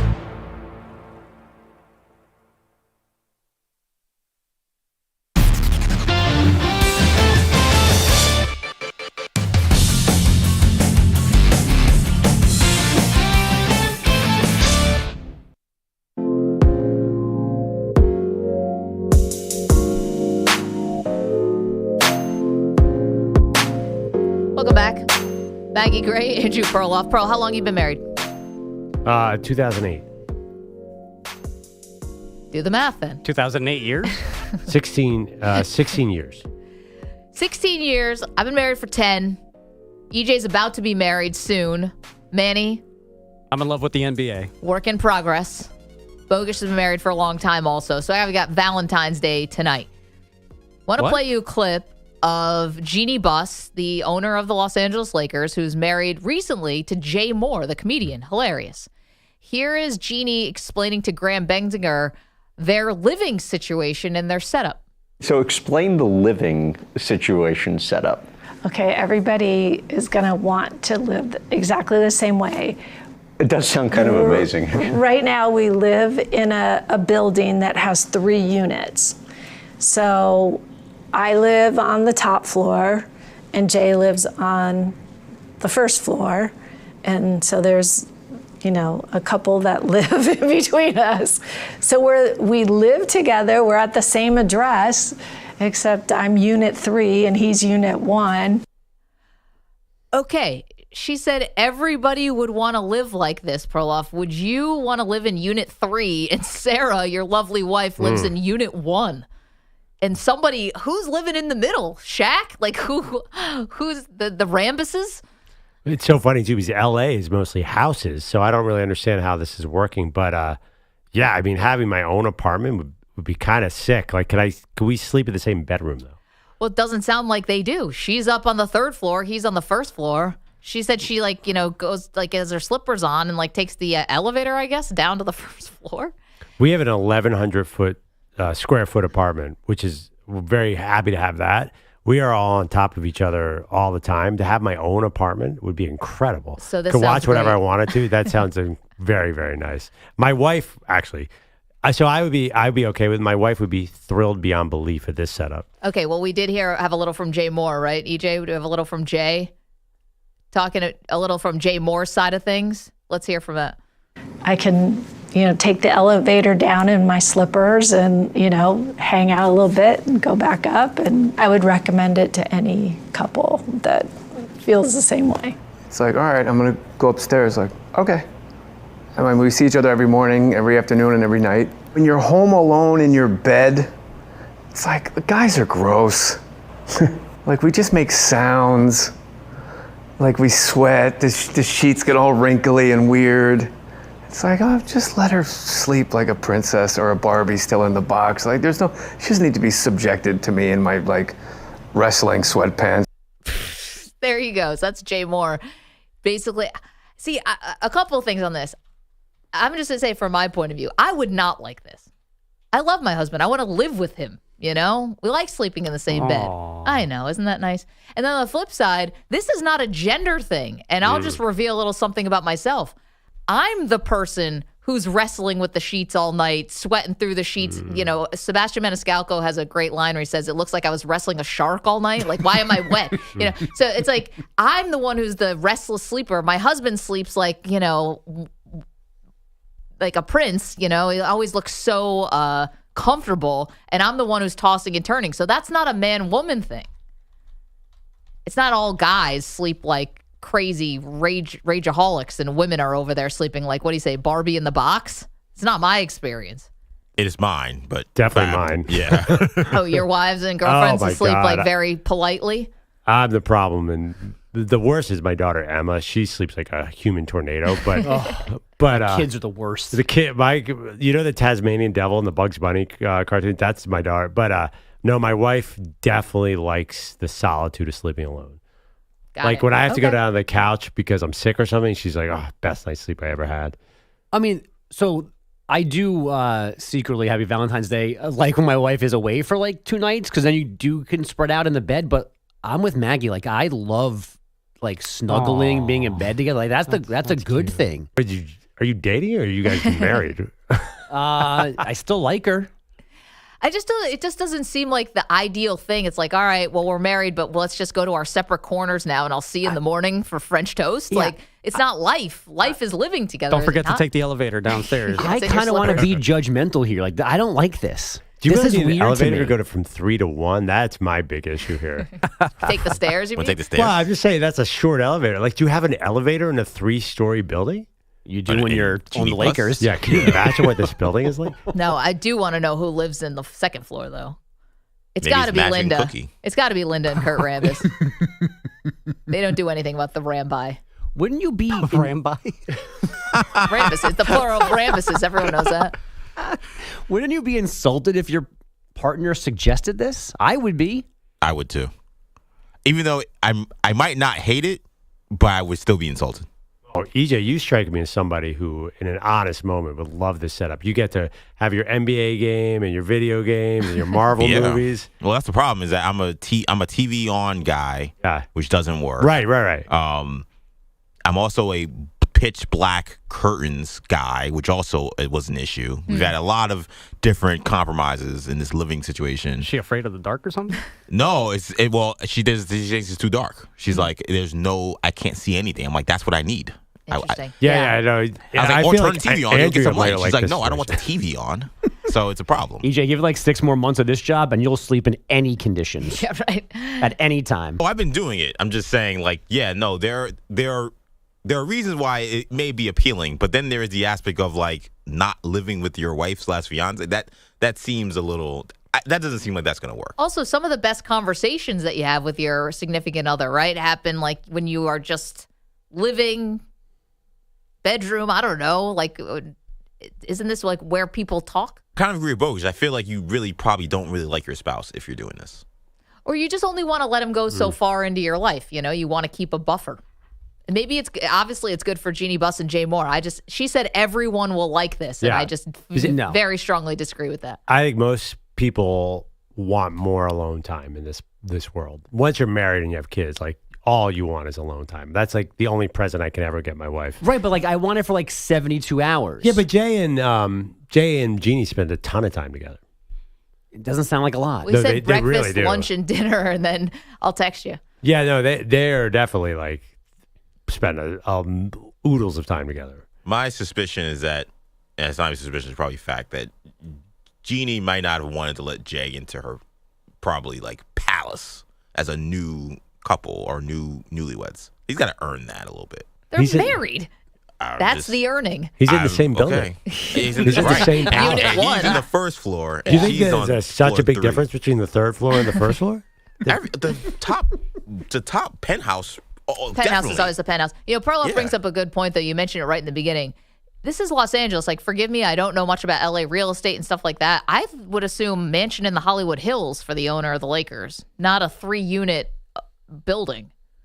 Yeah, I don't know. I mean, it does seem like there's a trend towards apartments in LA, which are sick. Like, they have amazing apartments. Yeah. And I see the teams in El Segundo, right? I don't know if you go down the 405, if you go to Beverly Hills. Well, now we got them started on traffic. Yeah, I don't think that Beverly Hills would work for that because they're on the west side of town. So you're talking like Marina Del Rey, maybe Playa Del Rey, a lot of apartment buildings. I'm just kidding. I have no idea. I'm making this up as I go. I think I might have found this place. Yeah, is it insane? I'll be honest. Yeah. It's on the beach, which is awesome. Which beach? I cannot tell, but there's it looks like Playa Del Rey. Yeah, that's a lot of apartments there. Yeah, that's where apparently this is where they are. Condos. Well, happy Valentine's Day, Jeannie Buss and Jay Moore. Now go to your separate corners. I kind of first of all, I want to live Go to your room in a $25 million condo in Playa Del Rey. This is all awesome. I can't believe you guys aren't admitting that there is something attractive about this. Like there Jeannie, isn't. I did, by the way. Okay. No, like 24 hours, 72, you get a little break. But do people want that to be their permanent setup? Is that you don't basically cohabitate with your but I think significant other? My only argument is I think you are cohabitating until the very end when you get your own room. Very end of the night. All right, I'm going to ask a question. So it's fun time for Jeannie and Jay Moore. Fun time ends, and she goes, "Okay, bud, see you in the morning." And he's got to get up and leave and go back downstairs. It's like taking an Uber after. Right, I mean, it's like a one-night stand over and over again. That's amazing. I know, but he can just get the slippers and go downstairs. He doesn't even have to tip the driver. Yeah, but if you want to, go back and maybe watch some games. Maybe there's some more West Coast games on. Like who for Jeannie? What is she scouting? Both of them, either one. West Coast games, it's like 8 o'clock when their games are over. They are the West Coast games. They're also older. Maybe fun time's a little earlier than for other folks. Well, afternoon delay. But now we're just really prying. Or does he get to stay? He does a good job. Is that how it works? I think that's part of it too. Yeah, I think too. He's on the snoring, and she's like waking him up. Psst, get out of here. He's on the road most of the year, so she's probably not used to having him sleep with her. Like he comes in and goes. Like that's another big part of this relationship. Because he's a touring comic, you're saying. Yeah. And he's on the road all the time in like wildly small markets too, like South Bend. So I don't know. I think that this works. I totally get it. But shouldn't the travel be the break that she apparently needs? Like if he's only there for 3 months out of the year, you can sleep in her bed then. The other 9 when he's on the road in Tacoma, then you get your break. Well, I'm sure sometimes he does. I don't know. I don't like this. I don't also, what are wrestling sweatpants?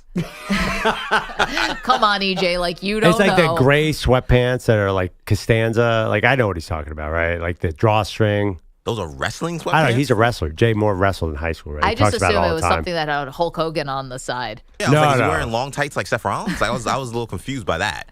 I thought they were branded. Oh, like my Mr. T WWE, sweats. Yeah. Oh, maybe. That's the way I interpret it. Anyway.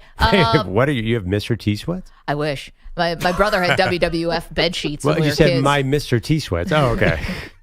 So you think it has like... It's not that much of a reach. You have like Roman Reigns on your picture of him with the sweatpants? I would. I think it's like those short gray sweatpants. Anyway, regardless, like I get it. I'm down with Jay. I think he and Jeannie are a great couple. Sure. Let's go to Bogusch. He's got headline stuff. We've got Kevin Hart. He was at the Super Bowl in New Orleans on Sunday.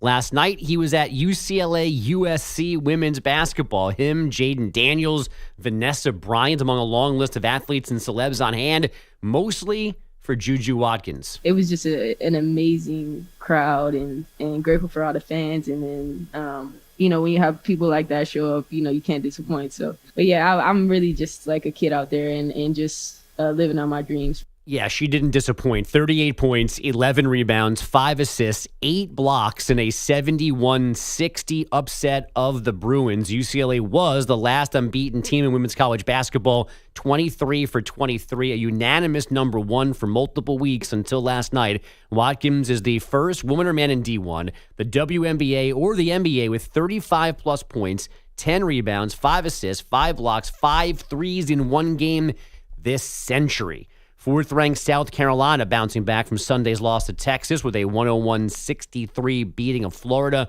The Longhorns, by the way, handled Kentucky 67-49 in a top-8 SEC showdown. In the NBA, the Warriors saw a 24-point lead drop to 2 before winning in Houston. Curry backs up, guarded by Jeff Green. Curry dribble drive, stops, fakes to Draymond, back to Curry, pump fake, takes a dribble, takes a 3. Good! A relocation 3 for Curry. And the lead is pushed to 7, 96-89. He's got 24. And he had 27 when it went final, 105-98. The scream from Tim Roy on Warriors Radio. The Thunder's 7-game win streak ending with a 116-101 loss in Minnesota. Nasri, 27 points, 14 boards, 7 assists. The Clippers, a 120-116 win in OT in Utah after trailing by 20 in the second quarter. Overtime as well in New Orleans. The Pelicans topped the Kings 140-133. And U.S. Hockey opening the Four Nations face-off with a 6-1 decision over Finland. The Americans scoring 3 times in the first 3 minutes of the third period to pull away. And now a weekend showdown with Canada. Here's center Jack Eichel. Obviously, we got to be good defensively. They have some, serious firepower over there offensively. And, got to... continue to do the things that I think make us successful, try and play to our identity as much as possible. That Canada game is tomorrow night, 8 Eastern. I believe it's in Boston, maybe still in Montreal. Either way, still in Montreal, U.S. and Canada, part of your weekend that Perloff will not watch from Costa Rica.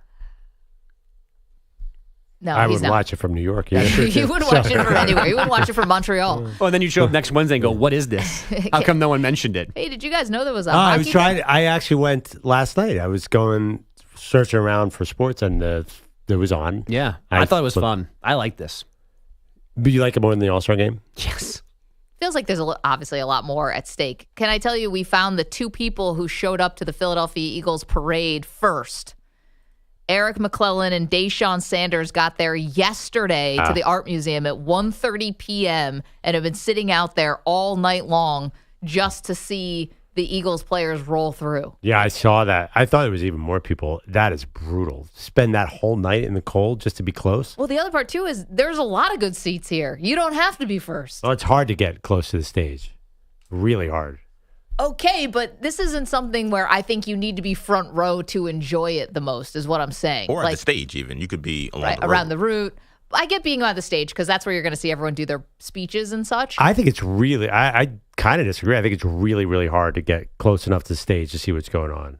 But do you have to be there? You're going to hear it. They're going to have a sound system. They're going to be talking out to 1 million people they're expected to show up for this parade. Right. I don't think front row really does much for you for this one.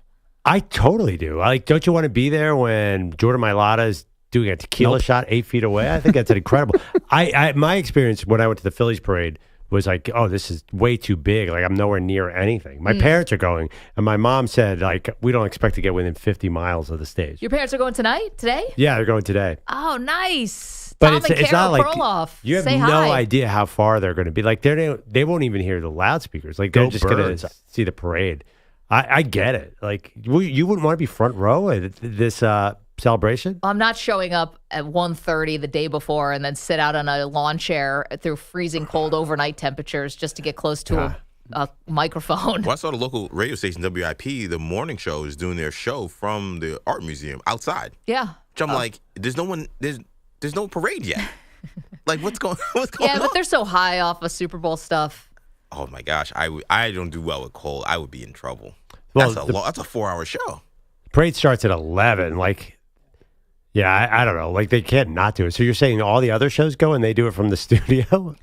No, I'm saying just the morning show. I would understand afternoon or even late morning. I'm just they were They're gonna be there for the setup. There's pictures that are pitch black. I was so confused. I'm like, what are they doing there? I was like, oh, that's morning. Can I tell you the one person who I think they should pull up on stage to perform at this parade? I don't know who. I don't know what the is Meek Mill going to be there or any of the Philadelphia artists. This guy who did this parody song deserves to be front and center. Kansas City is a dynasty no more because of what happened on Sunday. Patrick Mahomes, he hasn't seen this before. In the pocket, he looks so uncomfy. Oh, and every time you turn around, another sack. You ought to know by now. Now, who needs a Burrow to a Herbert alone? Wow. My QB is chilling at Disney. Whoa, the Eagles took belt to ass. All right, there we go. All right, Robert Williams Jr. That's still Grammy worthy. That is the parody for Billy Joel. I'm moving out to Sex. That's good. I like this. That wasn't a Meek Mill song? It could be soon. He could have been closer to Lil Dicky than. Yeah, you're not wrong. Yeah. Who might will also be at definitely the be parade. there. Yeah. I was going to say, he's definitely a Philly celeb. Big fan of Dave. How are your parents not on the phone right now as are people on the street reporting on the parade on their trip there? Still time. They're not there yet. They have to have left though, right? They've It gotta starts at 11. No, I don't know. How are they getting there? Train? Mainline. No, I think they're driving and parking on the periphery. I have no idea, actually. I guess I could get them on the phone. They're definitely not there yet. I mean, listen, it starts at 11, but Yeah. this is a fashionably late type of thing. Except for those two people who showed up yesterday afternoon and camped out. You got to get your spot. I mean, the thing is, these people know how to do a parade because this is our second one in the last 7 years. I know. It's not like New York, who had the Liberty I walked last into year. that That one. was it for decades. I'll turn your microphone off. Long time. Leave the country. Hey. You might get one. No, probably not. Well, you had the Liberty. Right, exactly.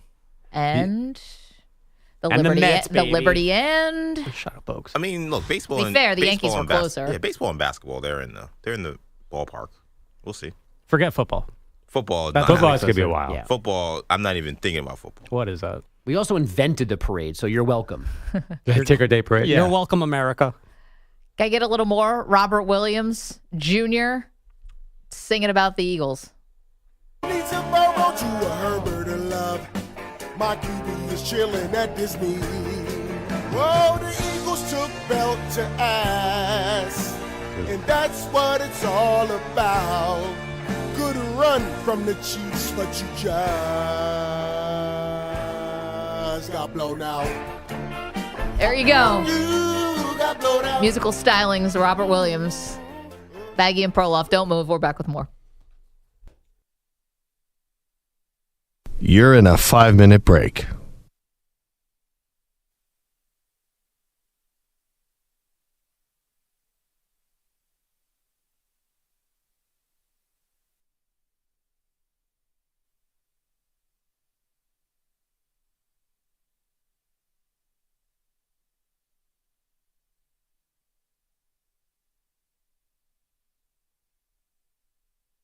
Four minutes, 30 seconds remaining.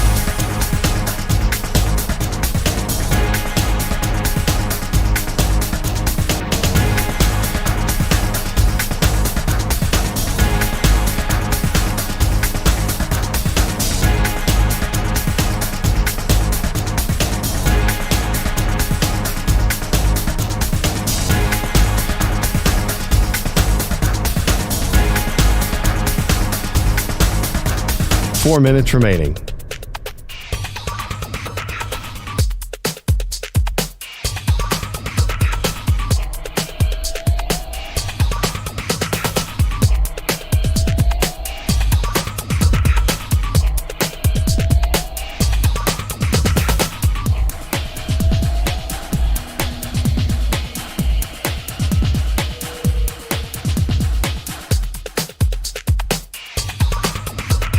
Three minutes, 30 seconds remaining.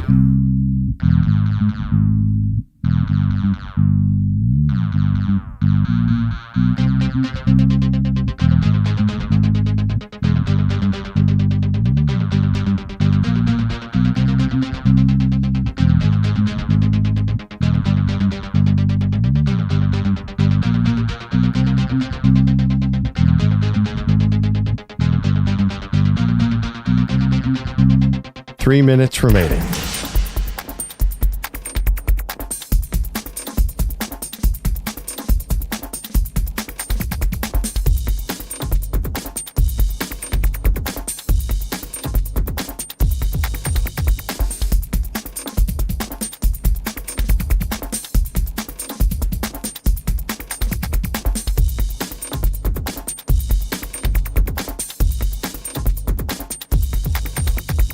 Two minutes, 30 seconds remaining.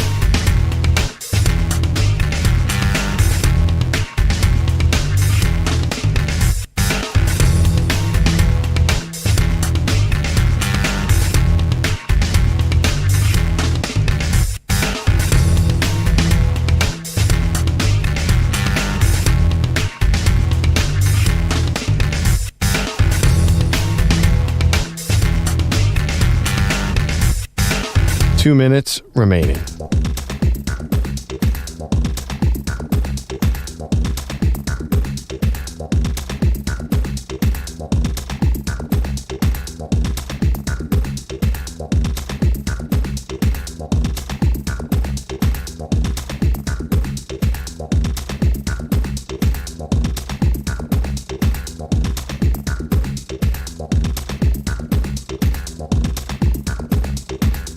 One minute, 30 seconds remaining.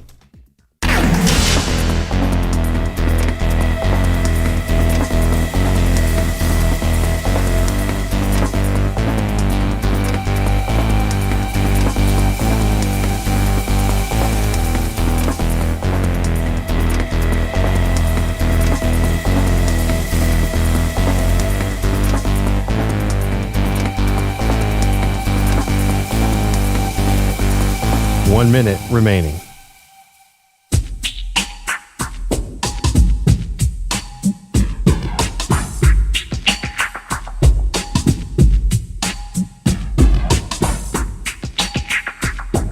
Forty-five seconds remaining.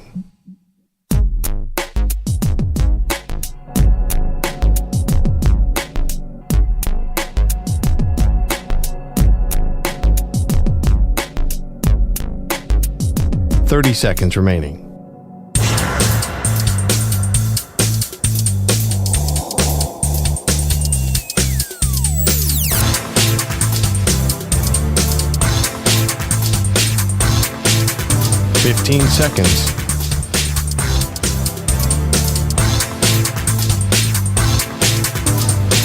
Break ends in 5 seconds.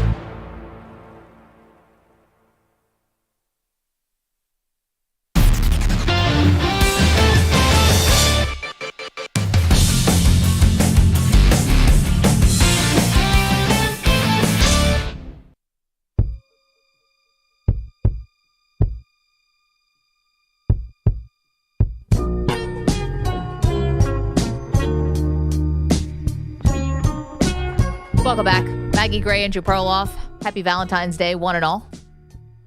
Hope you got something fun planned besides the Rising Stars Challenge, which is how Manny's spending his Valentine's Day. Damn right I am. Sorry, I'm got to just get you on a Tinder date or something. I'm going to surprise you with this and throw it. I need a last-minute present, Maggie. Help me, please. I forgot to mention earlier. Okay. We've been so distracted after the Super Bowl and the Eagles winning it all that I'm a mess. Get her a Jordan Mailata jersey. No, I think I can help you, but you never want to take my suggestion. What are you talking about? I always take your suggestions. Well, when I say get flowers, you are staunchly opposed to flowers. Wow. You say they're a waste. Is that your suggestion? Yeah, That's all you got is flowers? Yeah. I could ask Manny for that advice. Manny would tell you, some kind of, I don't know, Jalen Green throwback jersey. You did give me another suggestion for a present, and I have to be honest, I thought about it because I do listen to your advice. Okay. And I went online to see how much this moisture cream was to buy my wife a little jar. Yeah. And then I decided to go another route. What is the deal with moisture cream these days? Let's guess. $65. Oh, I wish. Yeah. Can I say the brand? Yeah, I mean, I've bought it once in my life, and I don't use it anymore. It's too expensive. It's called La Mer. Yeah, it's very fancy. 2 ounces is $400, Manny. Get out 2 of my ounces. face with that. $400. You know what I could do with $400? I could buy probably a ticket to a Knicks game. What does this moisture lotion do to human beings? You all of a sudden lose 10 years by 3 applications? You actually just dip back into the sea. It's called La Mer. You become a mermaid. So I actually looked at some moisture lotion. I'm like, that's too rich for my Yeah, blood. no, it's insane. That stuff is stupid. It's like the stuff that J-Lo bathes in. $7.99 a vino. Boom. Yeah, I get single. I get a vino at Costco. Great deal. So what about flowers? Though we're going away tomorrow, so the flowers will have no shelf life. Yeah, that's probably true. Listen, I've told you, massages, spa treatments. A trip to Costa Rica. Well, they already got that one. Oh. I don't think you can take credit for that one now. You're right. Oh, man, but can I get a massage? How about in Costa Rica? Set her up on a spa treatment when you're on vacation. There you go. Bada bing, bada boom. She already made an appointment on her own. How about this? While she's at the appointment, you can pay for add-ons and add-ins. Like they'll upsell you anything during a spa treatment. So maybe get her you went in for a massage, but also here's whatever they want to offer. What? Like what happens? Salt scrub. I don't know. Any of these things that women love. Here's a mud bath. Right. I've been in Costa Rica. Oh, I had a bad situation with a massage. Uh-oh. It sounds. I signed up. Tell. No, it was a totally legit careful. massage place, but they did a hot rock massage. I'm like, I'll try that. Oh my God. It was the worst experience I ever had in my life. I'm like, what is that smell? That's my leg hair burning. It was not good. Have you guys ever done that? What is the point of that? I like the hot rocks. They're nice. They're soothing. I don't think it was well executed. It was too hot. You know why I say that? Because I lit on fire, Maggie. All of a sudden, you're getting the fire extinguisher treatment that goes with it. Well, so if Andy is listening, you want a massage. That's what your preferred gift would be. I think the hot rocks are supposed to get into the muscles that really need to be kind of, I don't know, diffused. I don't like getting massages. I'm not, again, above board. I just find it weird. I can't relax. I think it's different for guys. Yeah, maybe. I mean, some guys are good with it. Yeah, some people love it. EJ, you're a big spa guy. Yeah, love going to the spa. Got a massage, a couple weeks ago? Would you get massages from men, or does it have to be a woman? It's happened. Yeah, I've had massages from men. Yeah, I'm just curious. They're very talented. It can be a little weird, but whatever. Yeah, it's just a little weird. I don't like any massages. And I don't like the deep tissue stuff either. Really? Yeah, no. It's got to be a chick. Yeah. I don't know. It's not. I don't think anything weird's going to happen. It's not that I don't feel unsafe. I think everyone's very professional, but What about the really deep tissue Swedish massage where it kind of hurts? Oh, I will just scream. But you like that? I do. Oh boy. Yeah. Andrea wants that too. Like she's like, yes, go as I'm like, no, make it as light as possible. Yes. Yeah. Anyway, happy Manny got some Valentine's good Day. cuts out of that segment, I think. Can I also give another thing I think is just so easy for guys to do, and just I'll tell you this is what we're doing too, is favorite restaurant. It's so easy, guys. You don't have to overthink it's hard, though, with the reservations. Every restaurant is taken. Baby girl, get ready for the golden arches. Listen, if she loves the number 5, then she loves the number 5. We're doing hibachi tonight. Excited for that. Love hibachi. There you go. Korean barbecue. How about that, Perloff? Take her to a Korean barbecue place. Actually, did that for our anniversary. I'm not lying. I know you told us about the shabu shabu, right? Yeah, it was amazing. Mhm. So, guys, we don't have to reinvent the wheel here. The problem is Valentine's Day. It's not like the end of the earth. It's Valentine's Day morning. It's getting a little late. I might have to just do flowers. And I bought a card. There you go, head of the game. It's really cute. Actually, I'll get it out. You guys can decide. But keep on going. All right. So there you go. I'm still concerned because we're going to do hibachi, but we're also going to see Captain America, which is definitely a very much an EJ. Yeah. Happy Valentine's Day to EJ. Okay, and now EJ this only. is a party foul, Maggie. You as a woman can rule on this one. Well, only because I know that EJ's fiance Andrea doesn't actually really like Marvel movies. Like, not that she hates them, but she's not as into it as you are. It's kind of your thing with your brothers. Yeah. You guys do. Yeah. It's an EJ exclusive. It is, but so in defense of me, I did not even suggest it. I was saying that I'm going to see the Captain America movie, and I was like, I got to find a way to get tickets because I know you're not going to want to go. And she's like, no, I want to see that one. Oh, okay. Because it's Sam Wilson, played by Anthony Mackie. So new Captain America, Black Captain America. So she's like, I'd see that. I'm like, oh, well, it comes out on Valentine's Day. She's like, all right, well, let's just do that then. Listen, going to the movies is just fun, especially if it's not like you're seeing some like Holocaust film or something that's going to bring everybody down. It's just Captain America. Like everyone can enjoy that. I don't know. I feel like a lot of EJ things work out for EJ. I tend to notice that. Like, for example, my ultimate EJ story is you were traveling somewhere and you needed to watch a big game. And I was like, why didn't you watch the game on the iPad when your wife was, or your fiance was sleeping in the hotel bed? You're like, well, I wanted to see it on the big screen. Yeah. That was Miami playing Cal. The best. I mean, I don't really have regrets for that, by the way. That was an awesome game. That was one of the best games of the year. Yeah, it's funny how things like, Andrew goes along with things that seem to work out well for EJ. Oh, there you go. All right, you got want your to see card. my cute card? It's a picture of a dog with a heart in his mouth delivering it to a cat. And it says, Happy Valentine's Day to you. Yes. It's so Clever. cute. Put it up for the YouTube audience. There you go. A card is key. Why do women like cards so much? I honestly don't even understand. Please it. answer this question, Maggie, because it's killing me. We just pretend to. Not Andrea. I hope you're right. Maybe I'll quiz her on it. I don't know. Is that You're right? just We're being just happy nice? you remembered. Yeah. Yeah, guys, that's all we want is just a little bit of the effort. That's all. That's it. Is that why we have to wrap presents and everything too? Which I don't understand. Like, what's the difference? You're getting it anyway. Here it is in a paper bag. I rubbed some dog poo on it. My problem with the card thing is it would be different if I actually wrote out a card and made a card. I did that. Yeah. I'm just literally just picking something that Hallmark made. I don't know the point of that. This is what I'm telling you. It's just we're faking it. We just want something. That's it. It's a thought. It's a thought. Yeah. Yeah. Can I hear a little? I just blew AJ's mind. Women lie. We should do another 4 hours on this. Okay, got to leave you today with a little Shaquille O'Neal Perloff because this is an all-timer. I actually thought this was fake. I did not think he actually said this on TV yesterday. We had to bleep it. This is the end of the broadcast last night, NBA on TNT. In the words of Marshawn Lynch, I'm tired of America. We getting fired anyway, Ernie. What was that? Someone was partying. No, I ain't said so. I'm going to knock your ass out. Why did they sign off the broadcast like that, bro? Play him if you want to. I thought the show survived. No? But that was also a little bit of my confusion. Yeah, they're not getting fired. They're just getting moved over to ESPN, aren't they? That was my understanding.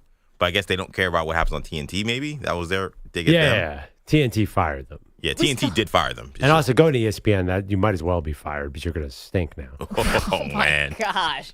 I mean, everybody else is thinking that. Like, it's not going to be the same show. They might as well just end it. Perloff, no. They're going to survive despite this. I will give ESPN credit. They let McAfee do anything, so maybe they'll let Barkley still be Barkley. But the problem is they don't get enough airtime on ESPN. That's unbelievable. We still got more than a half a season to go. Is that Marshawn Lynch quote? No. I'm tired of this ish. I don't remember him saying that. It sounds like Marshawn Lynch. That part was not a him. stretch. I don't remember that quote though. No, the quote is, "I'm just here so I won't get fined." That's the Marshawn quote. Like we all know this Marshawn Lynch quote. It's like I don't remember that one. That's what he was thinking about. Thank you, EJ. Thank you, Manny, Bogusch, and Kaplan, the Weedos and the Coffee Drinkers.